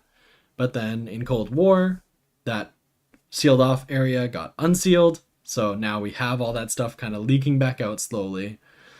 I do think it kind of cheapens the Aether story. I think the Aether story had a beautiful ending, a very poignant, touching ending, and it's sad that it kind of means nothing now because all the zombies got back out. But I think that's the lore explanation anyway of why this is happening.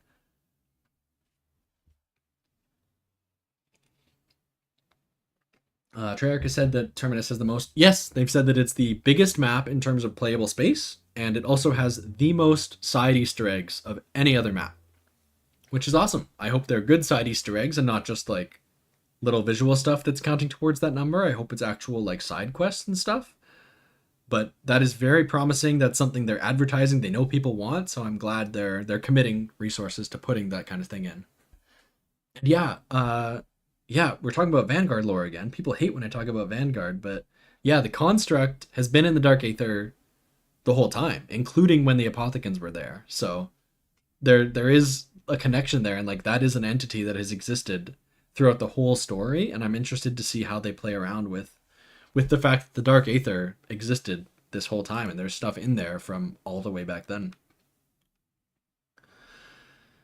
All right, we're looking at the Beam Smasher. This is the wonder weapon. We have a single like laser fire beam that can kill one zombie at a time, and we also have the area of effects, like KT4, not KT4, Skull of Non-Sopway kind of thing, where you can... Oh no, this isn't that. This is when you use all your ammo in a clip. It basically does like an electric cherry burst around you to stun all the zombies. And also, the secondary fire is what I was talking about, Skull of Non-Sopway. It slows all the zombies down, which is cool. It has 2 different fire modes, which I like.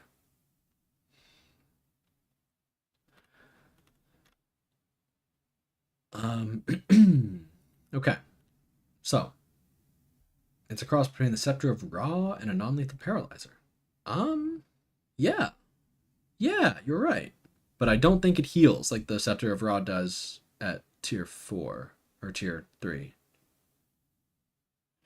Yeah, it's tough. They've made so many guns at this point that I genuinely wonder if it's possible for them to like come up with something that feels truly new. Like I don't know if they were trying to copy these past guns, or if that's just like there's only so many different things that guns do, right? Like there's only so many different effects you can have.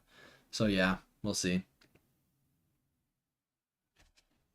It always... Whoa, I almost knocked something off my desk. Yeah, Taito, you're right. It always heals. It doesn't always revive when you like plant it down. Yeah. That's what I meant to say. How do you change the fire mode? So I bet, CJ, I bet it's actually... You know what? No, you're right. I wasn't thinking about that, but I was thinking it was left trigger, right trigger. But it can't be that because you can aim down sights. So you're right. It probably is a D-pad click. It's like same as to change a gun to semi-auto.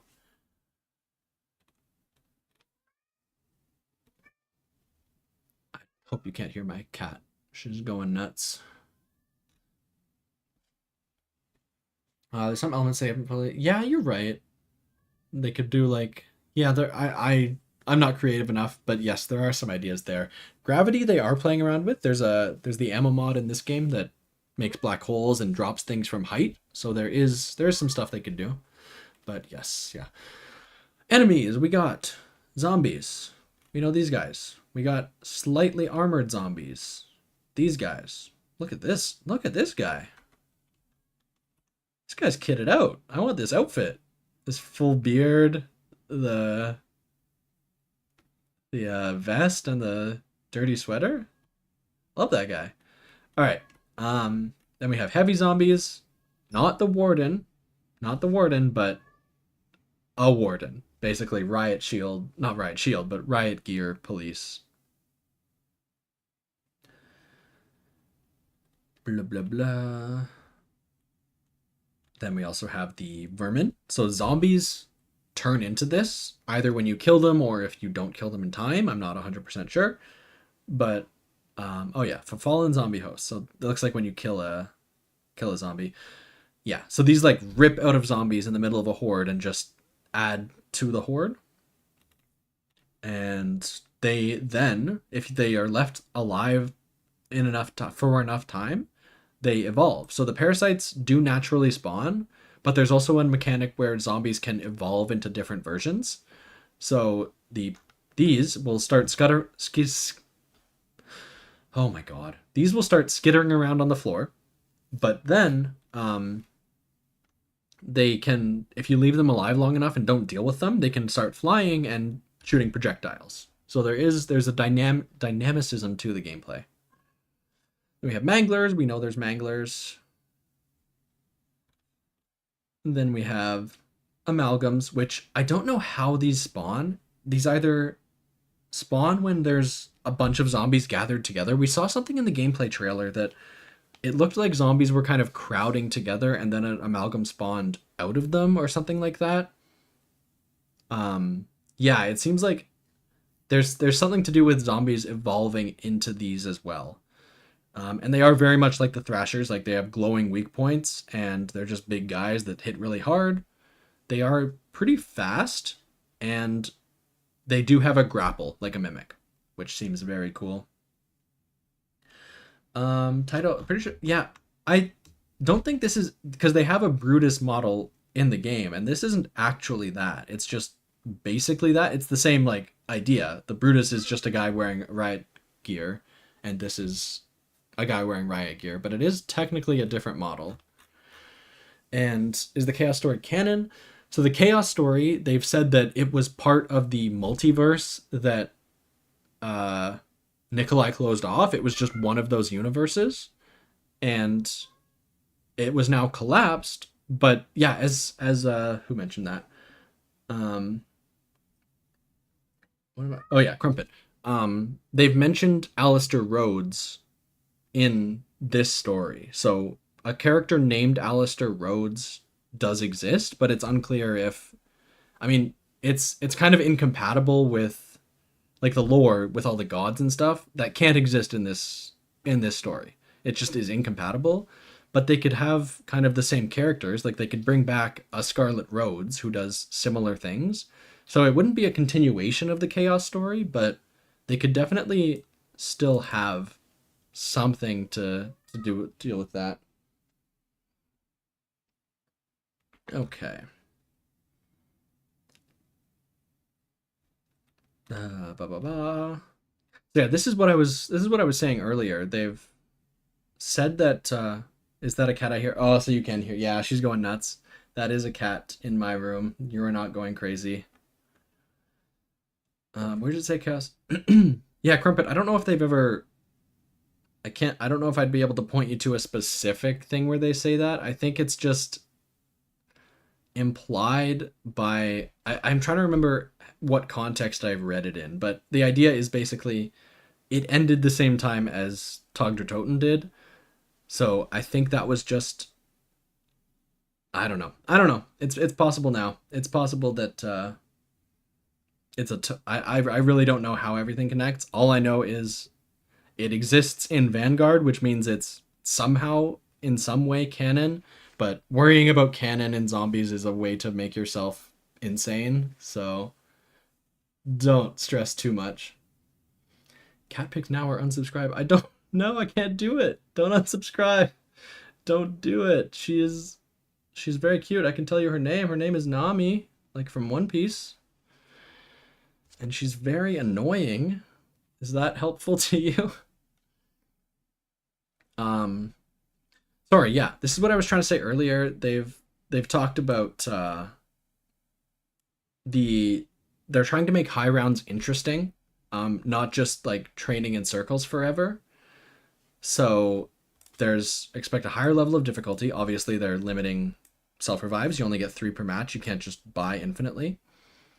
And they're adding in horde AI that it's dynamic, so it grows as the round increases, and it's like it gets harder. So it's not just a static point where you're just like, okay, zombies have hit the health cap.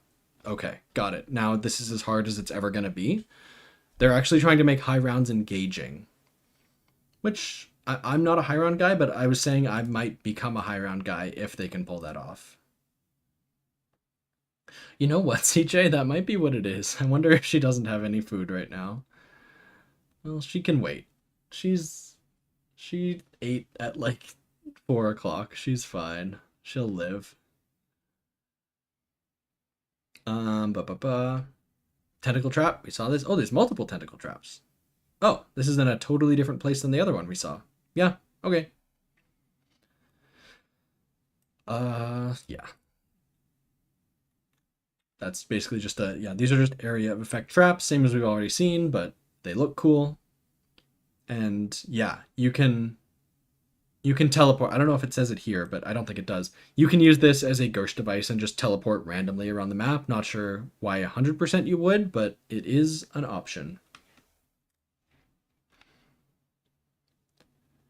The tentacle. There's basically no information about this, but this is going to be an Easter egg step, guaranteed, and it looks like it's going to be a hazard if you try and swim. So we don't know anything. I don't know anything, but it's definitely going to be something. So I'm excited to see how that plays out. And then I think we're at the end. So this is some Liberty Falls screenshots, and we're being told that there's going to be live gameplay of Liberty Falls specifically at COD Next, which is in 3 weeks. Yeah, about 3 weeks. And yeah, I'll probably do another one of these then, but yeah, that's the BO6 information, and they've told us don't trust the leaks, even though the leaks have been pretty accurate. Morally, I don't support the leaks. I want the developers to be able to present information how they want. Obviously, when it gets fed to me on Twitter, I can't just like ignore it. Like by the time I realize it's a leak, I already like know the information. So like I blocked all the main accounts. Like again, yeah, morally I don't like it, but I understand it's part of the hype cycle. So I'm sad for the developers, but I'm excited they get to show off what they want now.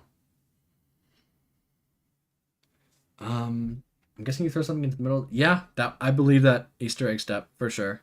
Yeah. And sorry, I know I saw this message earlier. Crumpet, there we go. Would you like to see Dr. Monty the Shadow Man come back? I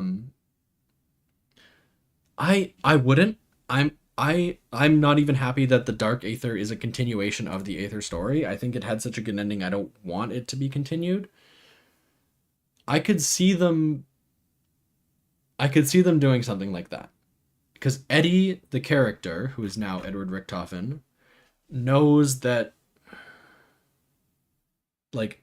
about the Apothicons, I believe, because he was alive during Tog der Toten. So yeah, I mean they could do something with that if they wanted. That's absolutely an option open to them. I don't want them to just bring back characters. Like I don't even want them to bring back Sam. I don't want them to bring back Samantha Maxis. I think that she died in Forsaken. I think the amount we saw her was already too much because again, that's just a character whose story should have been completed with Black Ops 4. But yeah, it's not. I don't know. I believe that because yeah, as I was saying, Eddie knows that stuff, so he could do that, and I would believe that as an option. That's a good theory. It's a good theory because we don't know what his plan with Project Janus is at all. Pretty sure they're dead. I don't believe either the Shadow Man or Monty are dead. I think they were both because Shadow Man was trapped in the Dark Aether in Revelations, and I think Monty was never dealt with. Like he killed Maxis, Dr. Maxis in Alpha Omega, and then they just didn't deal with him. Like he was alive the whole time during Tog der Toten, and then he was just absorbed into the Dark Aether. So theoretically, he still exists in there. Dr. Monty is Mr. Peaks. Yeah, it's a good theory. It is a good theory. I don't know.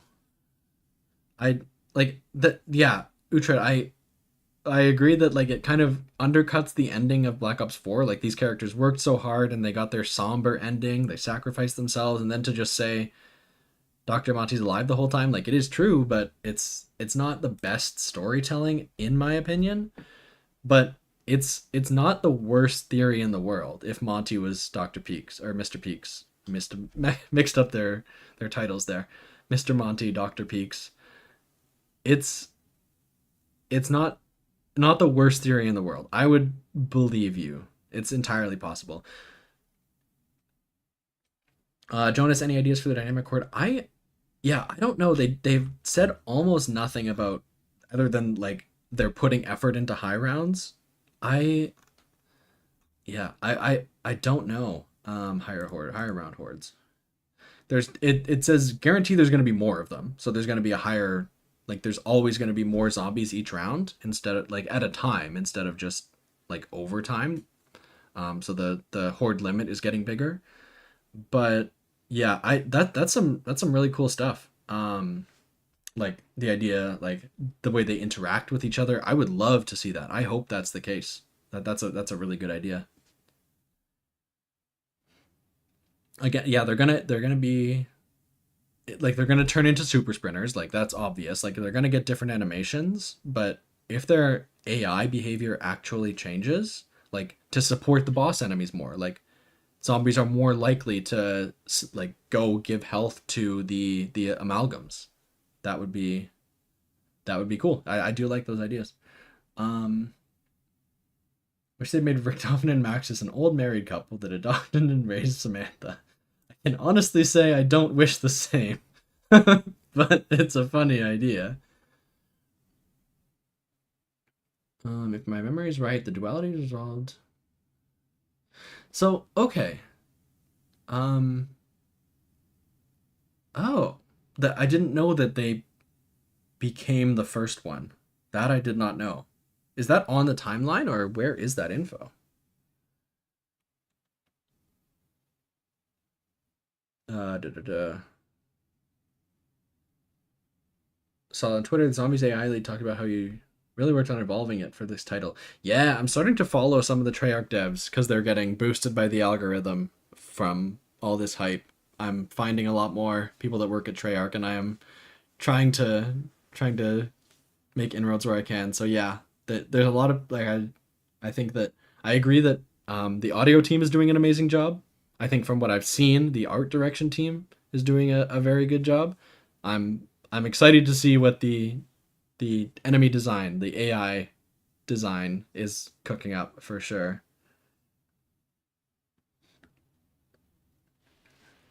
The Shadow Man was in the Summoning Key. I could talk about storyline stuff for hours, but let's see how we do here.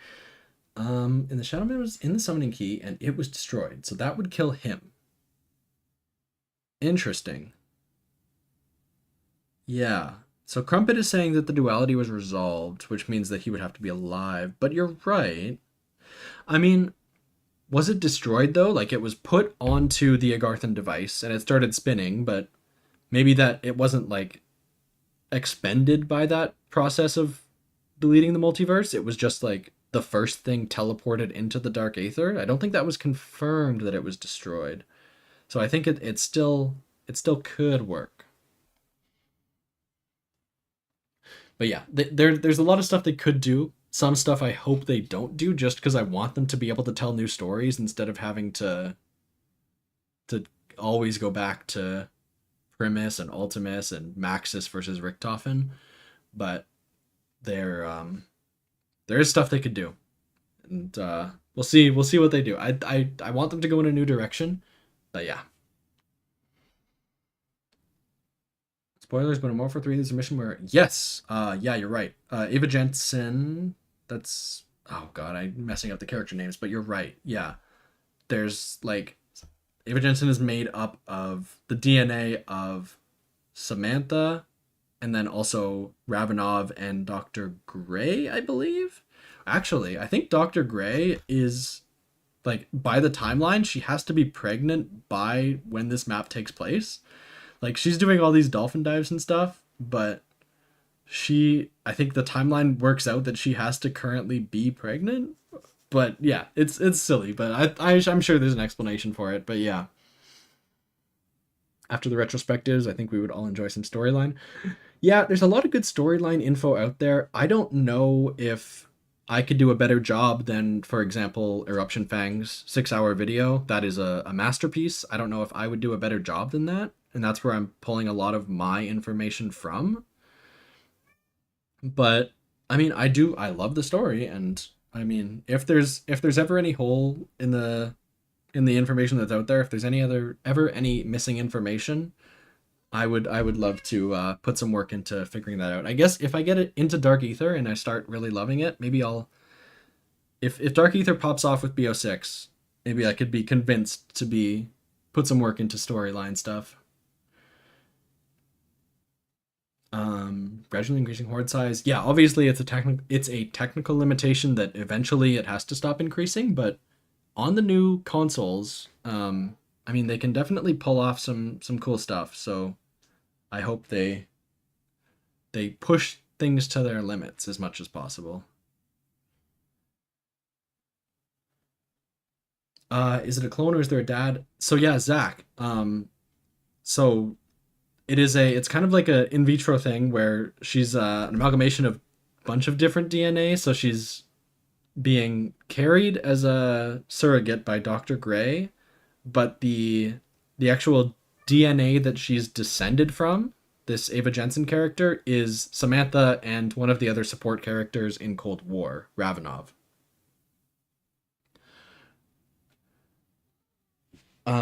So Uhtred, hordes for the longest time, I believe up until Black Ops 4, maybe Cold War, but one of the two. Like there's more zombies per round. Like round 20 has more zombies than round 10. But like literally existing on a map at a time, there can only be a certain amount of zombies. So in Black Ops 1, 2, and 3 and World at War, that was 24.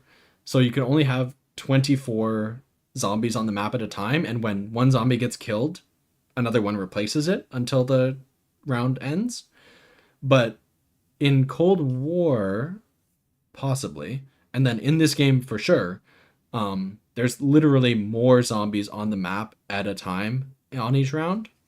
So that's the difference there. Obviously, yeah, as Jonas was saying, it can only be to a certain like number because like just from the way computers work, you can only have so many things exist at a time, so they can't literally spawn infinite. The number has to be capped at a certain number, but it seems like it will be going higher than previous games at least.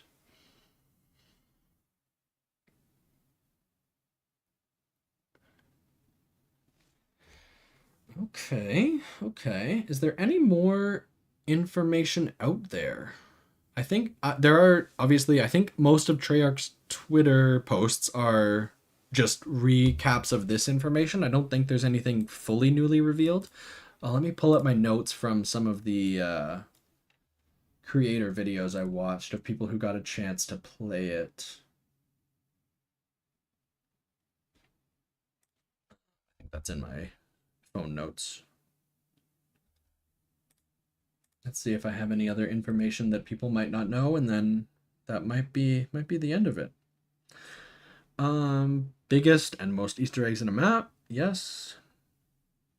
Oh yes. So it's the same as Cold War, where up until you get Pack-a-Punch, there will still be objective markers guiding you to unlock Pack-a-Punch.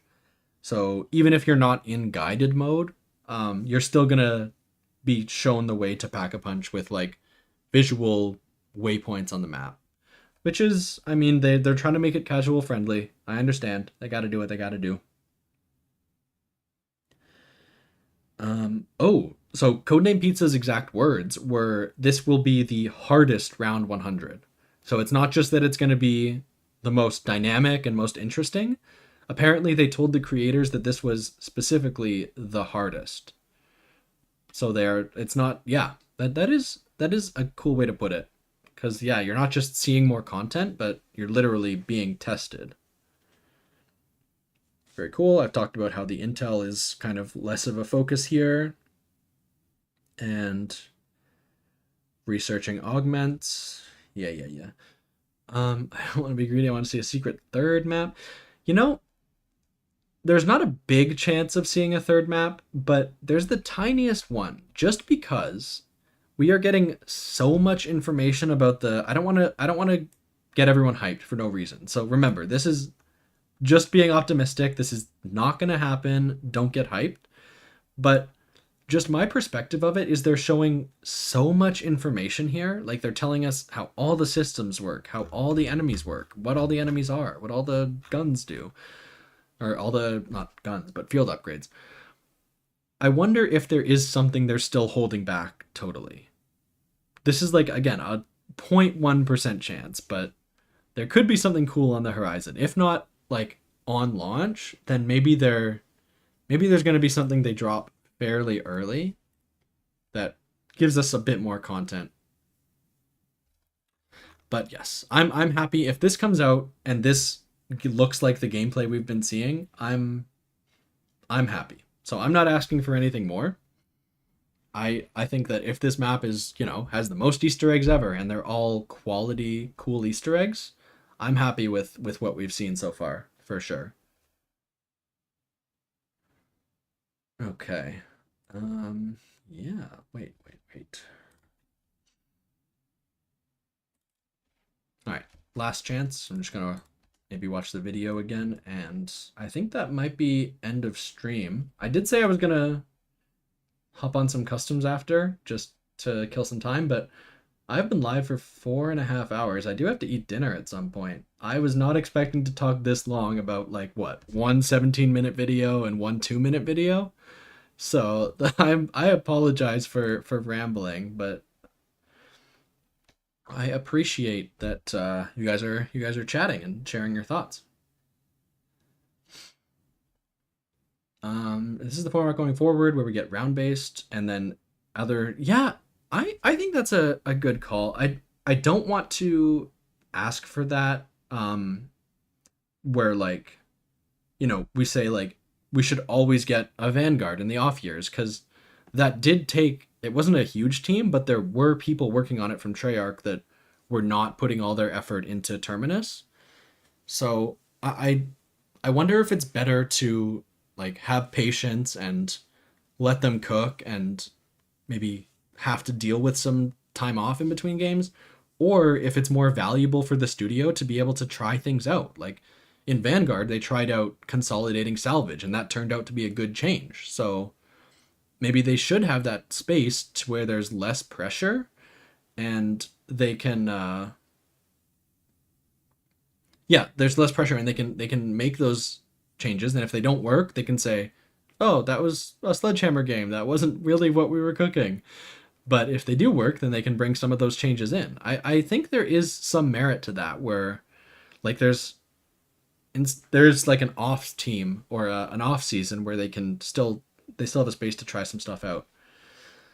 Have I got a Discord server? I've been thinking of setting one up. I don't know. Yeah, I don't want it to be just me and two other guys and just hang. I mean, I love talking to you guys, but I just feel like that would be a lot of pressure on me to be very responsive. So I do want to set something up, but I want to make sure there's some interest in it. So I'm trying to see what I can do. I'm looking at actually FPS Psycho specifically. I'm watching him to see, because he has a Discord server and he has a popping community. So I'm gonna see if I can get inspired by some other creators and get that working. Because yeah, I do post videos very infrequently, and I do want to be in contact with you guys more and talk about ideas instead of having to post a video every 4 months and wait to hear your guys' thoughts. Yeah, I'm still trying to figure that out. Nothing as of yet. Let me know if you have any ideas. Will there be a later stream where we can suggest BO3 custom maps? Yes, I think that's my next stream idea.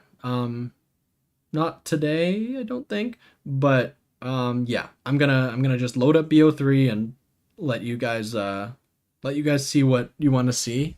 I have a couple of the like big famous ones downloaded, and we can kind of cycle between those. But yeah, I do like using these streams to play around with BO3 customs, because there's a lot of cool stuff I haven't seen on there. So yeah, I'm looking into that. Being the hardest around 100 is a bold claim, but yeah, I mean, it is all hype and advertising, for sure. And yeah, people will find a way to exploit this in the way they've found in every other game. But as long as they're putting work into it, that means that they care about those players' experiences, which I think is a good thing. I read the experiment with other zombies modes. Yeah, that's a good point. Yeah. I mean, we probably could have gotten another, maybe, I mean, but Outbreak they made because they could reuse a lot of stuff, so I don't know if there was no Outbreak, if we even would have gotten one more map. It's possible we wouldn't have, and we just would have less content.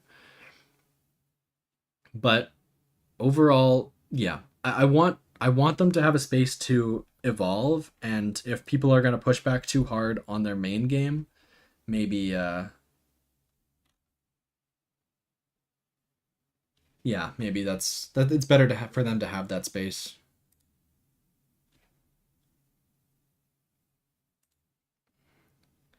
Okay. Yeah, let's pop over here real quick.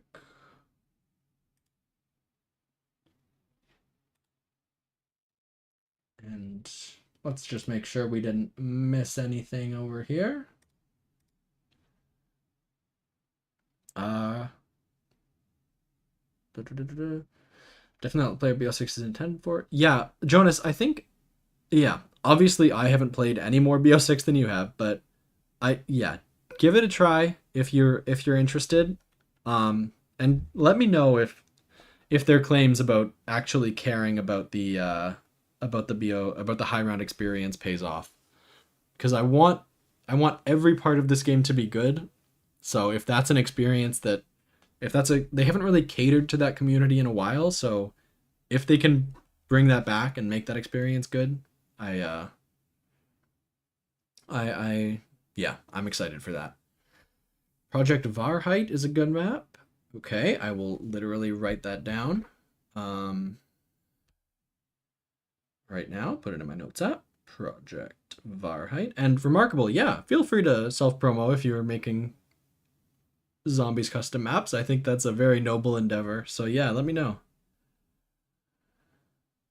Probably watch your team.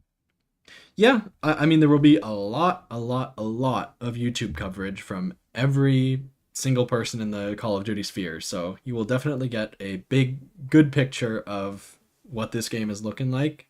And I mean, it's on Game Pass. So if you got Game Pass, it's there for you. And if not, see what other people are saying, see what the map looks like for yourself. And yeah, definitely check it out. I'm not gonna say that word because I don't speak German. Zombie Geisterstadt. Geisterstadt? That's a little close to it. Zombie Geisterstadt. I will check that. I will download that one as well. Thank you for letting me know. Outbreak would have much better if it was one giant map like it was intended, but we did get. And yeah, so that's the thing. Like, I think Modern Warfare Zombies was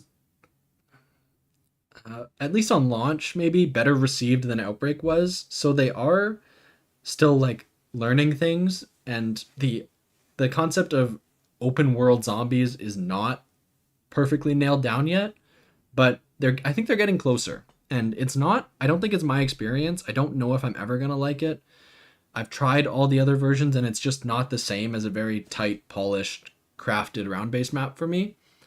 But they are still working on making that experience good, and maybe on the next attempt, maybe they nail it. And yeah, I want them to be able to innovate. I don't want, again, I say this every time, I don't want them to just make BO3 over and over again. So if their passion is in this open world zombies and they're not just doing it because Activision's telling them to, I want them to follow that passion. And if that passion shines through, even if it's not the exact genre I would like, I would love to play a mode with that passion in it. Also, did we notice that there's a oh, I'm off that screen. On a different screen. But if we go back to this screenshot, in the top right over here, there is a bowling alley, which was also in town. I wonder if that's going to be a similar bowling alley in the same way that the church might be a similar church to Buried. Or if that's just what is in American towns. And I'm just making things up. But that does exist. And it's in the teaser picture. Okay.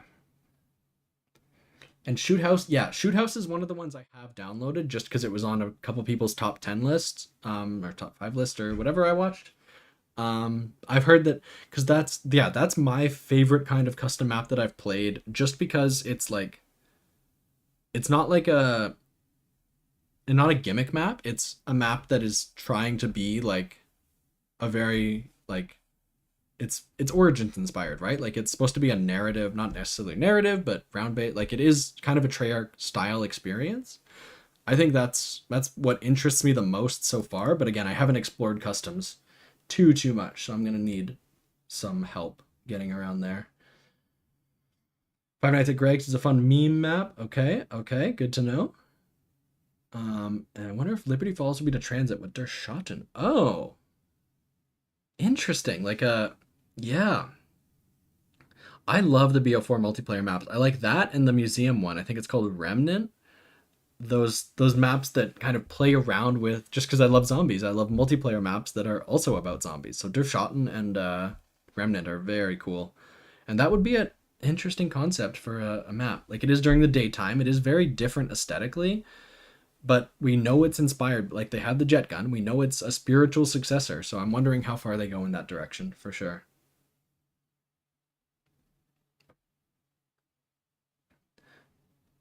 Yeah, Crumpet. I'm amazed that both BO4 and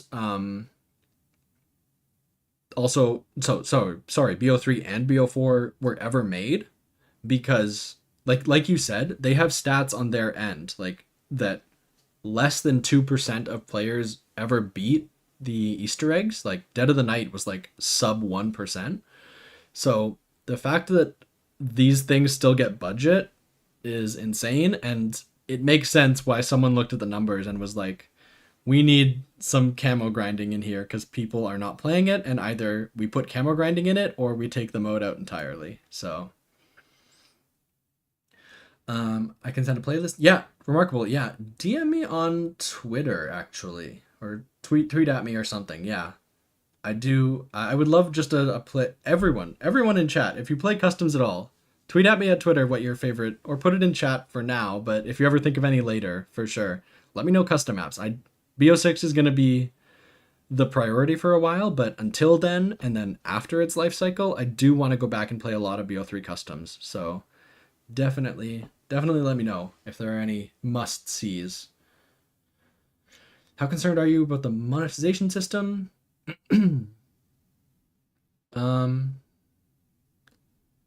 Yeah, Jonas, so let me think. Cool. Like the monetization now, it's not zombie specific, it's cross game.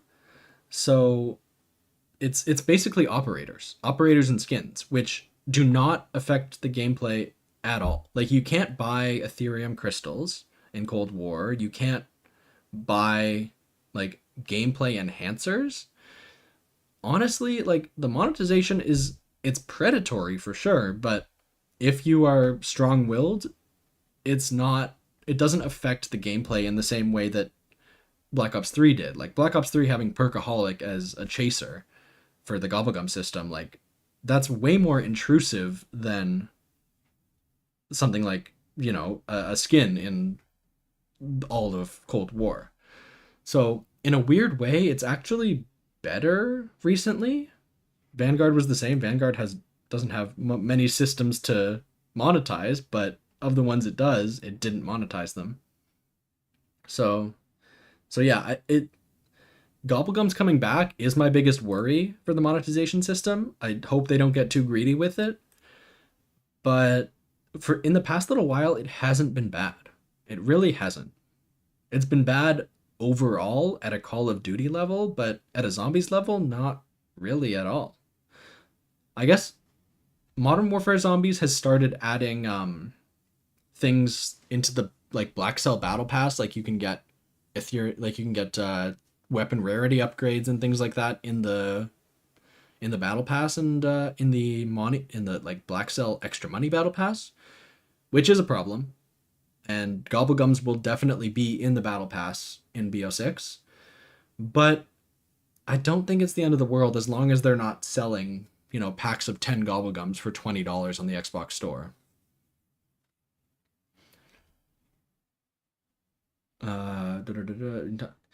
Yeah, Crumpet, I'm just reading your message.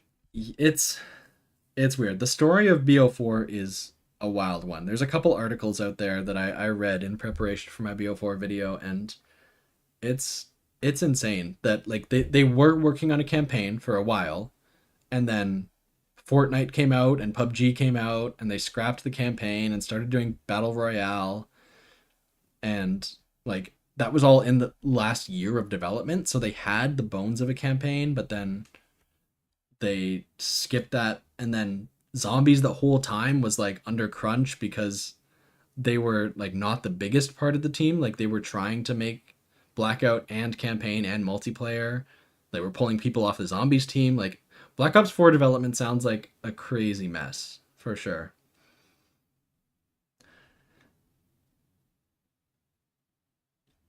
Okay. Yes, I think that is everything. Thank you all for tuning in. I hope everyone's hyped for BO6. I genuinely am. I think it looks good. I think that there's a lot of negativity in the space, but I'm glad that the past couple days a lot of people have been hyped again. I think Treyarch is saying a lot of the right things, and I hope they follow through on those things. I think there's a chance that this is all just hype and advertising, but I do want to trust the developers here, and everything I've seen looks good. So I am excited for BO6, and when we get more gameplay at COD Next, I will talk about that more.